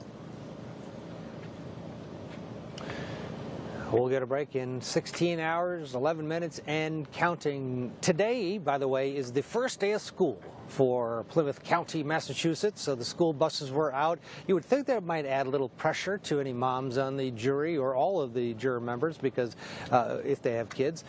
Just a side note that things are definitely moving at a different pace around town here today with summer coming to an end. Let's get a break. When we come back, we'll continue Verdict Watch in the case against Lindsay Clancy in Plymouth, Massachusetts. A live look inside.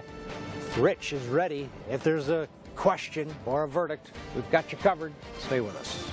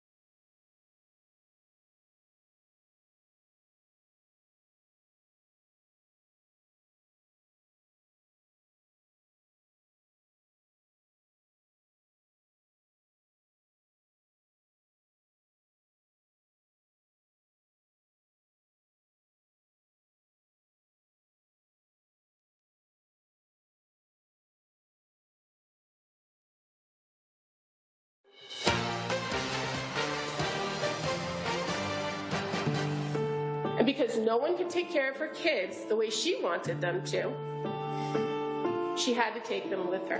Where was the defendant seated when you left the house, or was she seated? She was standing. And what was her demeanor? Normal. At any point in time, did she tell you she was planning to kill herself? No. Do you think possibly that she's over-medicated? I was practicing independently with my full credentials for about a month. Cora was into princesses. She just liked taking care of people. I'm truly finding my 19-month-old to be the most difficult human I've ever encountered. How you would describe Callan? How would you describe him? He was the happiest, sweetest, easiest baby. How many women have you treated that were suffering from postpartum psychosis? I don't think I have. Welcome back to our continuing coverage of Verdict Watch in the case against Lindsay Clancy. The jury of 9 women and 3 men still working hard. 16 hours and counting. 16 hours, 17 minutes and counting. We expect this is the last hour for the day. If they don't come to a verdict, then they will likely be sent home by Judge Sullivan. He has sent them home at around 4 o'clock. Friday was about 3:45. The day before at 4 o'clock. The courthouse itself is open till 4:30. Bottom line is we're into the last hour of deliberations for day number 3. Will they come to a verdict in the final stretch of day 3?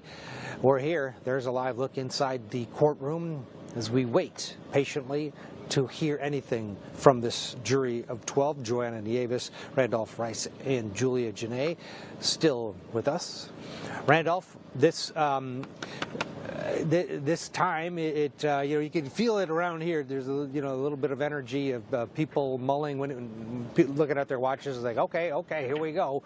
I got to tell you, it feels to me like they're going to spill into tomorrow at least, and it may be a long while here.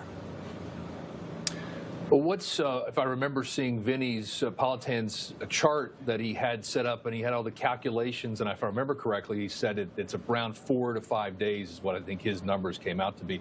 And that wouldn't shock me, and I think that that's probably a good bet. I guess we're in probably day 2.5 today. Tomorrow will be 3 days. It wouldn't shock me to get into, say, a Tuesday, Wednesday. Now, if we get past the Wednesday, that's when I think that we've got some issues where jurors cannot come to an agreement, and we start thinking and really having that conversation about a hung jury. Because if they can't come to some sort of conclusion by Wednesday at this time, that is a very, very high probability. Joanna, when do you think the first white flag does go up? And there's a question about, hey, what do we do if we don't agree? And how many shots of the Allen charge do you think Judge Sullivan is going to instruct, given the complexity, the length, the expense of this trial? Exactly. I think we'll see some indication tomorrow. I don't think that we're going to get any real movement today. I'd be shocked if we do. And if there are some, difficulties in coming to an agreement, there may be a note that's passed tomorrow, and he'll of course charge the jury. And I think that nobody, so many times, a hung jury is a win for a defense attorney, right? Like, hey, you know what? If you want to retry the case, retry the case. I don't think here that a hung jury is necessarily what anyone really wants, but it's just such a difficult case that I wouldn't be shocked that that's where we end up. But 84 witnesses, several weeks of testimony and trial, hours and hours of preparation by so many of the witnesses themselves, plus the defense attorney. I think that we would be really, at a disservice if there was no decision, but, it's quite a possibility. And Julia, if indeed there is a hung jury, the Commonwealth now, depending on the split, might have the option not to move forward with a similar prosecution. At that juncture, let's say it is a split, and the majority of the jurors were voting for not criminally responsible. How does that factor in recalculating? Because people at home might be thinking, well, they're just going to charge her again or retry this thing? I think it depends on if that split is made public. And we know we didn't get that in the Karen Reed trial in a different courthouse, but a similar jurisdiction where the judge did not go after a mistrial was declared to see exactly where they were. And jurors do not have to put that on the record typically. So if it becomes public and everyone knows that there were more people who were on the side of not criminally responsible, but there were not enough for it to be unanimous, I think that would help prosecutors perhaps go back to the drawing board, perhaps go to Kevin Reddington and talk about some kind of a plea that works for both sides. If the split is not made public, I think prosecutors have taken a tough stance on this, and accepting defeat by way of offering a deal may not be something that we see. I hope there's not a hung jury here, and not necessarily just so that there can be finality in this one, but for everyone to have to go through this tragic, horrific case again, especially Patrick Clancy, Lindsay Clancy, jurors, a new jury panel, having to see all of this evidence again, having to listen to this evidence again, for it to be drawn out just like this, another 5 weeks. I think that would be so difficult. I do also, Ted, want to answer a question that we got in our comments for all of those thousands and thousands of people who are watching on our YouTube page. They asked, someone said, this is their quote, someone said 40 hours was required before a hung jury. That is not true. There is not a requirement of time for when a jury has to deliberate, or how long they have to deliberate before a mistrial can be declared. It can be very early on if the judge believes that they have tried and that they cannot reach that unanimous decision, then a mistrial can be declared, and it can happen at any time. Good point, good question, good answer. Randolph, put your prosecutor hat on. What would you need in ammunition to go to your constituents if you're the district attorney in Plymouth County, Massachusetts, and you're not going to retry Lindsay Clancy, the lady who killed her 3 children? That is a great question, and I think it comes down to what type of plea you work out and you justify to your constituents that that plea is sufficient. You know, at the end of the day, let's just assume that she is found not criminally responsible and she is sent to a mental health facility. The determination for her release from that facility is either a danger to herself or a danger to someone else or the general public. That's the standard in which they want to sort of judge her release down the road if she does end up going there. Maybe if the prosecutor can find a way to say, look, to the public, I am protecting you with this plea deal. It entails maybe a period of incarceration and a period in a mental health facility, and we are going to guarantee, no matter what, that when she is released, she will not be a threat to society. She will not be a threat to herself based on doctors and mental health treatment, and then also maybe a lengthy probation. If they can sell that, that may be the best way forward for the prosecution and the states and the prosecutor's office there. And Joanna, this case has already moved that ball closer in terms of public reaction. People who've watched this trial now understand the complexities of it. It isn't just the headline, lady who kills 3 kids sent to a mental institution and found not guilty by reason of insanity. It's different, right? The exposure of this county, they've now watched the trial. They know the nuances. It's possible, correct, if this is a hung jury, that this never goes to trial again. Something's worked out. You're right. That is a possibility. I tend to agree with Julia that this was so voraciously prosecuted, and the prosecutors believe in this so much that I would be surprised if they, kind of take a step back and decide that they're not going to re-prosecute the matter. It would give them an opportunity to just have a consistent theme from the very beginning, the second time around. But I do think that what has come out, and that their doctors and the defense doctors all agree that there is this mental disease and defect at the baseline, and the disagreement really falls on the criminal responsibility. They may be more open to reaching some some sort of agreement, like Randolph was describing, with the way the testimony unfolded. So I really hope we don't get there, but if we do, there are a number of different ways it could resolve going forward. 16 hours, 26 minutes and counting. Julie Janae, Randolph Rice, thank you both. Appreciate your expertise helping us along here as we wait patiently for anything out of this jury. Joanna's going to stick around. And the aforementioned Vinnie Politan is going to join us. He'll bring his theorem. He'll bring all his wisdom and his insight. We'll see what Vinnie thinks here. Day 3 coming to an end. Stay with us.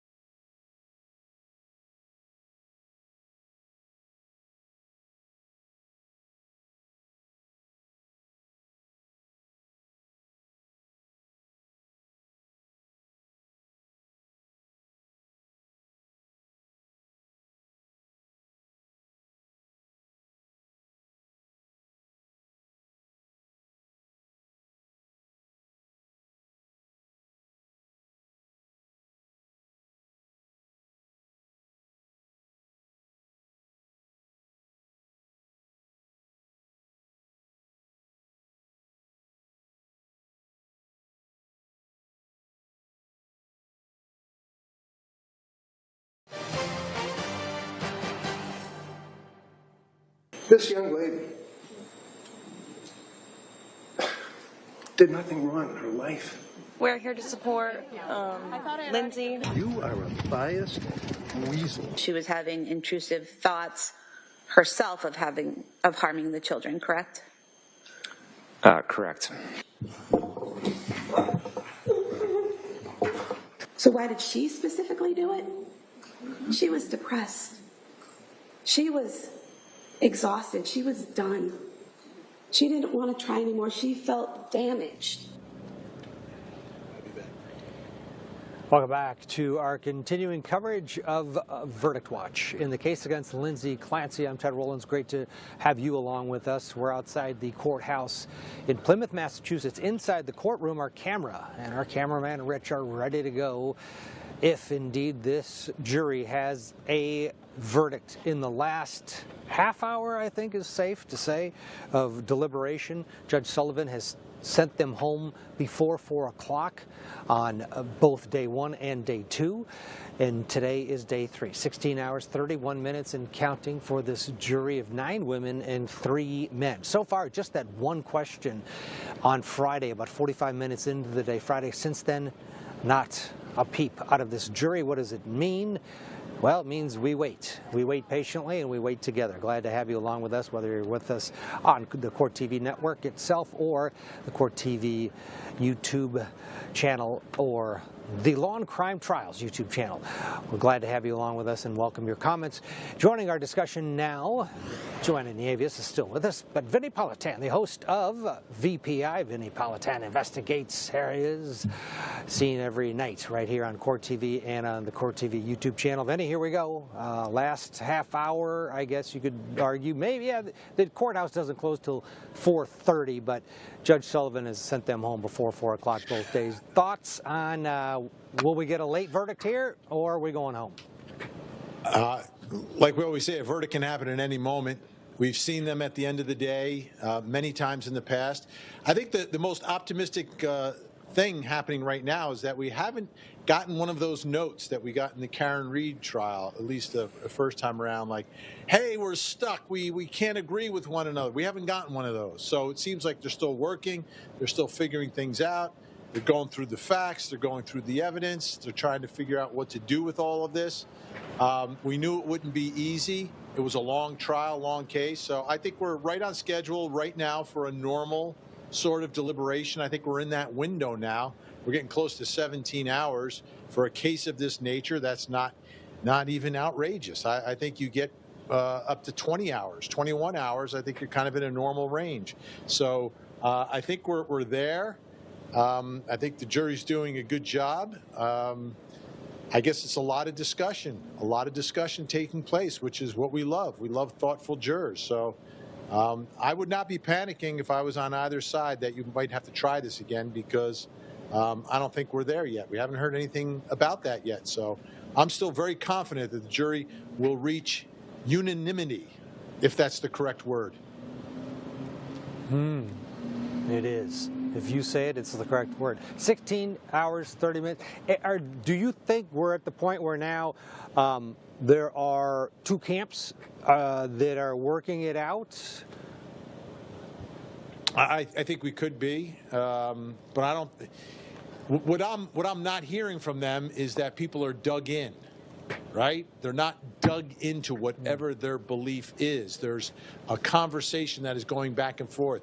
The foreperson does not believe that they are at a point where they're at an impasse or that they're stuck.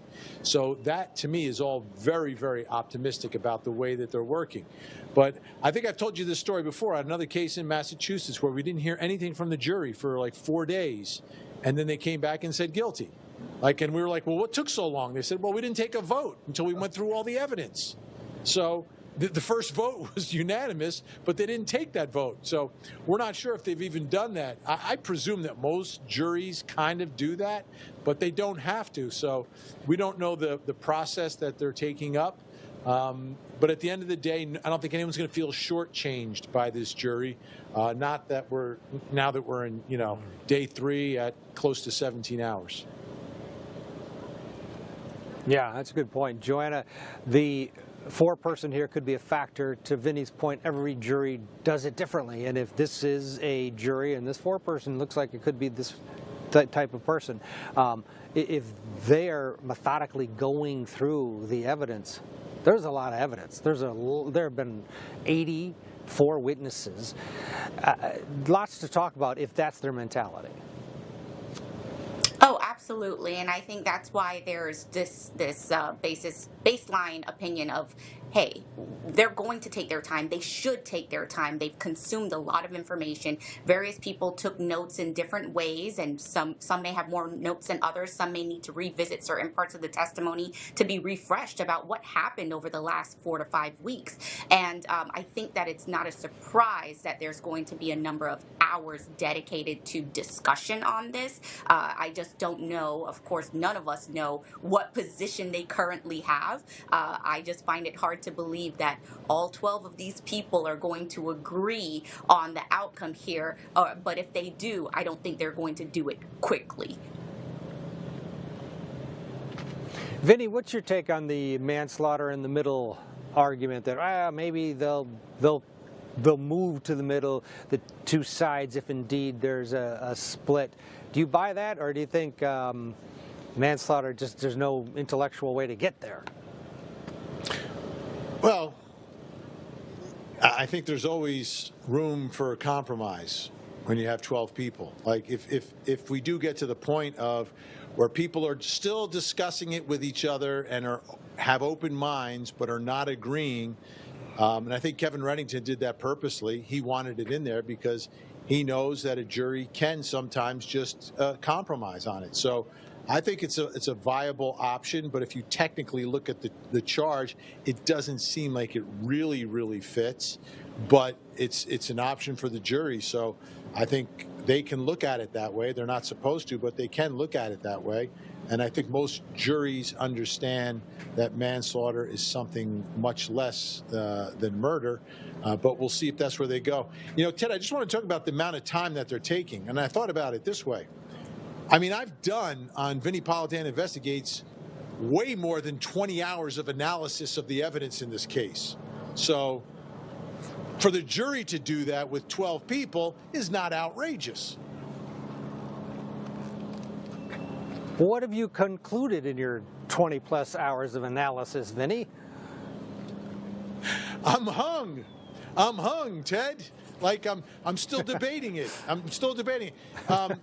think the conclusion, though, that we've come to is in looking at the way everything evolved, prosecutors finished much more in line with the evidence than where they started with their opening statement. Their closing argument was much more aligned with the facts of the case than their opening statement was. And that's one conclusion I've come to. Another conclusion I've come to is that it's clear that the mental illness, if she was not mentally ill, I don't think anyone believes the children would be dead.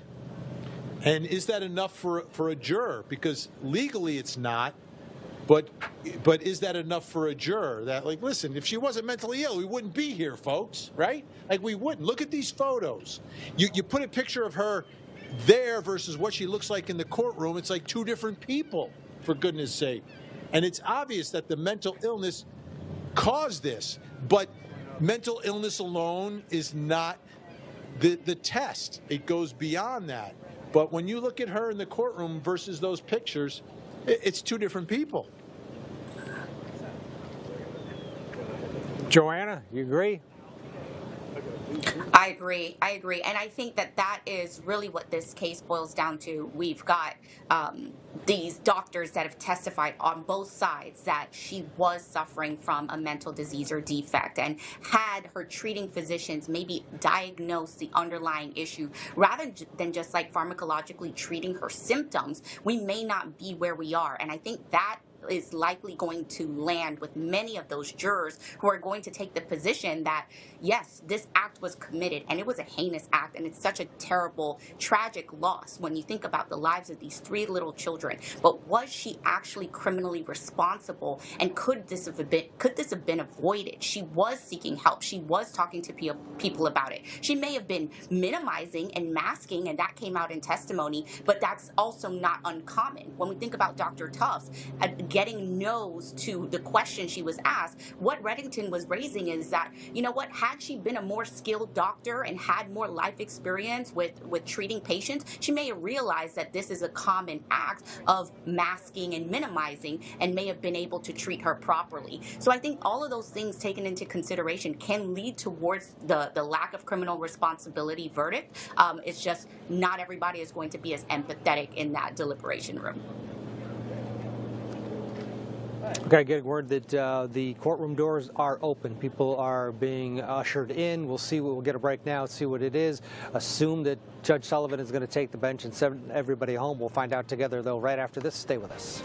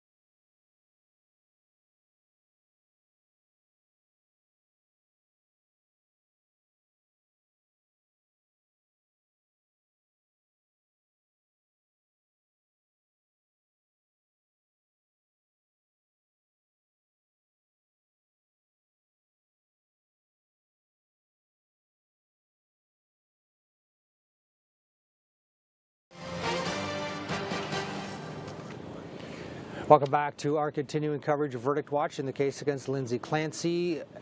People are now assembling in the courtroom, according to our photographer, Rich. They are going home. The jury is going home. There's a little movement. Let's go into the courtroom. Judge Sullivan is, well, maybe Rich was just moving the camera a little bit, but we're being told that they are done for the day, day 3 of deliberations, 16 hours and 45 minutes. They are going to be told to wrap it up. They're done for the day. They will be back for day number 4, moments away from going on the record. Our team in the courtroom says that the parties are all assembling.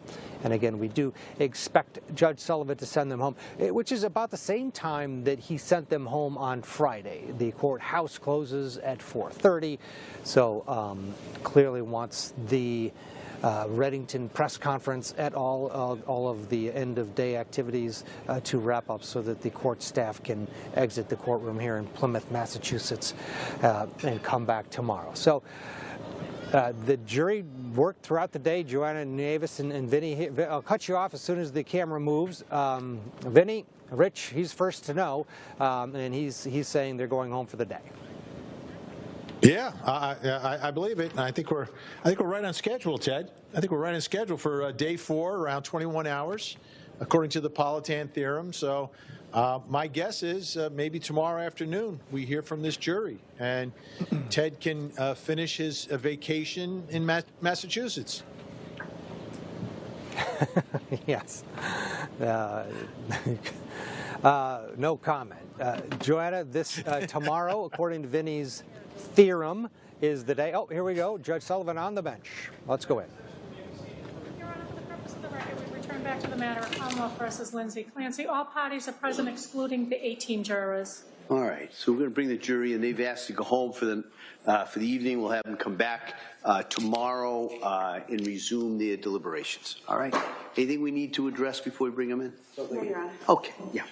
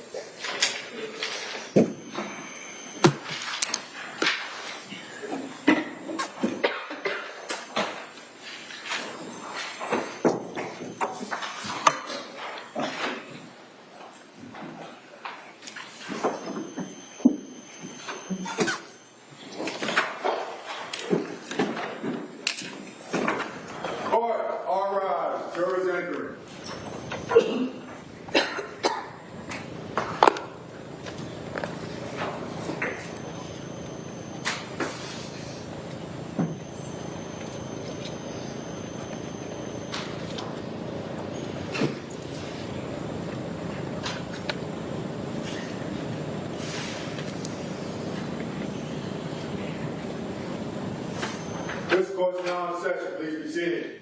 Your Honor, for the purpose of the record, present before the court are 12 deliberating jurors and 6 alternates in the matter of Commonwealth versus Lindsay Clancy. All other parties are present. All right. Well, thank you, Madam Clerk. And thank you for everybody for your time and your work on this. But at this point, I'm going to excuse you till tomorrow morning. All right. I'm going to ask you to come back tomorrow to resume deliberations at 9 o'clock.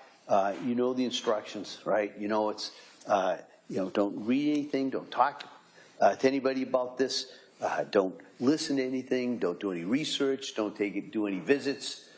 Just stay the course. All right. And I'm going to ask you to come back tomorrow at 9 o'clock to resume deliberations on this. Okay. Thank you. Court, all rise. Jurors, this way, please.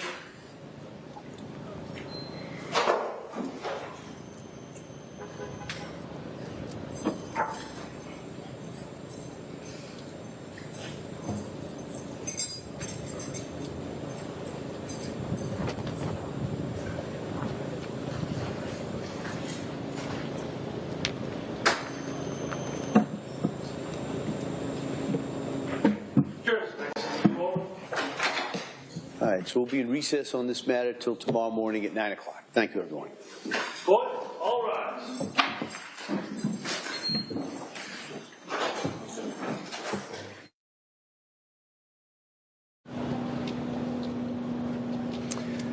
Okay, there you have it. The jury heading home, 16 hours, 47 minutes. They'll resume tomorrow morning at 9 o'clock. And a little distinction there. Judge Sullivan, when he first came into the courtroom and they were on the record before the jury was brought in, he said the jury has asked to go home. And then it was hard to decipher what, when he actually talked to the juries, he said, I'm going to send you home here. But could be an indication that things are a little different today. Joanna Nieves and Vinny Politan with us. Vinny, I don't know if you picked up on that, but maybe if they want to go home at 3:45, could mean a lot of things, including like let's sit on it and we could have a verdict tomorrow. Yeah, it could be let's sleep on it. Well, and tomorrow morning, all of a sudden, we have one of those rare AM verdicts on Court TV. Very possible. It could also be the exact opposite of that, right? Like, listen, we've been going at this. Let's just get some time apart and we'll start again tomorrow. So to me, it's one extreme or the other potentially. So I would be on high alert if I was a Court TV viewer. Obviously, all of us at Court TV will be on high alert, but it could result in a note saying we've got a verdict or a note saying we've reached an impasse. Yeah, it's a great point. Could absolutely go either way, and of course we'll be on higher alert. 9 a.m. tomorrow they'll be back on it. We'll be back on the air starting at 9 o'clock Eastern time as well with our continuing verdict watch coverage from outside the courthouse here. Joanna, we'll see if Kevin Reddington has anything to say on his way to his Ford Bronco for leaving for the day. Of course, he'll be mauled by all the cameras. We'll have ours in there as well.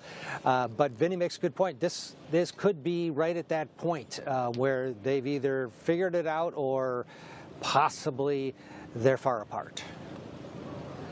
Yeah, I don't really think anybody's breathing like a sigh of relief just yet. One of the things I noticed was like Lindsay was kind of looking towards Kevin Reddington, kind of waiting for some sort of signal on how to take it.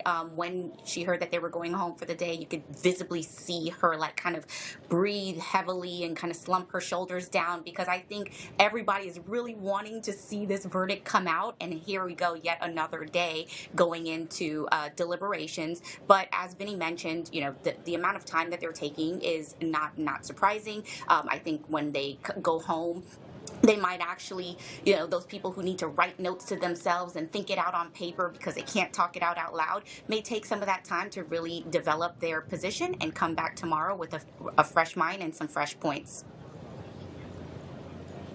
Yeah, it could be a practical thing. Today's the first day of school in Plymouth County. People want to get home to see how their little ones did on that pivotal first day. Lots of things. We're going to talk to Sierra Gillespie. She's in the courtroom, or was in the courtroom. Maybe she could see something in the jurors as they came in before they were sent home by Judge Sullivan. And then, of course, we're out here waiting for Kevin Reddington. We expect he'll be leaving and momentarily here, so our coverage is going to continue. We're not going anywhere. Joanna, thank you for your valuable time. We appreciate it. As we continue our verdict watch coverage, we'll continue tonight until we're off the air, and then we'll be back at it at 9 a.m. Great, tomorrow thank you. morning. Stand by for the Kevin Reddington press conference. Vinny's going to stick around as well. Cody Thomas is going to take over when we return from this break. The jury going home after day 3 of deliberations in the case against Lindsay Clancy. Stay with us.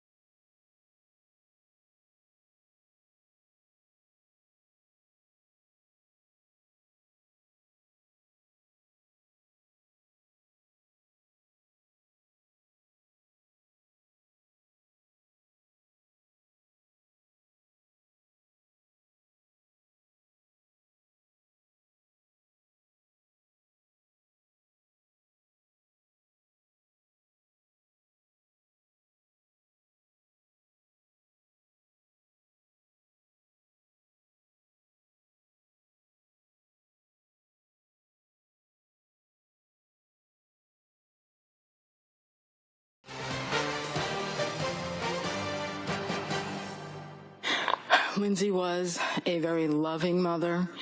She was dedicated to her children. She always wanted to be a mother, have many children, and I felt it was the best thing that ever happened to her. In contrast to pictures you'll see of the doting mother, the dedicated nurse, you'll also see a side of Lindsay Clancy that's different. Somebody extremely controlling, meticulous, and manipulative. She was really good at being a nurse. She was compassionate. She was kind. She was very nurturing, very loving. She was a wonderful mother. She loved those children right up to the time of their death. Welcome back to Cora TV Live. I'm Cody Thomas. Now, before we head back to Massachusetts, a quick update on some other cases we're covering here at the network. First, in Nevada, closing arguments are underway in the trial of Dwayne Keefe D. Davis. The defendant is accused of coordinating the drive-by shooting that killed 90s rap icon Tupac Shakur. We'll bring you highlights from those closings later this afternoon, of course. And also in Los Angeles, singer David Burke back in court for another arraignment where Burke's defense counsel has shifted to public defenders. Now, he also, once again, pleaded not guilty of the crimes in front of the judge. So after the hearing, District Attorney Nathan Hochman gave a summary of what happened inside that courtroom. Take a listen. So in sum, today we had the arraignment. The arraignment was not guilty on the 3 charges that David Anthony Burke has been held to answer. He brought in new counsel. He substituted out an old counsel now for new counsel. That new counsel has a next date of October 19th for pretrial. We might go forward with that trial within 90 days, or that counsel might ask for additional time. And whenever that counsel announces that they are ready to proceed, the district attorney's office is ready to proceed to prove all 3 charges beyond a reasonable doubt, leading eventually to a sentence of life without the possibility of parole, or if we so choose, the death penalty. All right, I guess we'll see how Mr. Burke fares up with his new counsel. But, of course, the big headline today. Deliberations are done for the day in Plymouth Superior Court, where jurors are deciding the fate of Lindsay Clancy. Clancy accused of killing her 3 young children inside their Duxbury home in January 2023 before attempting suicide. Now, of course, the jury must determine whether she acted with criminal intent or under severe mental psychosis. But let's bring in my guest this hour. Host of Vinnie Politan Investigates, the man himself, Vinnie Politan, former Deputy Public Defender in L.A. County, Philip Dubé, and trial attorney Lauren Brooke. Great to see everybody here today. Vinnie, let me start with you, my guy. We're kind of on schedule for that Vinnie Politan theorem, if I do say so myself. Look, I knew you had it ready to go. I knew you. Of course we are. Tomorrow would be day 4. 4 days. Tomorrow will hit 20 plus hours, 21 hours, 21 days. So, if we get a verdict tomorrow afternoon, this verdict would be delivered in a very normal time based upon the level of evidence, the amount of time, etc. The theorem was developed by covering just the high-profile cases that Court TV's been covering for decades, and I've been covering for decades.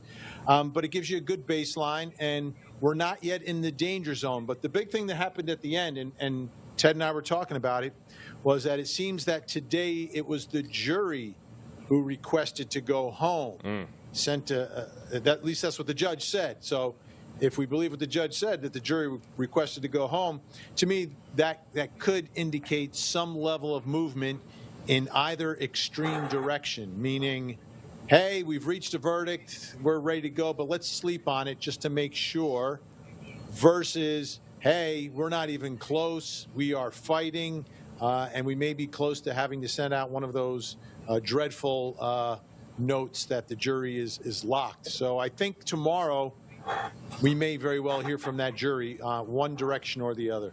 Now, Vinnie, you mentioned the danger zone. Would the danger zone be the deadlock? Is that what you're referencing there? Oh yeah, the deadlock, that they've reached an impasse, that they're not agreeing, that people are dug in, and they've realized that the conversation that they were previously having is no longer taking place, and it doesn't look like anyone's really going to make any movement from their positions. That's possible, but we've seen juries sleep on it also. That's not uncommon, so we could get one of those unusual AM verdicts tomorrow. So I think all of us will be on high alert from the jump tomorrow.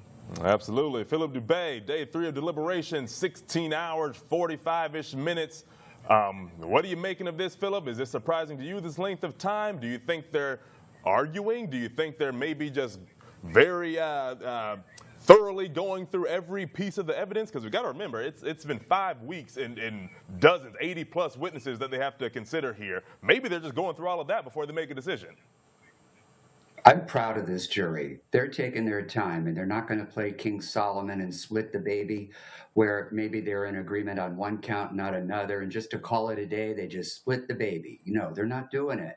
They're looking at each piece of evidence, and chances are there's some heated exchanges going on in the jury room, and no one's going to be roughshotted into reaching a verdict on something that they truly don't believe in.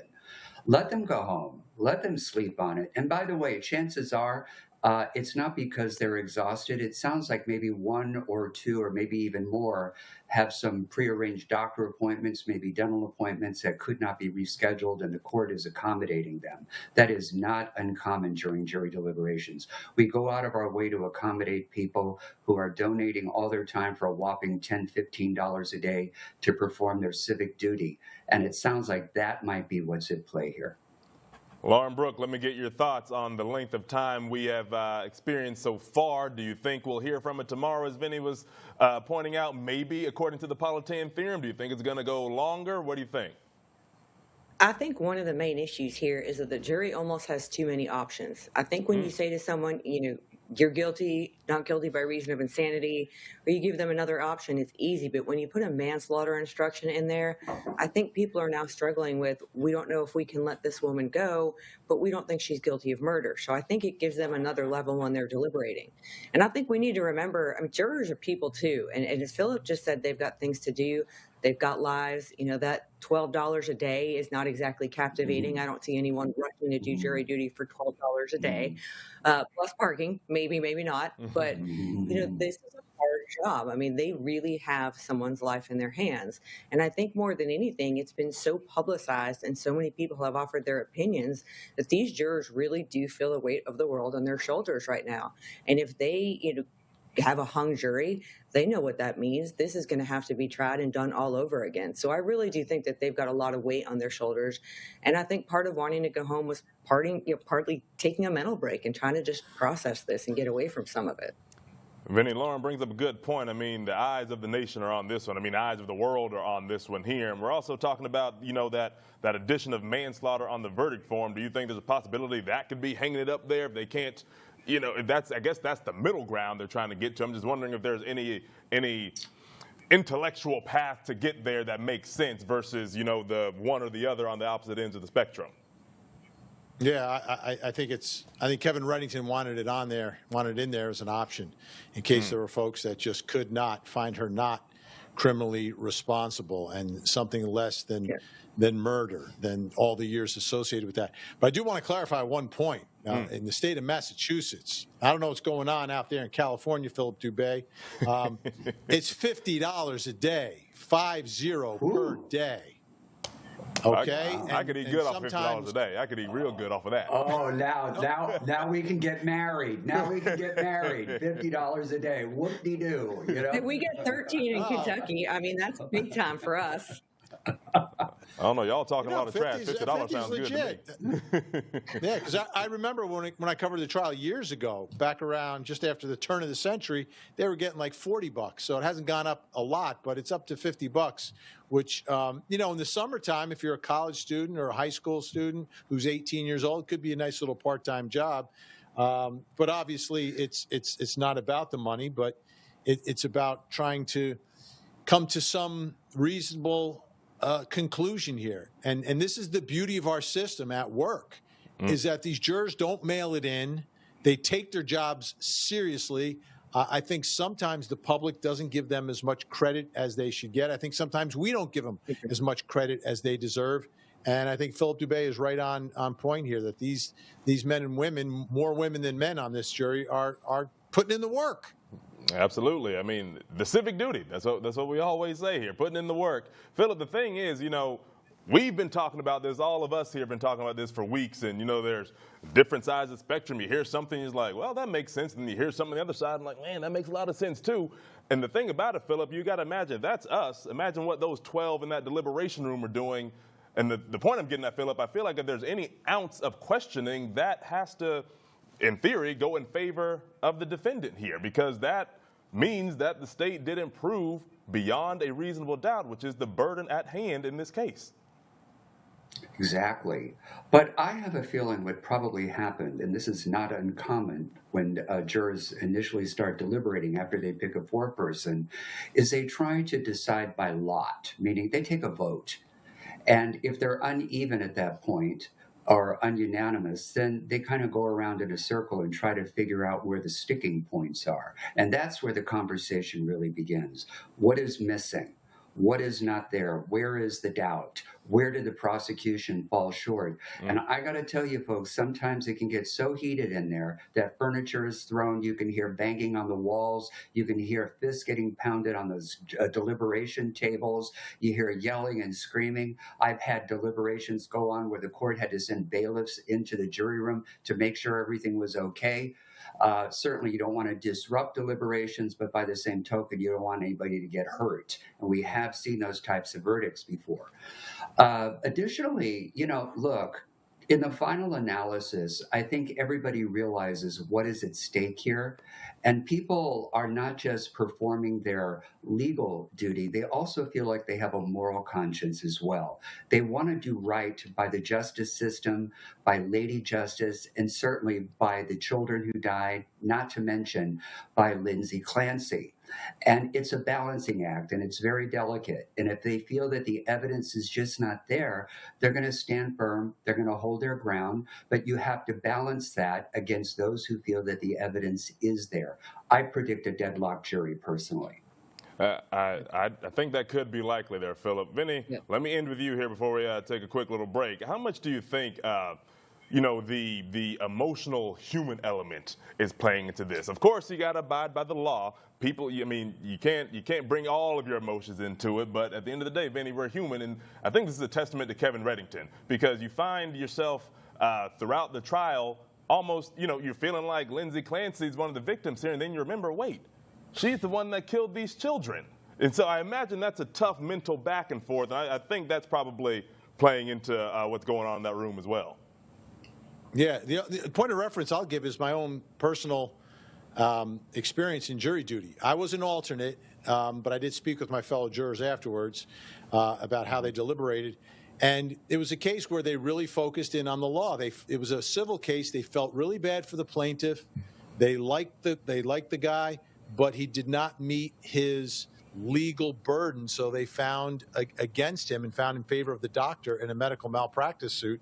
And I from that, I learned two things. One, you can get emotionally connected to people in the trial sitting in that jury box. And number two, if you have the right leadership as a foreperson, you're going to just follow the law. And that's what happened in that case. We had a very strong foreperson who was really meticulous on the law, and that's where they ended up. Vinny, I appreciate you sticking around with us to discuss day 3 of deliberations. I'm sure we'll probably be talking tomorrow. Maybe it'll come back early in the morning. We'll see. But folks, stand by, because we're waiting defense attorney Kevin Reddington to leave that courthouse to see how he feels after 16+ hours of deliberations. Right. While we wait, we'll take a look back at key moments in this testimony, in this trial.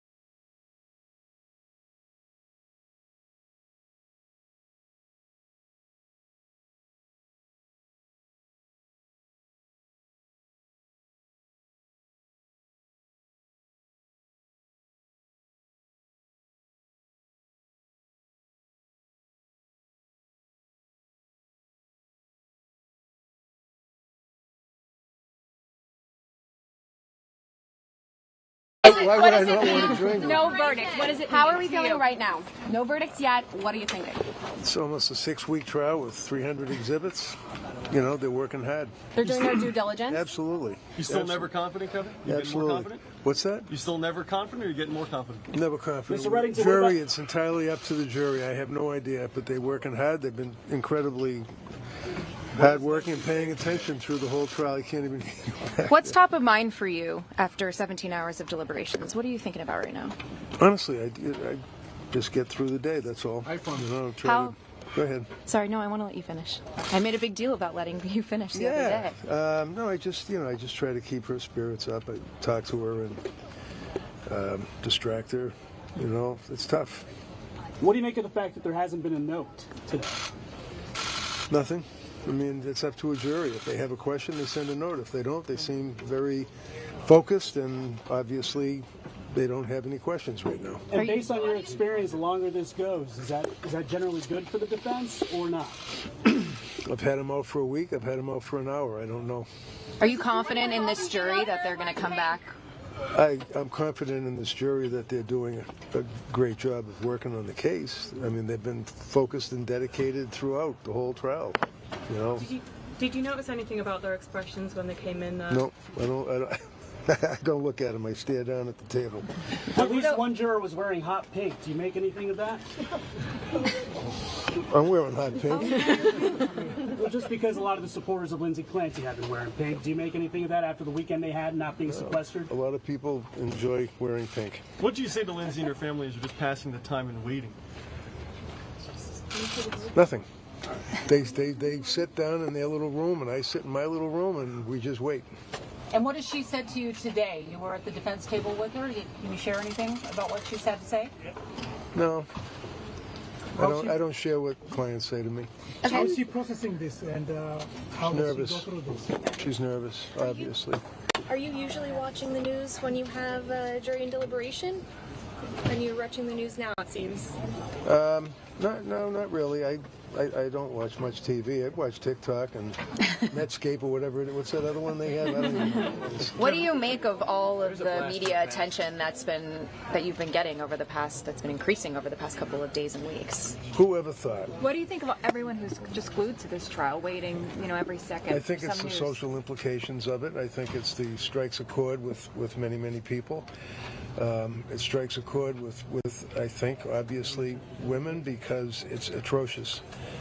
I've learned the medical care, psychiatric care, using that term loosely, the telehubbies or whatever it is, where they do the telemedicals is ridiculous. They don't sit with a person. They laugh at me because I said, do you ever hold them? Do you ever hug them? Do you ever talk to them in person? No, they don't. Well, they better start.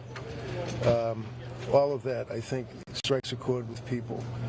And the guys, it's just the guys being guys. They're going to be threatened. They're going to be nervous. They're going to be argumentative and dismissive. And maybe this might change that, too. Kevin, is there anything, as you think about this trial, if the verdict does not go your way, is there anything that you see as a basis for appeal? I think there are many issues for appeal. It's negative vibes. We don't like to talk about negative vibes. Why did you feel it was important to call out some of the national press about the coverage over the weekend that you said was horrific?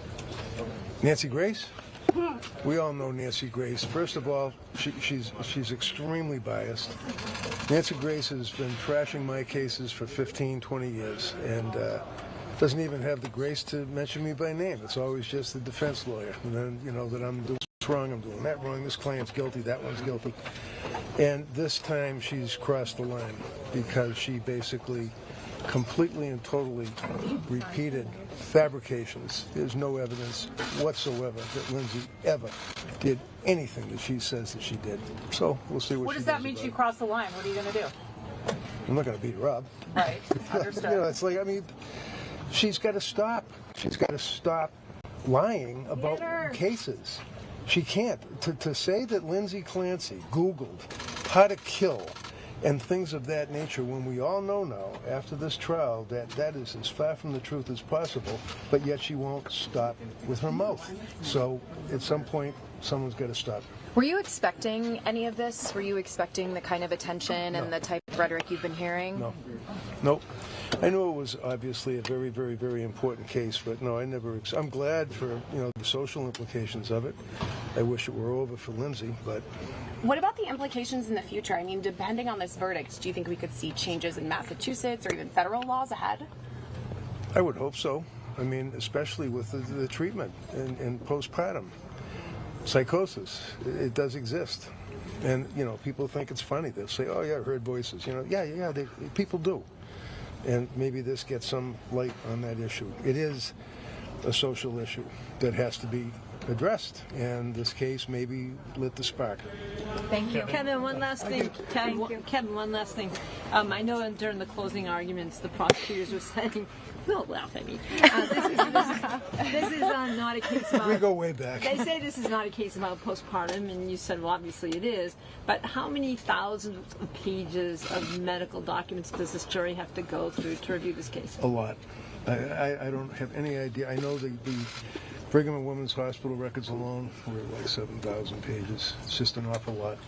Yeah. Do you think that's what's going on right now? They're just going through everything they have? They're going through everything, I'm pretty sure. I don't know, but I mean, they've been very diligent through the trial. They haven't, not one person has ever seemed to even doze off or not pay attention. I mean, they've been very, very attentive. It's amazing. Nobody's called in sick. Nobody's bailed out. I mean, they're really focused people, and they're doing their due diligence, and it's a credit to the jury system when you think about it. People come into court and they spend 6 weeks on a trial, 6 weeks out of their life. The whole summer is done.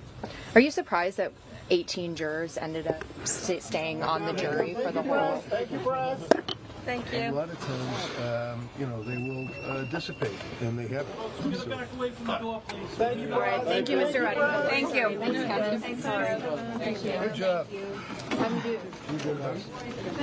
Good job. Thank you. To call out some of the national press about the coverage over the weekend that you said was horrific. Nancy Grace? We all know Nancy Grace. First of all, she's extremely biased. Nancy Grace has been trashing my cases for 15, 20 years, and doesn't even have the grace to mention me by name. It's always just the defense lawyer, and then, that I'm doing this wrong, I'm doing that wrong, this client's guilty, that one's guilty.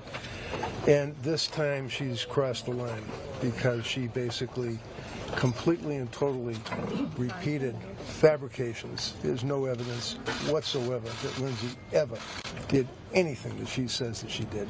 So we'll see what does that mean she crossed the line? What are you going to do? I'm not going to beat her up. Right. Understood. It's like, she's got to stop. She's got to stop lying about cases. She can't. To say that Lindsay Clancy Googled how to kill and things of that nature, when we all know now, after this trial, that that is as far from the truth as possible, but yet she won't stop with her mouth. So at some point, someone's got to stop. Were you expecting any of this? Were you expecting the kind of attention and the type of rhetoric you've been hearing? No. Nope. I knew it was obviously a very, very, very important case, but no, I never. I'm glad for the social implications of it. I wish it were over for Lindsay, but. What about the implications in the future? I mean, depending on this verdict, do you think we could see changes in Massachusetts or even federal laws ahead? I would hope so. I mean, especially with the treatment and postpartum. Psychosis, it does exist. And, people think it's funny. They'll say, oh, yeah, I heard voices. Yeah, people do.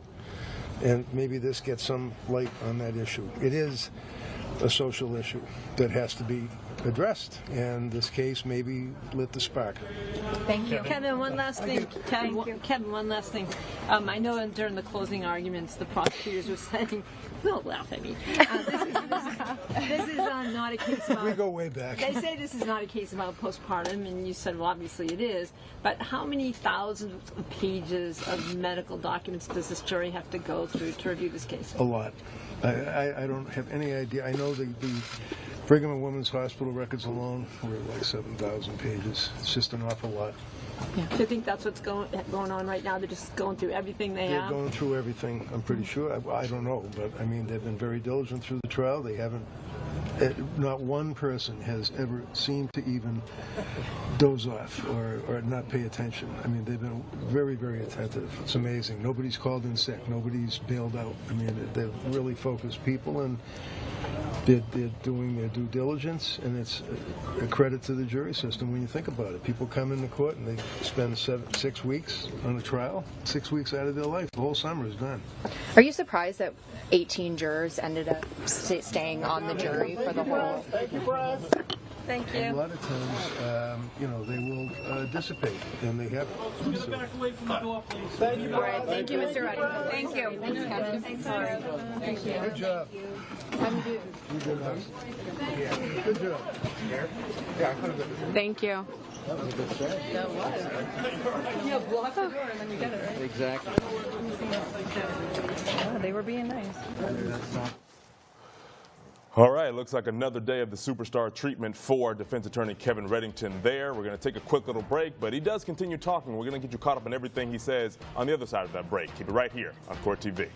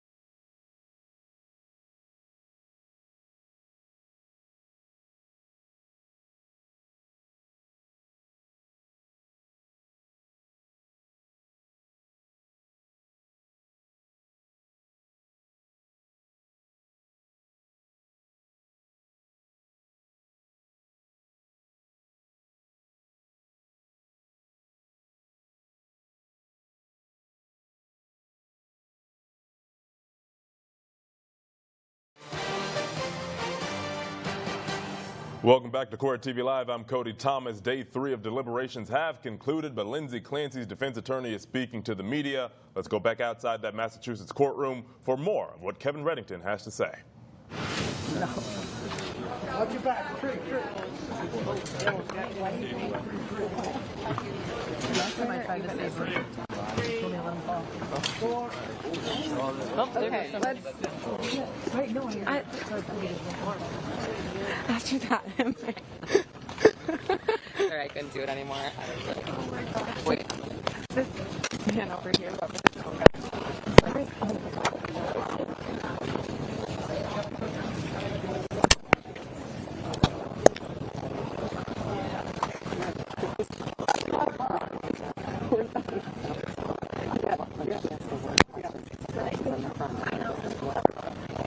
She mentioned that. I'm like, my wait, just now? I made a big deal about not letting you finish before I saw you. Me? No, Mr. Redding, Kevin. She interrupted him. Okay. And then he was still that's talking. Funny. That's very funny, actually. Yeah.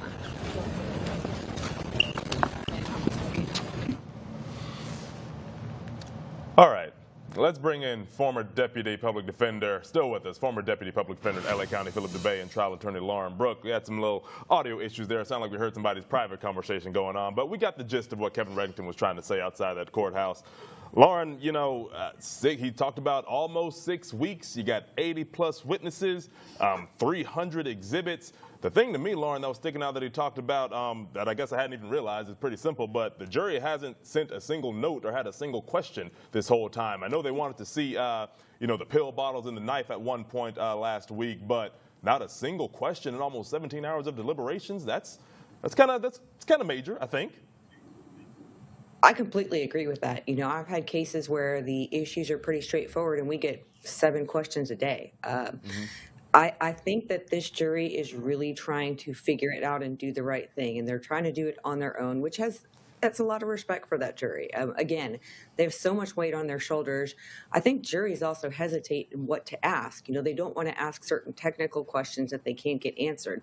So I think they may be sitting there and there might be so much evidence and so much to pour through that they're not even sure at this point what to ask.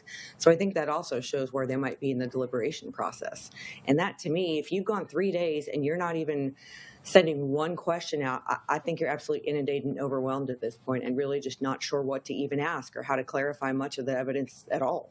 Philip, that's kind of how I was feeling about it, but I want to see through your lens. You know, it just seems like they're dealing with so much information that, like as Lauren was saying, maybe they don't even know what to ask, or maybe, Philip, they have everything dissected in the way they view it. Maybe they are just a more intelligent jury, I should say, and don't need to ask really many questions. They're just conversing amongst themselves before eventually coming back, maybe tomorrow, maybe Wednesday.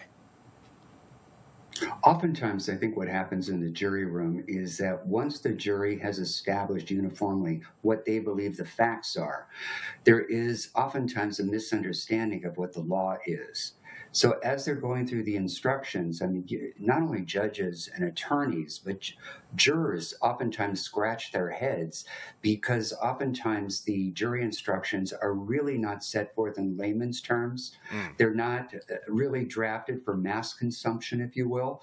And that's typically when we start to hear questions coming from the deliberation room. What does this word mean? What does this mean? Do you have an example of this? So right now, what it sounds like to me, and maybe Lauren would agree, is that they are hashing out the factual disputes. In other words, they're probably really wondering, was she really psychotic? You know, or was she just being methodical, cunning, and diabolical? So before you even get to the legal questions, I think they're trying to really get through all the facts. And they're in dispute, sounds like. Absolutely. Philip, I understand. Philip and Lauren, I understand that they have kind of fixed some of the audio issues. Let's go back to Kevin Reddington and see what he continues to say. How this might impact what happens? I think that they're people and they're doing what they're supposed to do. You can't go that way, you got to go that way. Thank you for doing a good job. Another way here. Kevin, I can't do that. Chill, bro.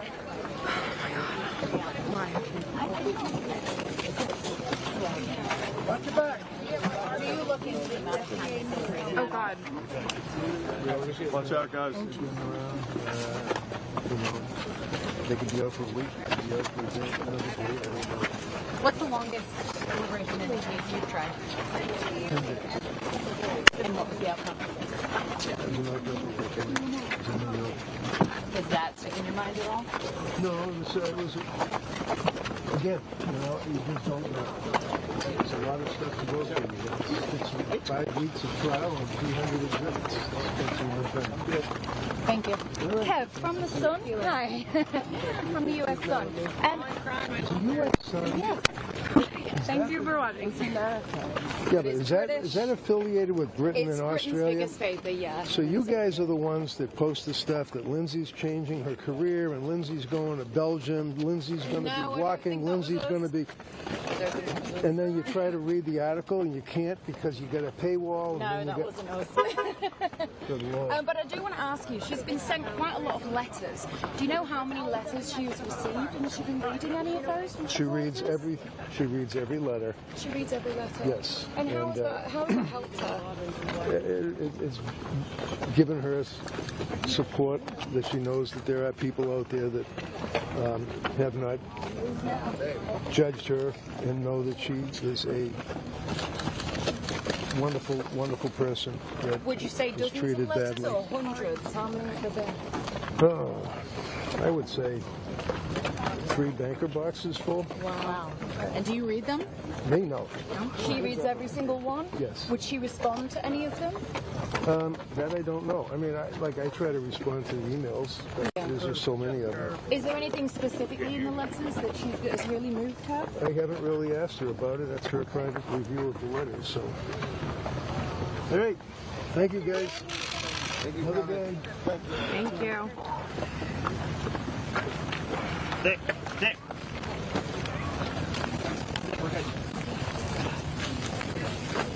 Well, you did it. Heels and all. Told you.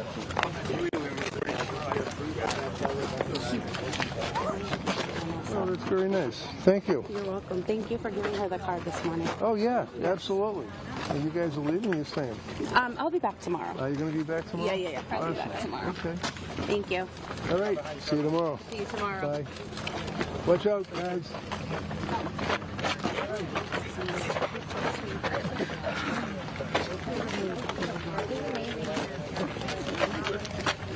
Hot dog. It's like hot dog. I'm mumbling. I'm talking to myself now. Hey, you get. I think I'm deprived. You're a bit deprived. Yeah. What are your plans after the trial as well? What are your plans after the trial? I think Actually, I have another case out in Greenfield. Yeah, out in the western part of the state, but yeah, another nice young lady. You're not going to get a vacation at any point? No, we usually try to go away like in January and go to the Caribbean or something, you know. Has this been probably the most difficult case you've done, or is this The most emotional case I've done, probably. But I mean, there's been a few you know, tough. Oh yeah, there we go. All right. Hey, Kevin, can I introduce you to someone? Just 1 second. I just want to introduce you to someone really quick. Sure. This is Brian McGurry. He's the editor. Kevin, how are you? I can remember this guy. We go back 20 years. We go back to the Patriot Ledger. That's right. Longer than you. You were kind to send me photos from inside the house a couple of years ago. Yes. Remember.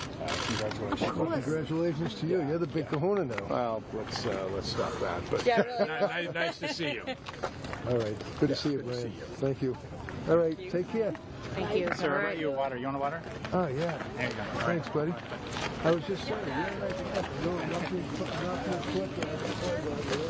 Corn dog, yeah. People have been calling me corn dog lately. I don't mind that. I don't mind that at all. You're better. It's okay. I'm not going to bother her. He's going to go over here and listen. Yeah.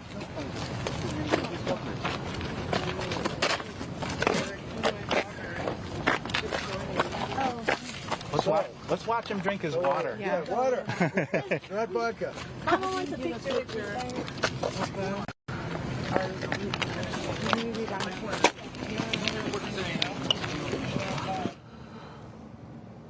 Lauren Brooke, what do you make of Kevin Reddington here? I mean, this man is walking out just like Elvis Presley. He got all the cameras in his face. Well, he's just smooth with it, walking with the shades on, walking to that Bronco, and people are running up, giving him things. Mr. Reddington, great to see you again. You sent me pictures from inside the house. Thank you for the.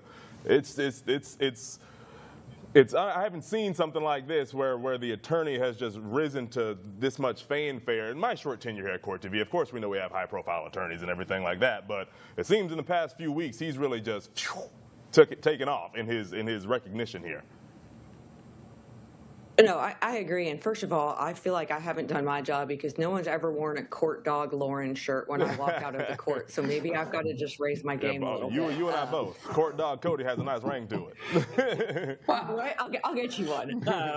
But no, it Love is it. Love it. If Phil will get you one too. No, Two. I like need nothing two. I've ever Okay. seen. Two, we got you.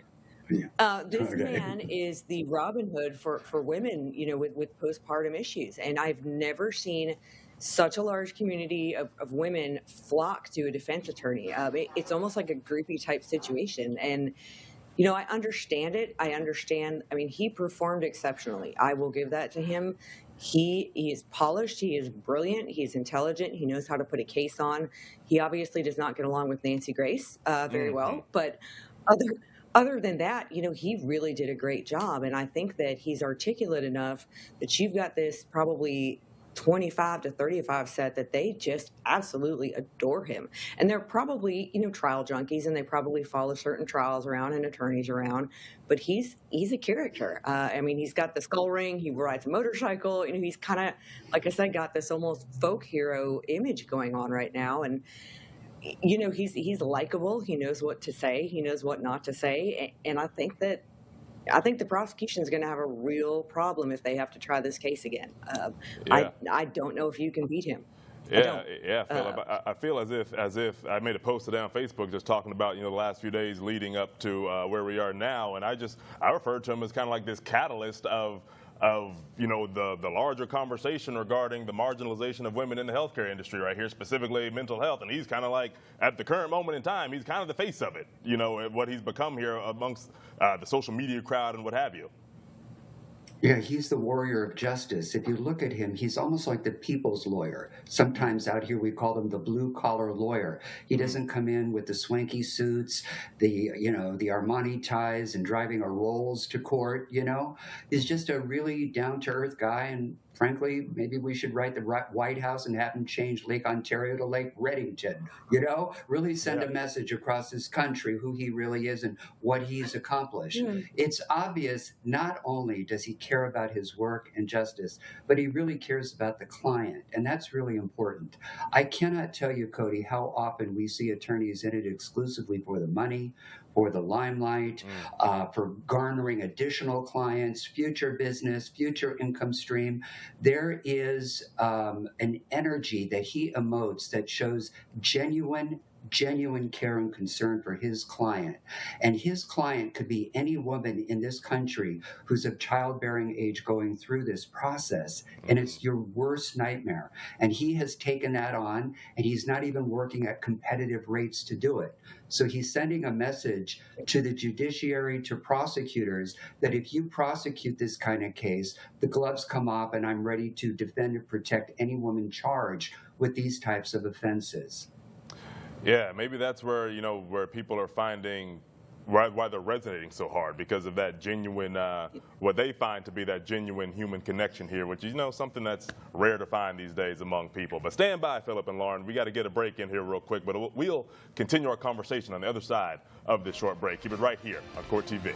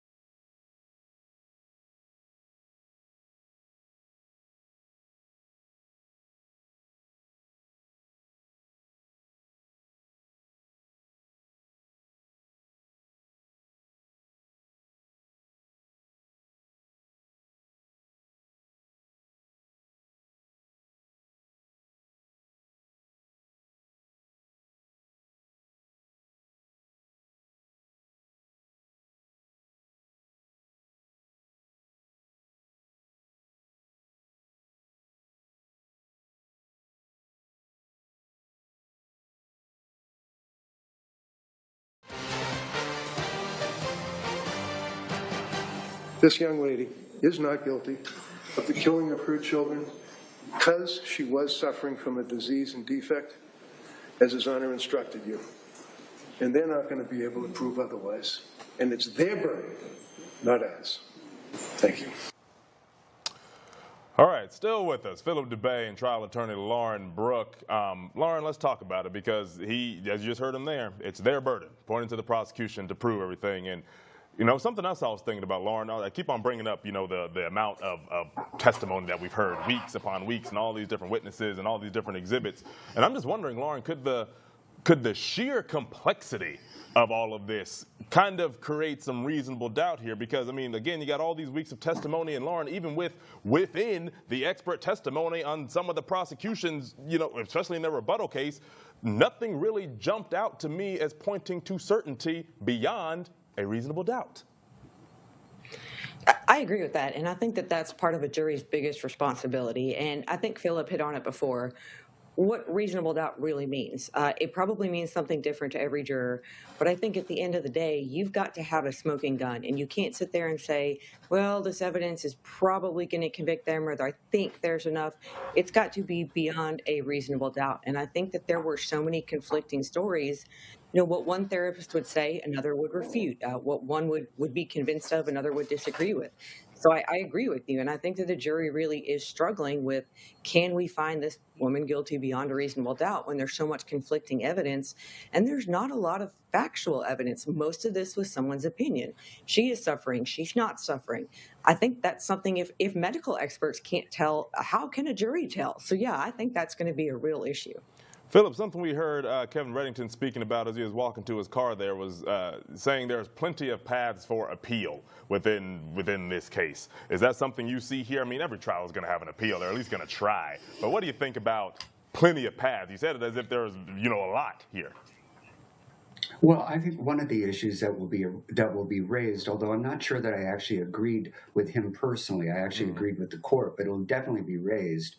If you recall, before jury selection, he wanted to put on several women to testify that they too have been afflicted with postpartum psychosis. And I think the reason why he wanted all these women on the stand is to illustrate how it affects several people and not just conveniently Lindsay Clancy.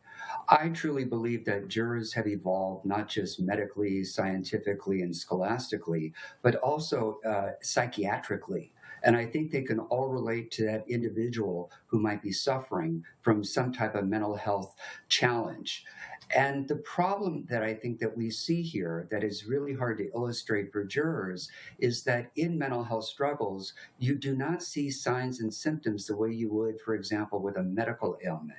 You're not bleeding, you don't see stitches, you're not necessarily on a walker because of your ailment, you're not in traction. It's something that you are perceiving and feeling internally. And unless and until a juror can sort of perceive that along with you, they think that the whole thing is a sham. So that's why I think it's important, or it was for him, to bring in all these women to show that Lindsay Clancy is one of many people afflicted by this psychotic disorder. And by not being allowed to present other people who've experienced it, he felt was prejudicial to the defense. So it will be raised. Yeah, I could see that, because also, Philip, where I could see that have being beneficial for him was showing that, you know, to the point you and I have talked about in other instances during this trial, is that the mental health doesn't present itself the same in every single person. You know, while the psychosis might look like this in Lindsay, it might look like this, the psychosis and depression look different over here for Sally, or whoever may have been one of those witnesses. But anyway, we got to take a break here. Lauren, thanks so much for joining us this afternoon. Philip, of course, you're sticking around with me. But when we return, folks, we look at testimony in the Lindsay Clancy trial, plus we'll bring you the closing arguments in the Keefe D trial out of Las Vegas. That's next hour here on Court TV Live.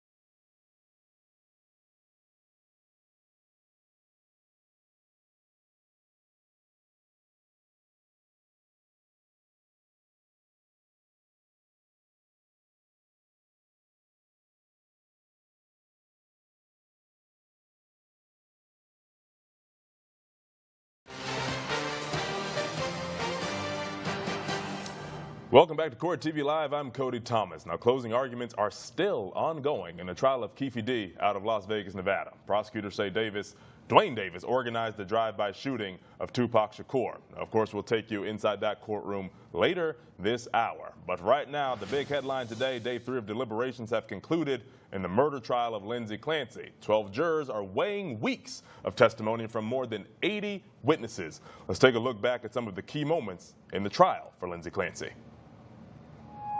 She heard a voice, a male voice, a voice that she had never heard before, a voice that she never heard again.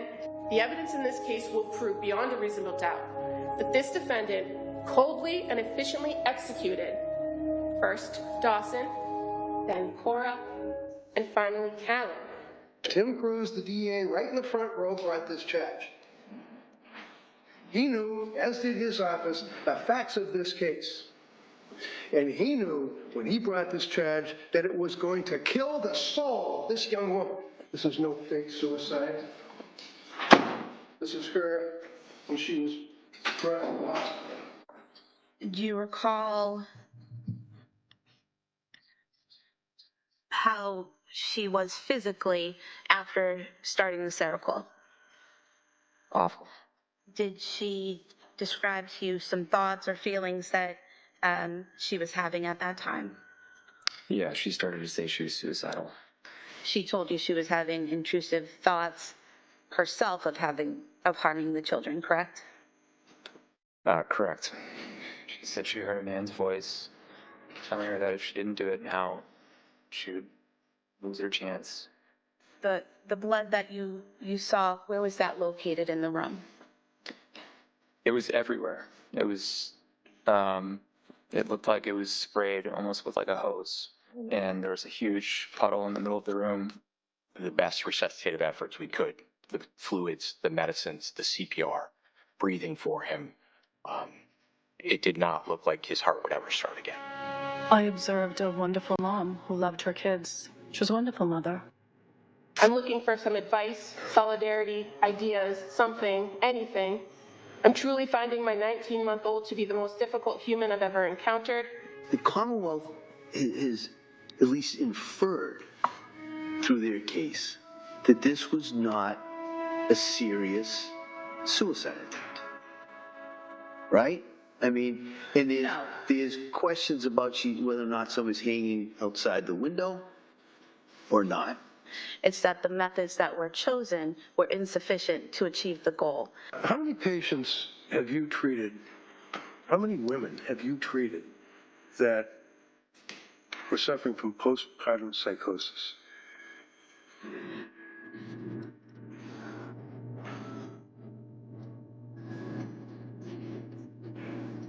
I don't recall. I don't remember, but I think it would stick in my memory, so I don't think that I probably have. You don't think you probably have? I don't think I have. I haven't seen any. I want to tell you that they got picked up on a hot mic saying, shut her up during the playing of that autopsy. Did you have bipolar? No. Did you make that decision that night? That day? I assessed that with her pretty much every time that I saw her, and she never had mania. Being off medication might help you see where you are at baseline, but I do think you are experiencing significant and severe symptoms of postpartum depression that needs to be treated. I acknowledge that medication alone is not always the best option for someone, but often it's part of the puzzle. Other treatments include counseling, support from others, exercise, healthy diet, yoga and relaxation techniques. I know this has been brought to your attention several times, but I strongly, strongly recommend a partial hospitalization program. Some people might hear voices, right? Yeah. That was discussed with Miguel, wasn't it? Yes. And what is it that he discussed with you about Lindsay hearing voices? That's what she had told Patrick on the phone call, that she heard voices. What she reported as far as like passive thoughts were thoughts of not wanting to be here or no longer wanting to live, but no plan. And is that significant to you, the fact that she identified there was no plan? Yes. And why is it significant? Because if she identified that she in fact had a plan, then that would escalate me to see it as a crisis and request higher level of support at that time. What about injuries? All right, Counsel could. We're going to take a break this time. All right, let's bring in our guest this hour. Still with us, former Deputy Public Defender in LA County, Philip DeBay, and my good friend, former law enforcement officer Claudia King. Look, all of us got the Monday blues today, huh? I love to see it. Claudia, let me start with you since you're just joining us this hour. I mean, we're now into day 3 of deliberations, 16 hours, 45 minutes of deliberations here, Claudia, almost, 17 hours here. What does this tell you? What are you making of how long it's taking? Do you think they're arguing a lot? Do you think they're just combing through the evidence in a very thorough way? And is this surprising that it's been this long and continuing? It's not surprising to me at all, Cody. I think the jury is really taking the time to go through all of the evidence very carefully because they do have quite a bit to go through, as you have talked about before, and I think they're taking it very seriously.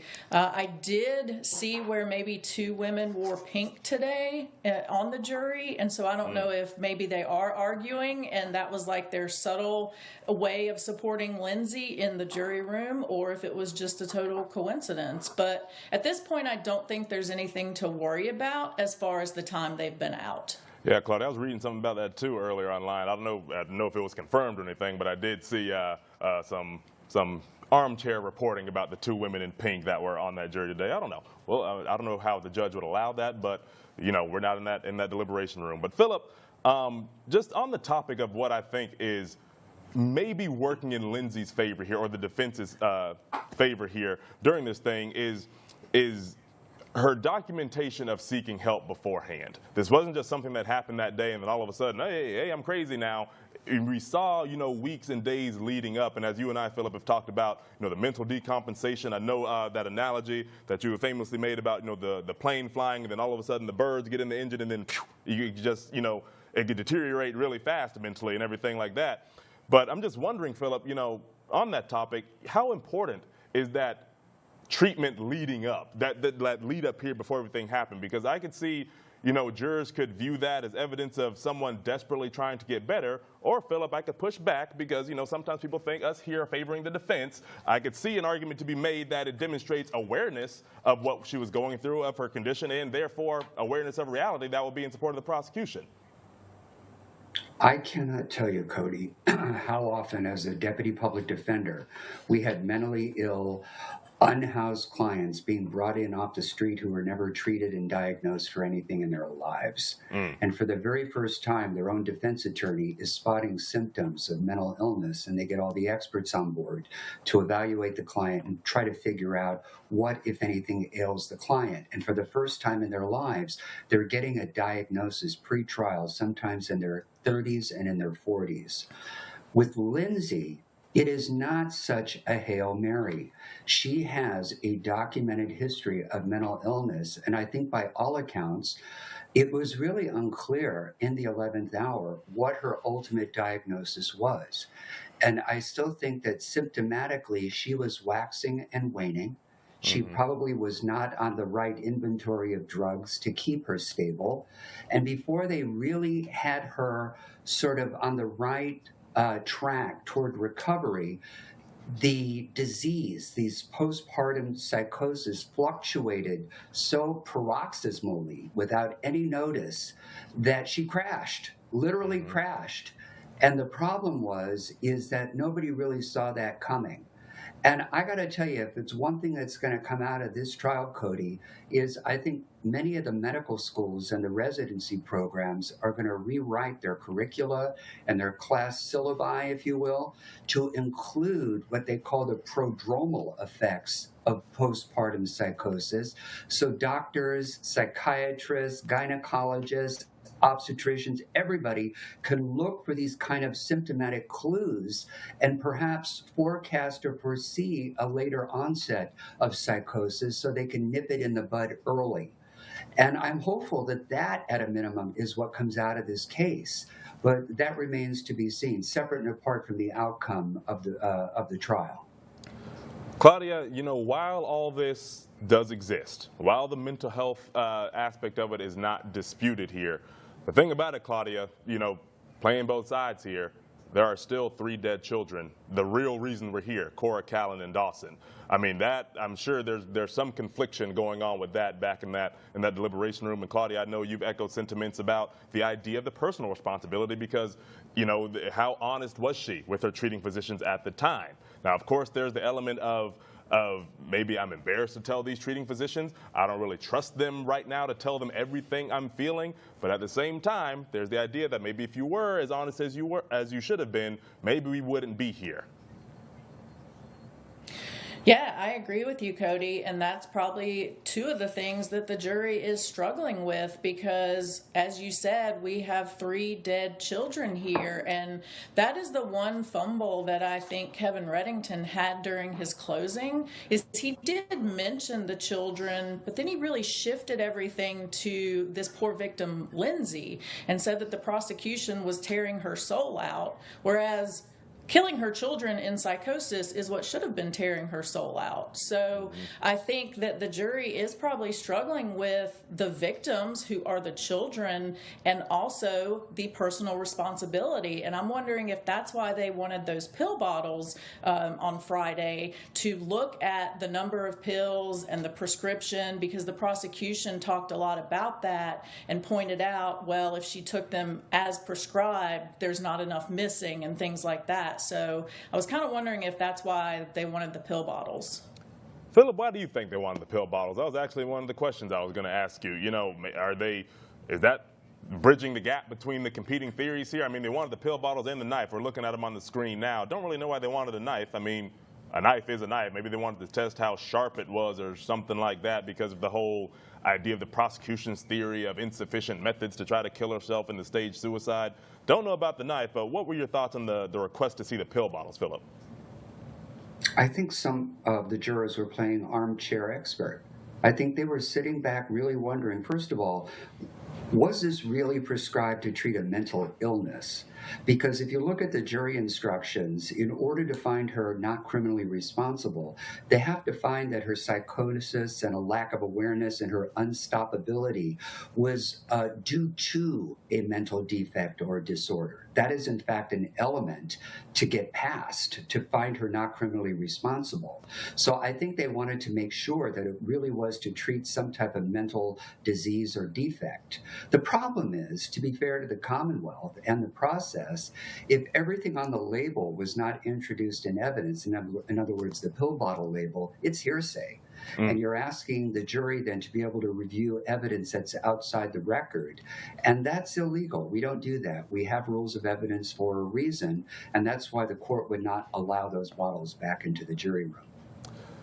Claudia, of course, we all know that the Commonwealth has repeatedly emphasized Lindsay's ability to make decisions that day or in the moments leading up, and even in the actual moment that was going on January of 2023, including, you know, sending Patrick out on, allegedly sending him out on the errands, you know, to go to the 3V and the CVS and what have you, to create that window of time to where she, you know, on accord of the prosecution, did this of her own volition with deliberation here. Is that idea of the planning, Claudia? I mean, it's circumstantial and all, but is that idea of the planning the prosecution's real secret weapon amongst this jury? Because we can talk about everything, we could talk about the mental health, not discrediting it, very real, but at the same time, this conveniently happened. You conveniently heard the voice in this 18-minute window and never heard it before or after. I mean, I'm sure somebody's thinking about that as well as they're back there deliberating. I bet they are, Cody, and that was one thing that the prosecution did point out that even Dr. Resnick discussed, was that a red flag would be hearing the voice one time and never hearing it prior or since. So I think the prosecution did a good job of talking about what they have declared as planning and sending Patrick out and looking at how long it would take him to run these errands, and then kind of spring the CVS trip on him as he was walking out the door or shortly before that, to kind of give her that little bit of extra time. I think that's what the prosecution wants the jury to believe, and to believe that that planning can't coincidentally happen and then she suddenly hears the man's voice commanding her just mysteriously when she sent Patrick out to run these errands, and that's the one and only time she hears it. So I think that is what they're leaning on to get the jury to feel like this was a planned and deliberate event. Yeah, which, I mean, rightfully so. I mean, it coincidentally, you know, it horrendously lines up, I should say, with what we know now, how this all turned out. But Philip, Claudia, we're going to see if we hear from that jury tomorrow. I mean, almost 17 hours. They're going to deliberate tomorrow. Maybe, as Vinny said earlier, Philip, we'll see one of those morning verdicts, but we'll see how long it takes. I mean, it's a lot for them to go through. But stand by, my friends. After the break, we head to Nevada for another case for closing arguments in the trial of Dwayne Keefe D. Davis, the man accused in the killing of Tupac Shakur. Keep it right here on Court TV.